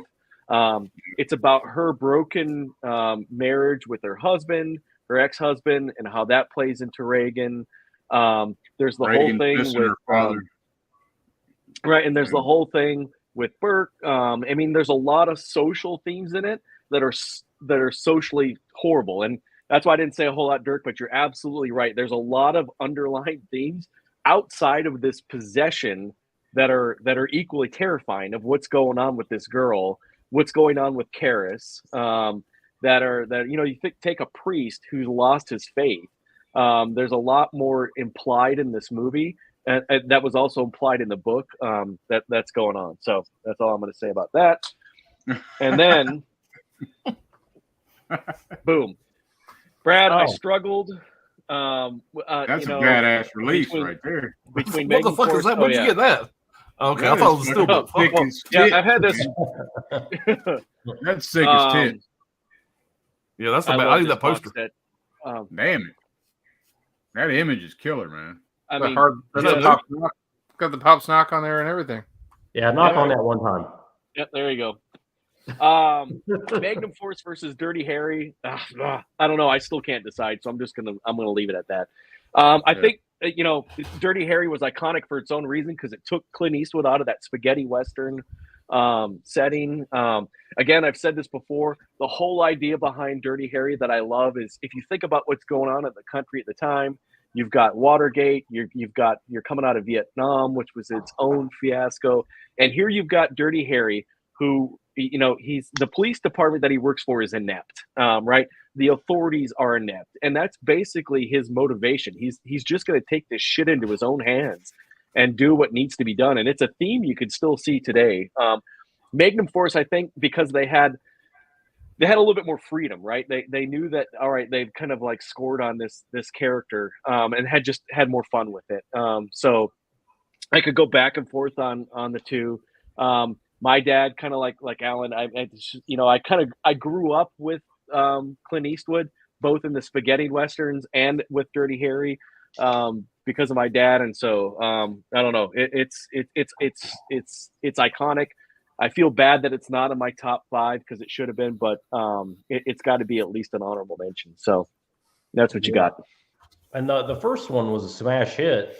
It had played on the Zodiac Killer, kind of theme, and everybody had to go see it because that was like big news in the country and all that stuff. Oh, it was fresh and right, yeah.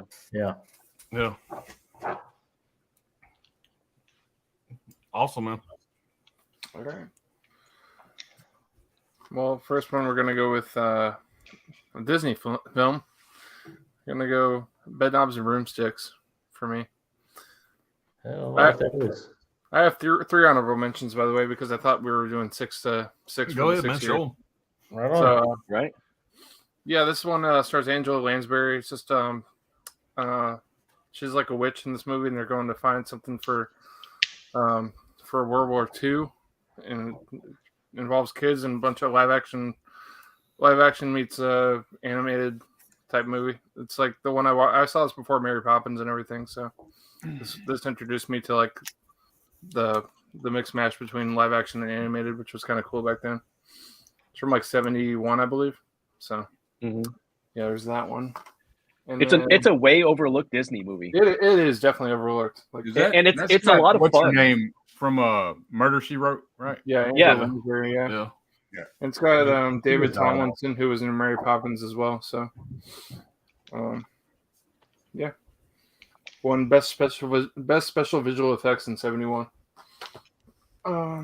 Then my second one is way on the other side of the spectrum. We're gonna go for it. We're going Boss. I'm covering it.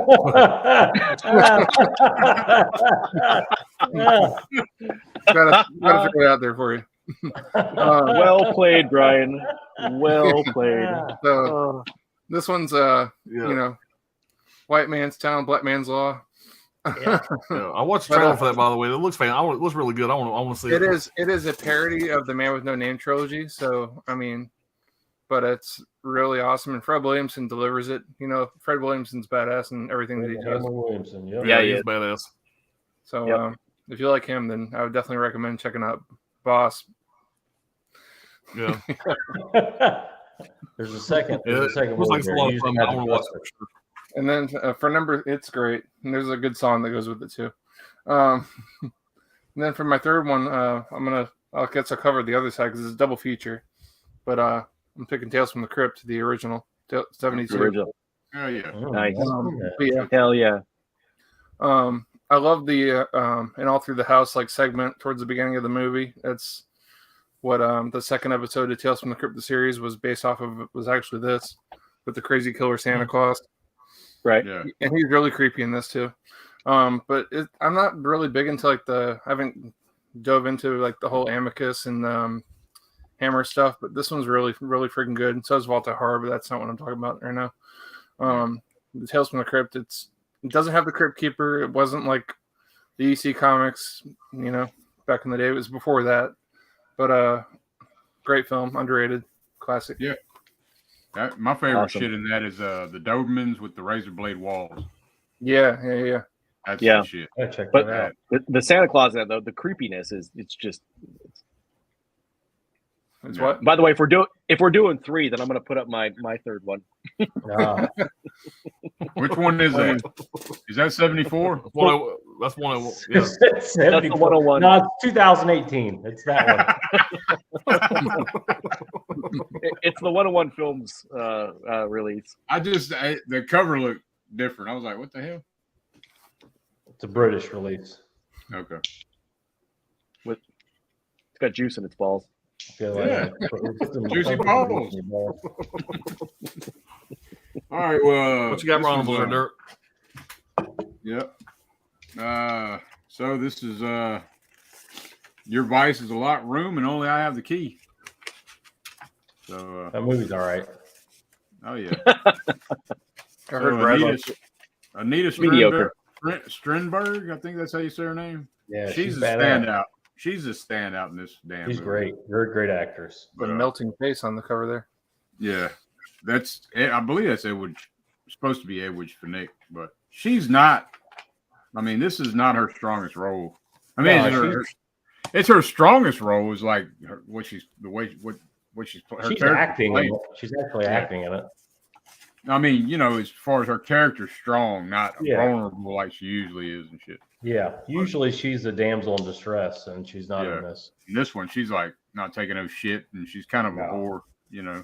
But- She's definitely a whore. Yeah, yeah, but She fucks everybody in the goddamn movie. I Right. mean, basically, I know. she almost Yeah. fucks the animal. I mean, Yeah. she almost fucks the cat. That's how many she people fucks she her fucks. cousin.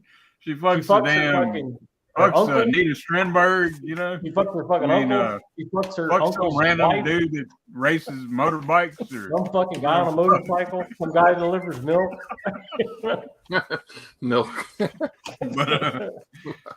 but this was my first giallo that I ever seen, and this is what got me into the genre. This movie right here, I was like, "What the fuck, man?" I was blown away from the twist, the plot twist. You think you got it figured out? Fuck what you thought. You didn't figure shit out. That's what this movie does. It fucks your head up. But great movie, man. That's my first one. Let's see. It's also my favorite Martino. But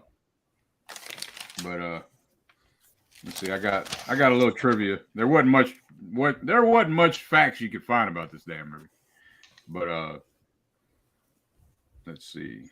The title is a reference to another film from Martino, The Strange Vice of Mrs. Ward, in which the phrase appears on a mysterious note, apparently sent by a killer. And Finnick had top billing. But doesn't appear until 32 minutes in the movie. Yeah. It's Strindberg. It's her movie.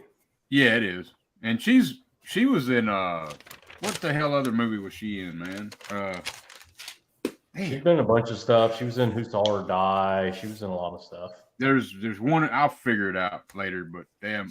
So my second one's gonna be, I mean, I think he gets too much credit, man, but I can't deny it, man. It's got to be Deep Red. Deep Red. Yeah. Deep Red. I mean, I got to give it to him, man. This real damn solid movie. one. It's fucking amazing. It was the this movie. It was the first where he switched into this is his new style. This was the first of his new style. Before they were more, traditional. And that score, man, is fucking great score. Yeah, it goes perfectly with the visual storytelling that Argento does so well. Like there's a snorkel camera he uses in this movie, like for up close objects and shit. So if you ever seen Deep Red, at the very beginning you'll see like yarn and marbles. You see all this weird shit. You see a little baby, a little toy baby thing, and he's using a snorkel camera that they use like in commercials for this was back in 75. But anyway, just I had to touch on this, man, because I didn't realize this shit until I rewatched Deep Red. But the scene, there's a scene where there's a sash door and it's knocking. The wind's blowing, the sash door is knocking, and then the woman, there's a kill done, and the woman is put in scalding hot ass water. Yeah. So I was like, what the hell, man? Carpenter steal that shit too, man? Because that felt like fucking Halloween. You know what I mean? Like, right. Like Halloween with the sash door, and you know what I mean? And then the scalding shit in part 2. Yeah. Scalding bath kill, but that bath kill was fucking brutal in Deep Red, man. But anyway. The protagonist is like the world's biggest pussy. The composer gets beaten arm wrestling by a woman. Oh yeah. They had to do that for some reason. I don't know He's why. terrified of an old lady. Like they have a fight and it's competitive with some old bag. They did it on purpose. I get it. He's supposed to be, real feminine. It was intentional, but he did a great job with it. Yeah. All the close-up shots of the killer's black leather gloves are performed by Argento. Yeah. He does that in all of his movies. I thought this was interesting right here.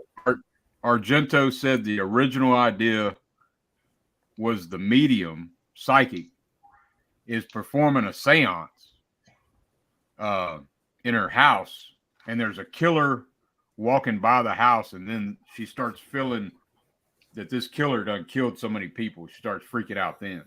That was the original idea, but he went ahead and went with the theater approach. But I thought that was pretty interesting. That would have been kind of tripped out. But his original script, like he went to a cabin by himself that he owned. It had no electricity, and he was by himself, and he just fucking wrote and wrote and wrote. And the script was 500 pages, but his dad and his brother told him to trim that shit down. You got way too much shit going on. So he trimmed it down to 321 pages. But and this is Daria Nicolodi's first Argento film. And she starred in 5 other films until he divorced her ass, I guess, until he broke up. He's like, hit a big kick help rock, to him. bitch, Yep. But anyway, that's it, man. Deep Red and 3. Good pick. You got a third one? You got a third one? I wasn't prepared for that, man. I don't have a third one either. I won't Brian. Fucking Brian. What are we doing? I think Jaws is good. Way to go, Brian. Yeah, here, I got a third one. Can I pick Armageddon? Yeah, that was my third one. The extended cut. Oh, I got it. Dirk's got 9 versions. All right. I'll go through these pretty quick. These are all movies where children get murdered. They deserve it, little shits. Okay. Oh, damn. Yes, this happens a lot in Italy. A lot of child Deep murder cuts, going on. man. Deep cuts. A lot of kiddie parties Italy's and a stuff. hard place to live, man. It's a tough spot, You can't grow up because I already know what it is. Yeah. I know what it is. Lucio Fulci, Don't Torture a Duckling. Yep. This is a really good movie. This is another old man mystery story. Tons and tons of red herrings. Vigilantism. Some children get murdered. Parents get upset, get all whiny. and start trying to take law in their own hands. But this is Fulci's kind of foray into gore. This is where he starts to get into gore. This isn't a super huge gore movie. This is a more traditional giallo. But this is a winner for sure. It's kind of overlooked, I guess, because it's not one of his big splatter movies, but it's a good one for sure.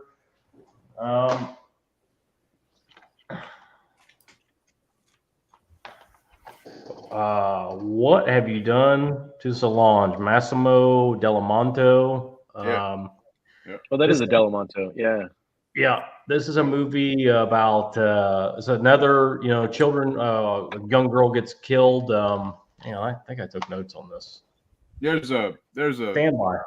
a sex trafficking trade going. Yeah, it's some kind of like weird. I don't even remember. Yeah, I don't know. It was like sex parties. I don't think it was sex trafficking. 1972. Massimo Delamonto. It's an Italian movie production, but it's shot in the UK, which is always a weird thing. The movie follows Enrico, played by Fabio Testi. He's been in a bunch of giallos, but Fabio Testi, you can imagine what he looks like. He's a professor / ballet dancer, ballet teacher. I'm sorry, whose teenage girlfriend, and I'm talking teenage as in she's in the school that he teaches at. Italy, different place. She keeps having these like cock blocking fucking visions of murder. And like every time they're starting to hook up, she starts getting these visions and it fucking, she's not into it, but it's like the murderer is like this vaginal mutilator. And anyway, Enrico's pen is found at one of the crime scenes and one of the schoolgirls in his class. And he becomes the focal point of the investigation, and it kind of follows, and it unravels into a little bit larger story, but really interesting giallo style movie, pretty depraved, and it goes places you're not expecting it to go. This is a good one for sure. And the last one, I think I took notes on this one too. I was prepared. I was really prepared for this. Maybe I did. Maybe I didn't. Doesn't matter. Who Saw Her Die? I don't remember who directed this. It's another old man mystery story type movie. Kids, a little girl, very little girl, gets her brains bashed in by a rock. A strange. Italians they're not afraid to do that shit. They'll kill kids. Some of these kids were probably killed for real. They don't give a fuck over there. Like, if you watch a movie with animals in it, in an Italian movie, if you saw like a cat, they probably had 25 of them because 24 of them died while they were shooting it. I mean, they didn't give no. Well, I mean, let's be honest. They live in a peninsula, right? I mean, come on. There's only so much room. Yeah, they continue shooting. Film it. They're true to filmmaking. Yeah. Right. So this guy and his mistress, what's her name? Yeah, Strandberg. Anita Strandberg is in this also. Super as Anthony Barr Smoke Show. There's a big one, man. I'll figure it out. There's a big one she's in that I didn't realize. I'm like, I'll figure it out. Anyway, her husband is with his mistress while their daughter is brutally murdered, and he's trying to find her killer. Kind of like Don't Look Now, very similar to Don't Look Now, but it's a little darker. Like I said, similar to Don't Look Now. If you like Don't Look Now, you'll like this one. Same kind of thing. But that's a good one. All those are pretty reasonable. And that was Who Watched You Die? Who Saw Her Die? Who Saw Her Die? Alan just bought it. Alan's got it. Here's the reverse artwork. Yeah, I bought that one. And I also bought What Did You Do with Solange? I bought both of those more. Yeah. So. Yeah, What Have You Done, Solange? I've heard of that one, but I've never heard of Who Saw Her Die. So I need to check that out. It's a good one. I figured it out. It's the Antichrist. Who is it? Oh, the Antichrist. Yeah, that's the Antichrist. Yeah, she's in that. Anita Strindberg. Yeah. As Alan would say, the taters, the gravy. She's got great tits. That lady. The Italian version of ripoff of The Exorcist. There's multiple Italian ripoffs of The Exorcist. But that one's the essential. Yeah, there's a really good one too. It's an Arrow release. I'll think of it. That's a good one. Fucking Gizmo, you're in the chat. What's that Italian ripoff Arrow release of The Exorcist? Beyond the Door. Beyond the What Door. are you talking about? Yeah, I was gonna say Beyond the Door. Yeah, it's fucking bonkers still. Yeah, it is. Howlin' great with movie, the 16 movies. All right, so I'll be fast with my last two. They're both in this set. It's going to be two Clint Eastwood movies. It is going to be Magnum Force. 3. I'll just pick 2. 3, Alan. It's going to be Magnum Force, and it's going to be High Plains Drifter. Okay. I love High Plains Drifter. Still there. That was close. I hadn't seen High Plains Drifter in a really long time. I just got the 4K in from Kino. Great release. If you guys are on the fence of that one, it's a great release. I'll start off with High Plains Drifter here. There's really no order for either of these. You can mix match them 1/6, 1/7. It doesn't matter. High Plains Drifter came out in 1973, directed by Clint Eastwood. It stars Jeffrey Lewis, which is Juliette Lewis's daddy. He passed away recently, but he's been in a lot of Clint Eastwood stuff. He was in Any Which Way But Loose. He was the older guy, whatever, in the John Claude Van Damme movie where he plays twins, whatever. He's like their uncle, whatever. Jeffrey Lewis is a great actor. He's a good character actor. So he was the bad guy in this, which is kind of I forgot that he was in this as the bad guy. And it was really weird to see them play a bad guy against Clint Eastwood because in every movie they're always kind of buddied up. But basically, you have a gunfighter stranger comes to a small settlement called Lego and is hired to bring the townsfolk together in an attempt to hold off 3 outlaws who are on their way basically to get revenge on the town. And the one thing about this movie is the town is absolutely filled to the rim with a bunch of pussies. They're all scared to death of their own shadows. And, they pretty much give Clint Eastwood the run of the roost. They said, look, we do anything you want. So Clint Eastwood, being the kind of dirty bitch he is, he comes in and he goes to the country store there and gets all the shit he wants. He takes the women. He gets the nicest hotel rooms. He takes full advantage of their idiocy, of their, and he decides to kind of, the thing about it is, spoiler alert, the 3 bad guys show up and they still fuck the town up. So right. He takes care of things in the long run, but they still come in and wreak havoc, So anyway, so he didn't really do a great job of that. But it's a great movie. It was in the introduction. There's some great scenes in the movie. Not quite as iconic as some of his other ones, but still holds up. Like this is what I hadn't seen in a really long time. So I was excited to get the 4K and revisit it. A few notes here. Shortly after the movie's release, Clint Eastwood wrote to John Wayne. Now, John Wayne was already established. Clint Eastwood was still in his early part of his career. Clint Eastwood wrote to John Wayne suggesting they make a Western together. Wayne sent back an angry letter in reply in which he denounced the movie for its violence and portrayal of the Old West. Eastwood did not bother to answer his criticisms, and consequently, they never did work together. Universal Pictures wanted this movie to be shot on a studio set. Instead, Clint Eastwood had a whole town built in the desert near Mono Lake in California Sierras. Many of the buildings were complete and 3-dimensional so that interiors could be shot on location. After it was over with, everything got burned down. The movie came in under budget and 2 days ahead of schedule. Clint Eastwood is famous for being an extremely efficient director. One of the headstones in the graveyard of the town actually says Sergio Leone as a tribute. I didn't know that. That's cool. Yeah. It's 7 minutes before Clint Eastwood says a word of dialogue, despite being on the movie for the first from the first frame. It's pretty much just him riding into the town. Of the 4 westerns Clint Eastwood directed, this is the only one not from Warner Brothers. Universal Pictures released it. And moving on to Magnum Force, the movie came out in 1973, directed by Ted Post. Starred Clint Eastwood, Hal Holbrook, and Mitchell Ryan. Y'all know Hal Holbrook, whatever. He's the one that was married to Adriana Barbeau in the Creep Show. Yeah. The Crate, I think it's called. Crate. This is Clint Eastwood's favorite Dirty Harry movie. Fluffy. Good choice. And uncredited, Fluffy. And uncredited Carl Weathers, Apollo Creed, can be seen briefly as one of the demonstrators protesting the RICO verdict in front of the courthouse at the beginning of the movie. So I got to go back and check that out. I didn't know that. As with Dirty Harry, Susan Summers is in this movie too. Yes, yeah. She's in the pool. Whatever. She actually that's the whole time she's ever nude on nude on screen.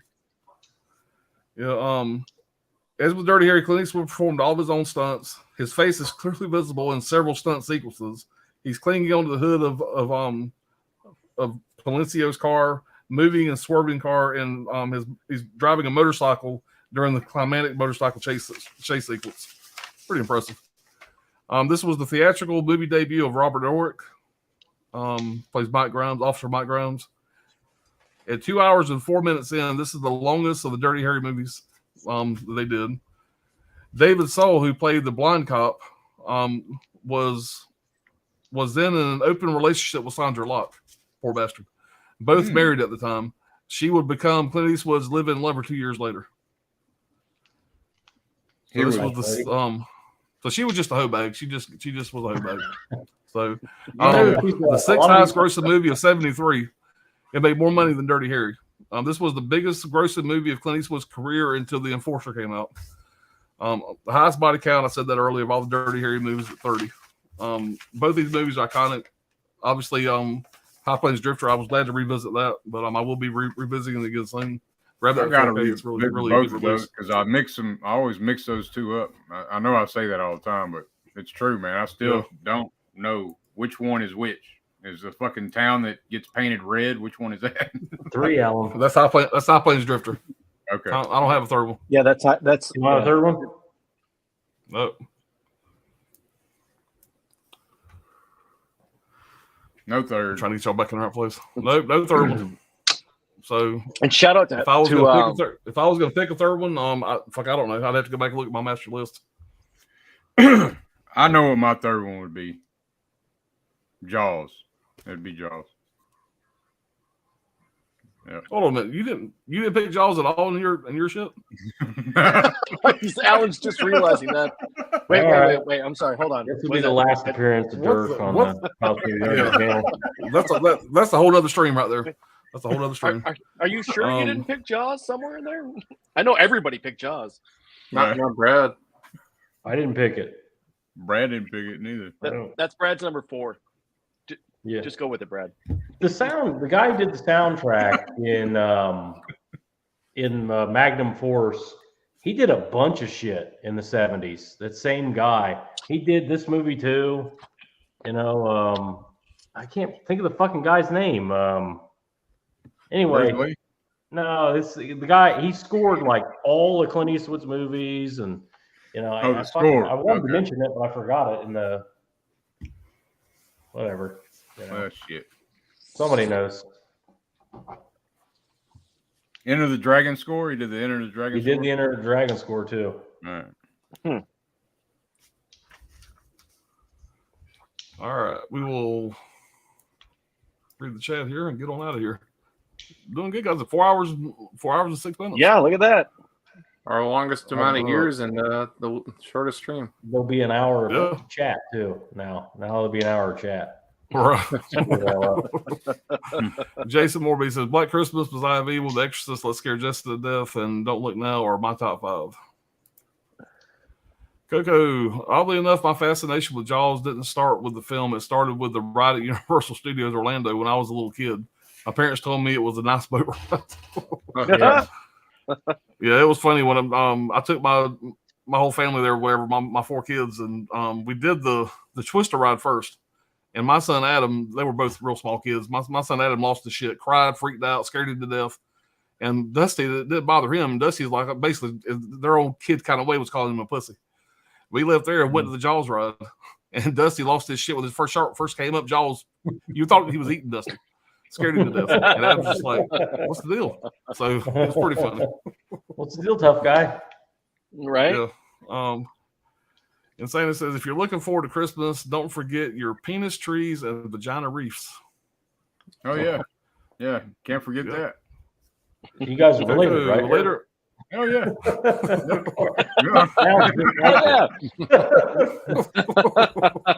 Where do you think you learned that from? Right. I taught him everything he knows later about life, trees. The Nimrod tree and the Semiramis wreath. But anyway. All right. I asked them about the nice boat ride from when I was a kid. They told me it was based off a movie called Jaws, and the rest is history. That's awesome, Coco. Sydney says, my honorable mentions are The Taking of Pelham 1, 2, 3, 1974, and Enter the Dragon, 1973. Yeah, talk about that Dirty Harry collection was one of my first Blu-ray purchases. It's a hell of a box set from when they were still making great physical media at Warner Brothers. Yeah, I'd never seen that before.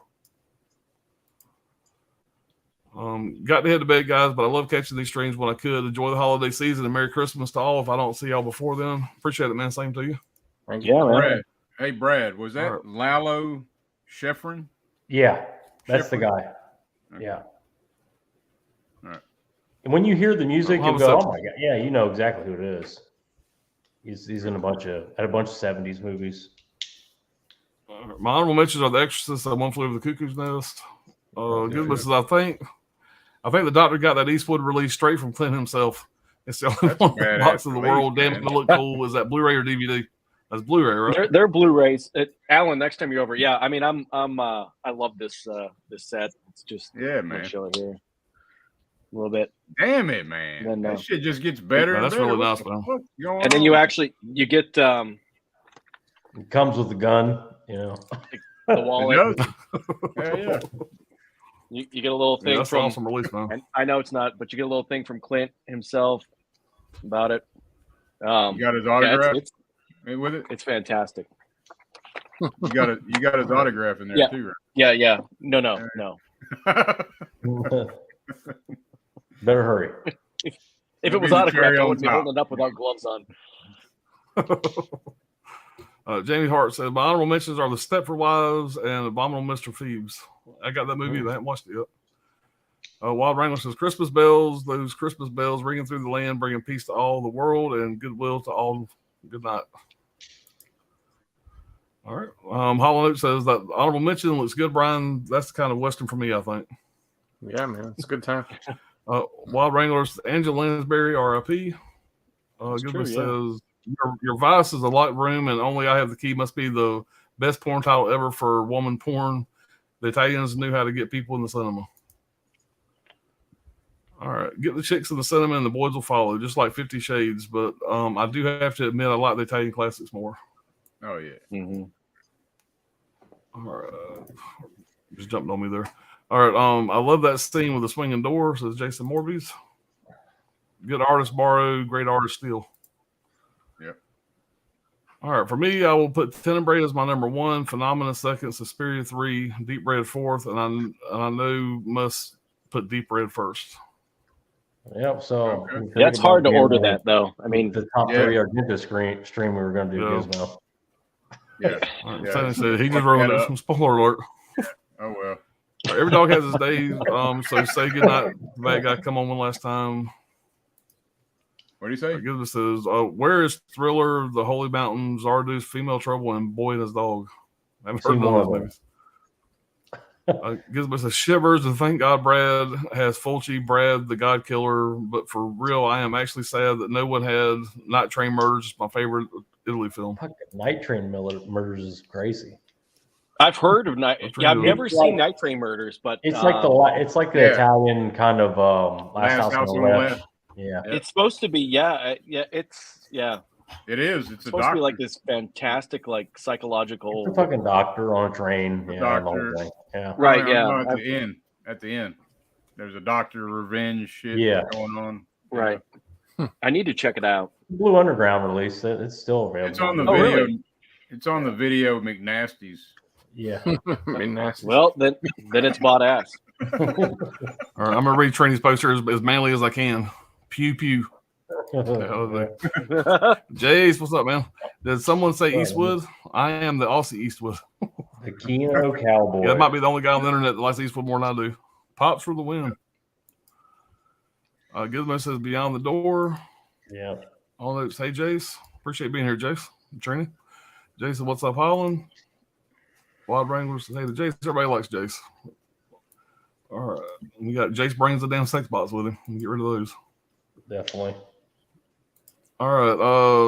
Gizmo said, Not Ordinary should check out Night Train Murders. I'll show it to a friend that is a psychologist. He loved the psychological aspect from the men/female. Yep. It's on the list, Giz. All right. Jamie Hart wants to know if Gizmo is a David Lynch fan. I'm sure he'll tell us. I did check out what is it? Elephant Man. I rewatched it. Lynch. It's still good. It just couldn't. It is. It's not weird enough. It's not weird enough for Dirk for a Lynch movie. Gotta be fucking crazy. Right. Makes too much sense. Our aspect of the story, and he still thinks it's one of the best films, and he hates Italian films. I tried showing him Argento and Fulci. That's a Jamie good Hart, I testament, love actually. Mulholland Drive, Lost Highway, Twin Peaks. I think this. Did she say Straight Fincher Hart or and- Lynch? She's a Lynch. Oh, she said Yeah. Lynch. David Lynch. Yeah. Right? Yeah. Yeah, she Wilder said Hart. Lynch. All right. I think he's had a stroke. Muhammad said, "Pops, what do you think is Clint Eastwood's most underrated movie?" Probably Honky Tonk Man. I know that movie doesn't get a lot of love at all, and I think him and his son stars in that. He plays basically a down on his luck musician. He travels with his son. He has a bad cough. That's what I remember. I hadn't seen that movie in a while, but I know it's one that I've always enjoyed. I watched it probably 10 times as a kid. It was always on fucking HBO. And it's one nobody ever talks about. I haven't had a chance to revisit it since I got this set. I definitely need to do that. But that's probably one of his most underrated movies. He does a great job in that. And nobody ever fucking talks about it. And I agree, but got terrible reviews when it came out, which I enjoy. I haven't, it I'm like bombed. you, It Alan, totally I haven't seen bombed. it forever. yeah. Yeah. But I remember loving it, and then just couldn't understand why it got such bad reviews. And it's been forever since I've seen it. But I don't it's a great understand the hate for Cry Macho. I don't understand the hate for that one. Yeah. The reason why I had a problem with Cry Macho, for one, it wasn't that great of a movie to start with. But Clint Eastwood is so frail now that, I was worried about it the whole fucking movie. And he throws a punch. Right. Man's 3 years old now, 91 probably when that was made. Yeah, and that woman's ready to I hope get I wish it he could on. act forever. But after watching that movie, being as big a fan as I am, it's time for him to hang up the acting part. Maybe direct. Here's the problem with Cry Macho has nothing to do with Clint Eastwood. The story is terrible. Yeah. It's just it's not a good story. No matter who Dwight you put Yoakam in was it. good. I love Dwight Yoakam. Dwight Yoakam's in it for about 3 minutes. And that one And the woman, story she's itself- ready to throw her panties at him, They're about to stick to his And chest. the kid he's riding around with, whatever. The reason Right. why Camino worked, fucking goddamn, what's the name of that goddamn movie? Fucking Gran Torino. The reason why Gran Torino works so well is his El Camino. his back and forth, his back and forth with the kids next door and stuff, whatever. The other characters worked well, and it was just a great story. Shout out. If they fucking open that garage door and it's a shot out El Camino, nobody gives a fuck about that car anymore. The whole family will leave them alone. They Dude, don't it's even fucking want late. nothing. But the Cry Macho, the kid was the worst fucking actor ever. The kid killed that movie for me. I could have got past it the was fact terrible. that Clint's old and whatever, but the kid was a bad actor. I just didn't like the movie. I mean, just give you an I just example. didn't I like ain't the fucking bought story. it. I just And that's the it only- just didn't. I mean, you could have put a movie I own. 103-year-old Charles Bronson in that role, and it still would have sucked. Yeah. Yeah, And he got it the was just a senorita weak in the story. end. He got the senorita in the end. Watch the fucking mule, dude. He fucks like 100 ladies in that movie. Yeah, but the Mule's a good movie though. The Lion Mule's Mule. enjoyable. But Now the Mule made sense for he's what the role they he's put a him grimy in the bastard Mule. in the mule. Yeah, it's right. It's they're playing off of his history in the Mule, and so there's a non sequitur in Cry Macho, whereas in the Mule it makes sense. Yeah. Yeah, I like the mule though. I was just bullshitting about yeah, Cromwell. I like the Mule. But I did watch it. Yeah. Yeah, I'll probably end up buying it at some point. Just have the complete collection because but I mean, it's, the Mule would have been better if he'd been delivering the drugs in an El Camino. Let's be honest. Yeah. Hell yeah. I love when Lynch goes completely Lynchist in his films, but when he's telling more of a normal story, it's not that interesting. What about you? Yeah, I agree. Going on, Johnny? Yeah. But you can tell his talent. That's the guy. He has talent. That's the guy that makes. Oh, okay, yeah. Look, Not Gotcha, shipping. gotcha. Oh, I started on YouTube as part of the Twin Peaks community. I migrated into the horror community. Yeah, makes sense. I mean, it kind of goes hand in hand. Yeah, I still got to watch all that shit. I ain't watching any Twin Peaks. I need to get into that. Gizmo says, Jamie Hart, then you are in the right club here. We love horror, cult, and all kind of strange things. I can't talk for the others, but I like Lynch. Yeah, I do too. hell yeah. Lynch. Yeah. Lynch is way underappreciated. Yeah. Gizmo says Clint don't give autographs. He eats tobacco and spits on your physical shit. He can come over and spit on my shit all day long. Yeah. That didn't sound right. Sculptor got a little cowboy smiley face there. I don't care, Dirk. No. Scarface is in my list. Yeah. Scarface. Never said years. That was in '83. Yeah, I love Lynch films since I was 8. My background in my studio is inspired by him. Hell yeah. All right, J. Martin, nice. Lynch is great. So your studio does not actually exist. There you go. I need a little smiley face. Laughing. I'm forever in the Black Lodge. I'm actually in a Twin Peaks. I'm actually in a Twin Peaks fan film. Hell yeah. So we are caught up on the chat, guys. Yeah, this fastest stream we ever done. You know, like Ryan was saying, 6 years. But, Yep. Coming in 50 minutes, 40 minutes early. Yeah. You know why I think ground. it is? Because some of these films have been talked about so much that that's. I mean, we had a. yeah, it's about. I don't know. Other than when we first started this, everybody had Hereditary, but this might have been the one that had the most duplicates. I mean, I'm not positive about that, but Right. The Exorcist, TCM, Jaws, Dirty Harry, Black Christmas. Black Christmas. quite a few of them. One Flew Over the Cuckoo's Nest. Did anybody else pick that? Yeah. Me and Dirk pulled that. Me and Dirk. Dirk pulled it, I think. Yeah, I did. Yeah, for sure. It's my number. Yeah, Brad, if I was going to pull a third honorable mention, it would probably be One Flew Over the Cuckoo's Nest. So that would probably be the one I would pull. That or Enter the Dragon. Both of those would be. I was Enter the Dragon. Enter the Dragon was real close for me, but I don't know. But guys, thank y'all for being here. We are done with this series, except for after the first of the year at some point. We don't know when yet. We're going to do our top 5 of all times through these years. So that should be a fun one. We're going to pull a lot of the same stuff we already talked about, but I'm sure we'll have a different take on a lot of the things and the reason why we pulled them. So y'all be sure to check that out. I'm guessing after the New Year's at some point we'll figure it out. And we'll have something else down the road. We'll put our heads together and come up with something else. Yeah. But I've enjoyed the shit out of this series, and most of the same people Hell yeah, man. there every single time. And so I appreciate you guys watching every time. Dude, I thanks. appreciate everybody that's been in the chat, man. It's been an absolute blast.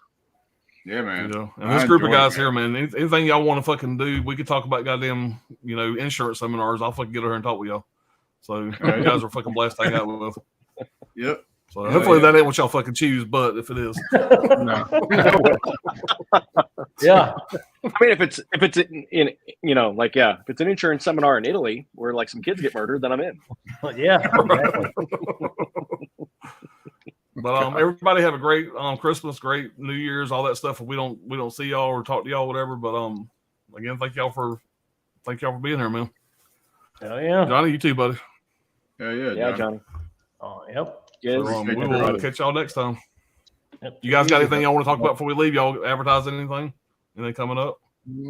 Yeah, me, Dirk, Gizmo, Anthony. We got a WTF stream on Eyes Wide Shut coming up before Christmas. So nice. I'll definitely be checking that out. Perfect Christmas movie. What's y'all's favorite Christmas movie, by the way? Let's talk about that right quick. Shit, you can do a whole. My bad. That's a stream. My bad. Yeah. That's a stream. I mean, let's figure that out later. Where do you go with that? Do you go with I mean, there's so many. Right? Is it Gremlins? Is it Die Hard? Yeah. Is it? No, it's fucking. It's fucking Christmas Vacation. I mean, come on. There's no fucking. That's I mean, they're all. What genre? Hit the end button. I gotta say, it's got to be Maniac. Right? You got Maniac in there.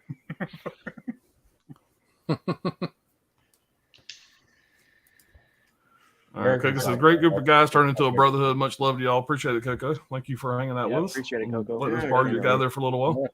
Appreciate it. Badass stream, guys. Appreciate it, guys. Yep. All right, guys, we're going to get out of here before we give any more spoilers away. We'll talk to y'all soon. Y'all have a Merry Christmas, everybody. All right. Y'all take care. Guys.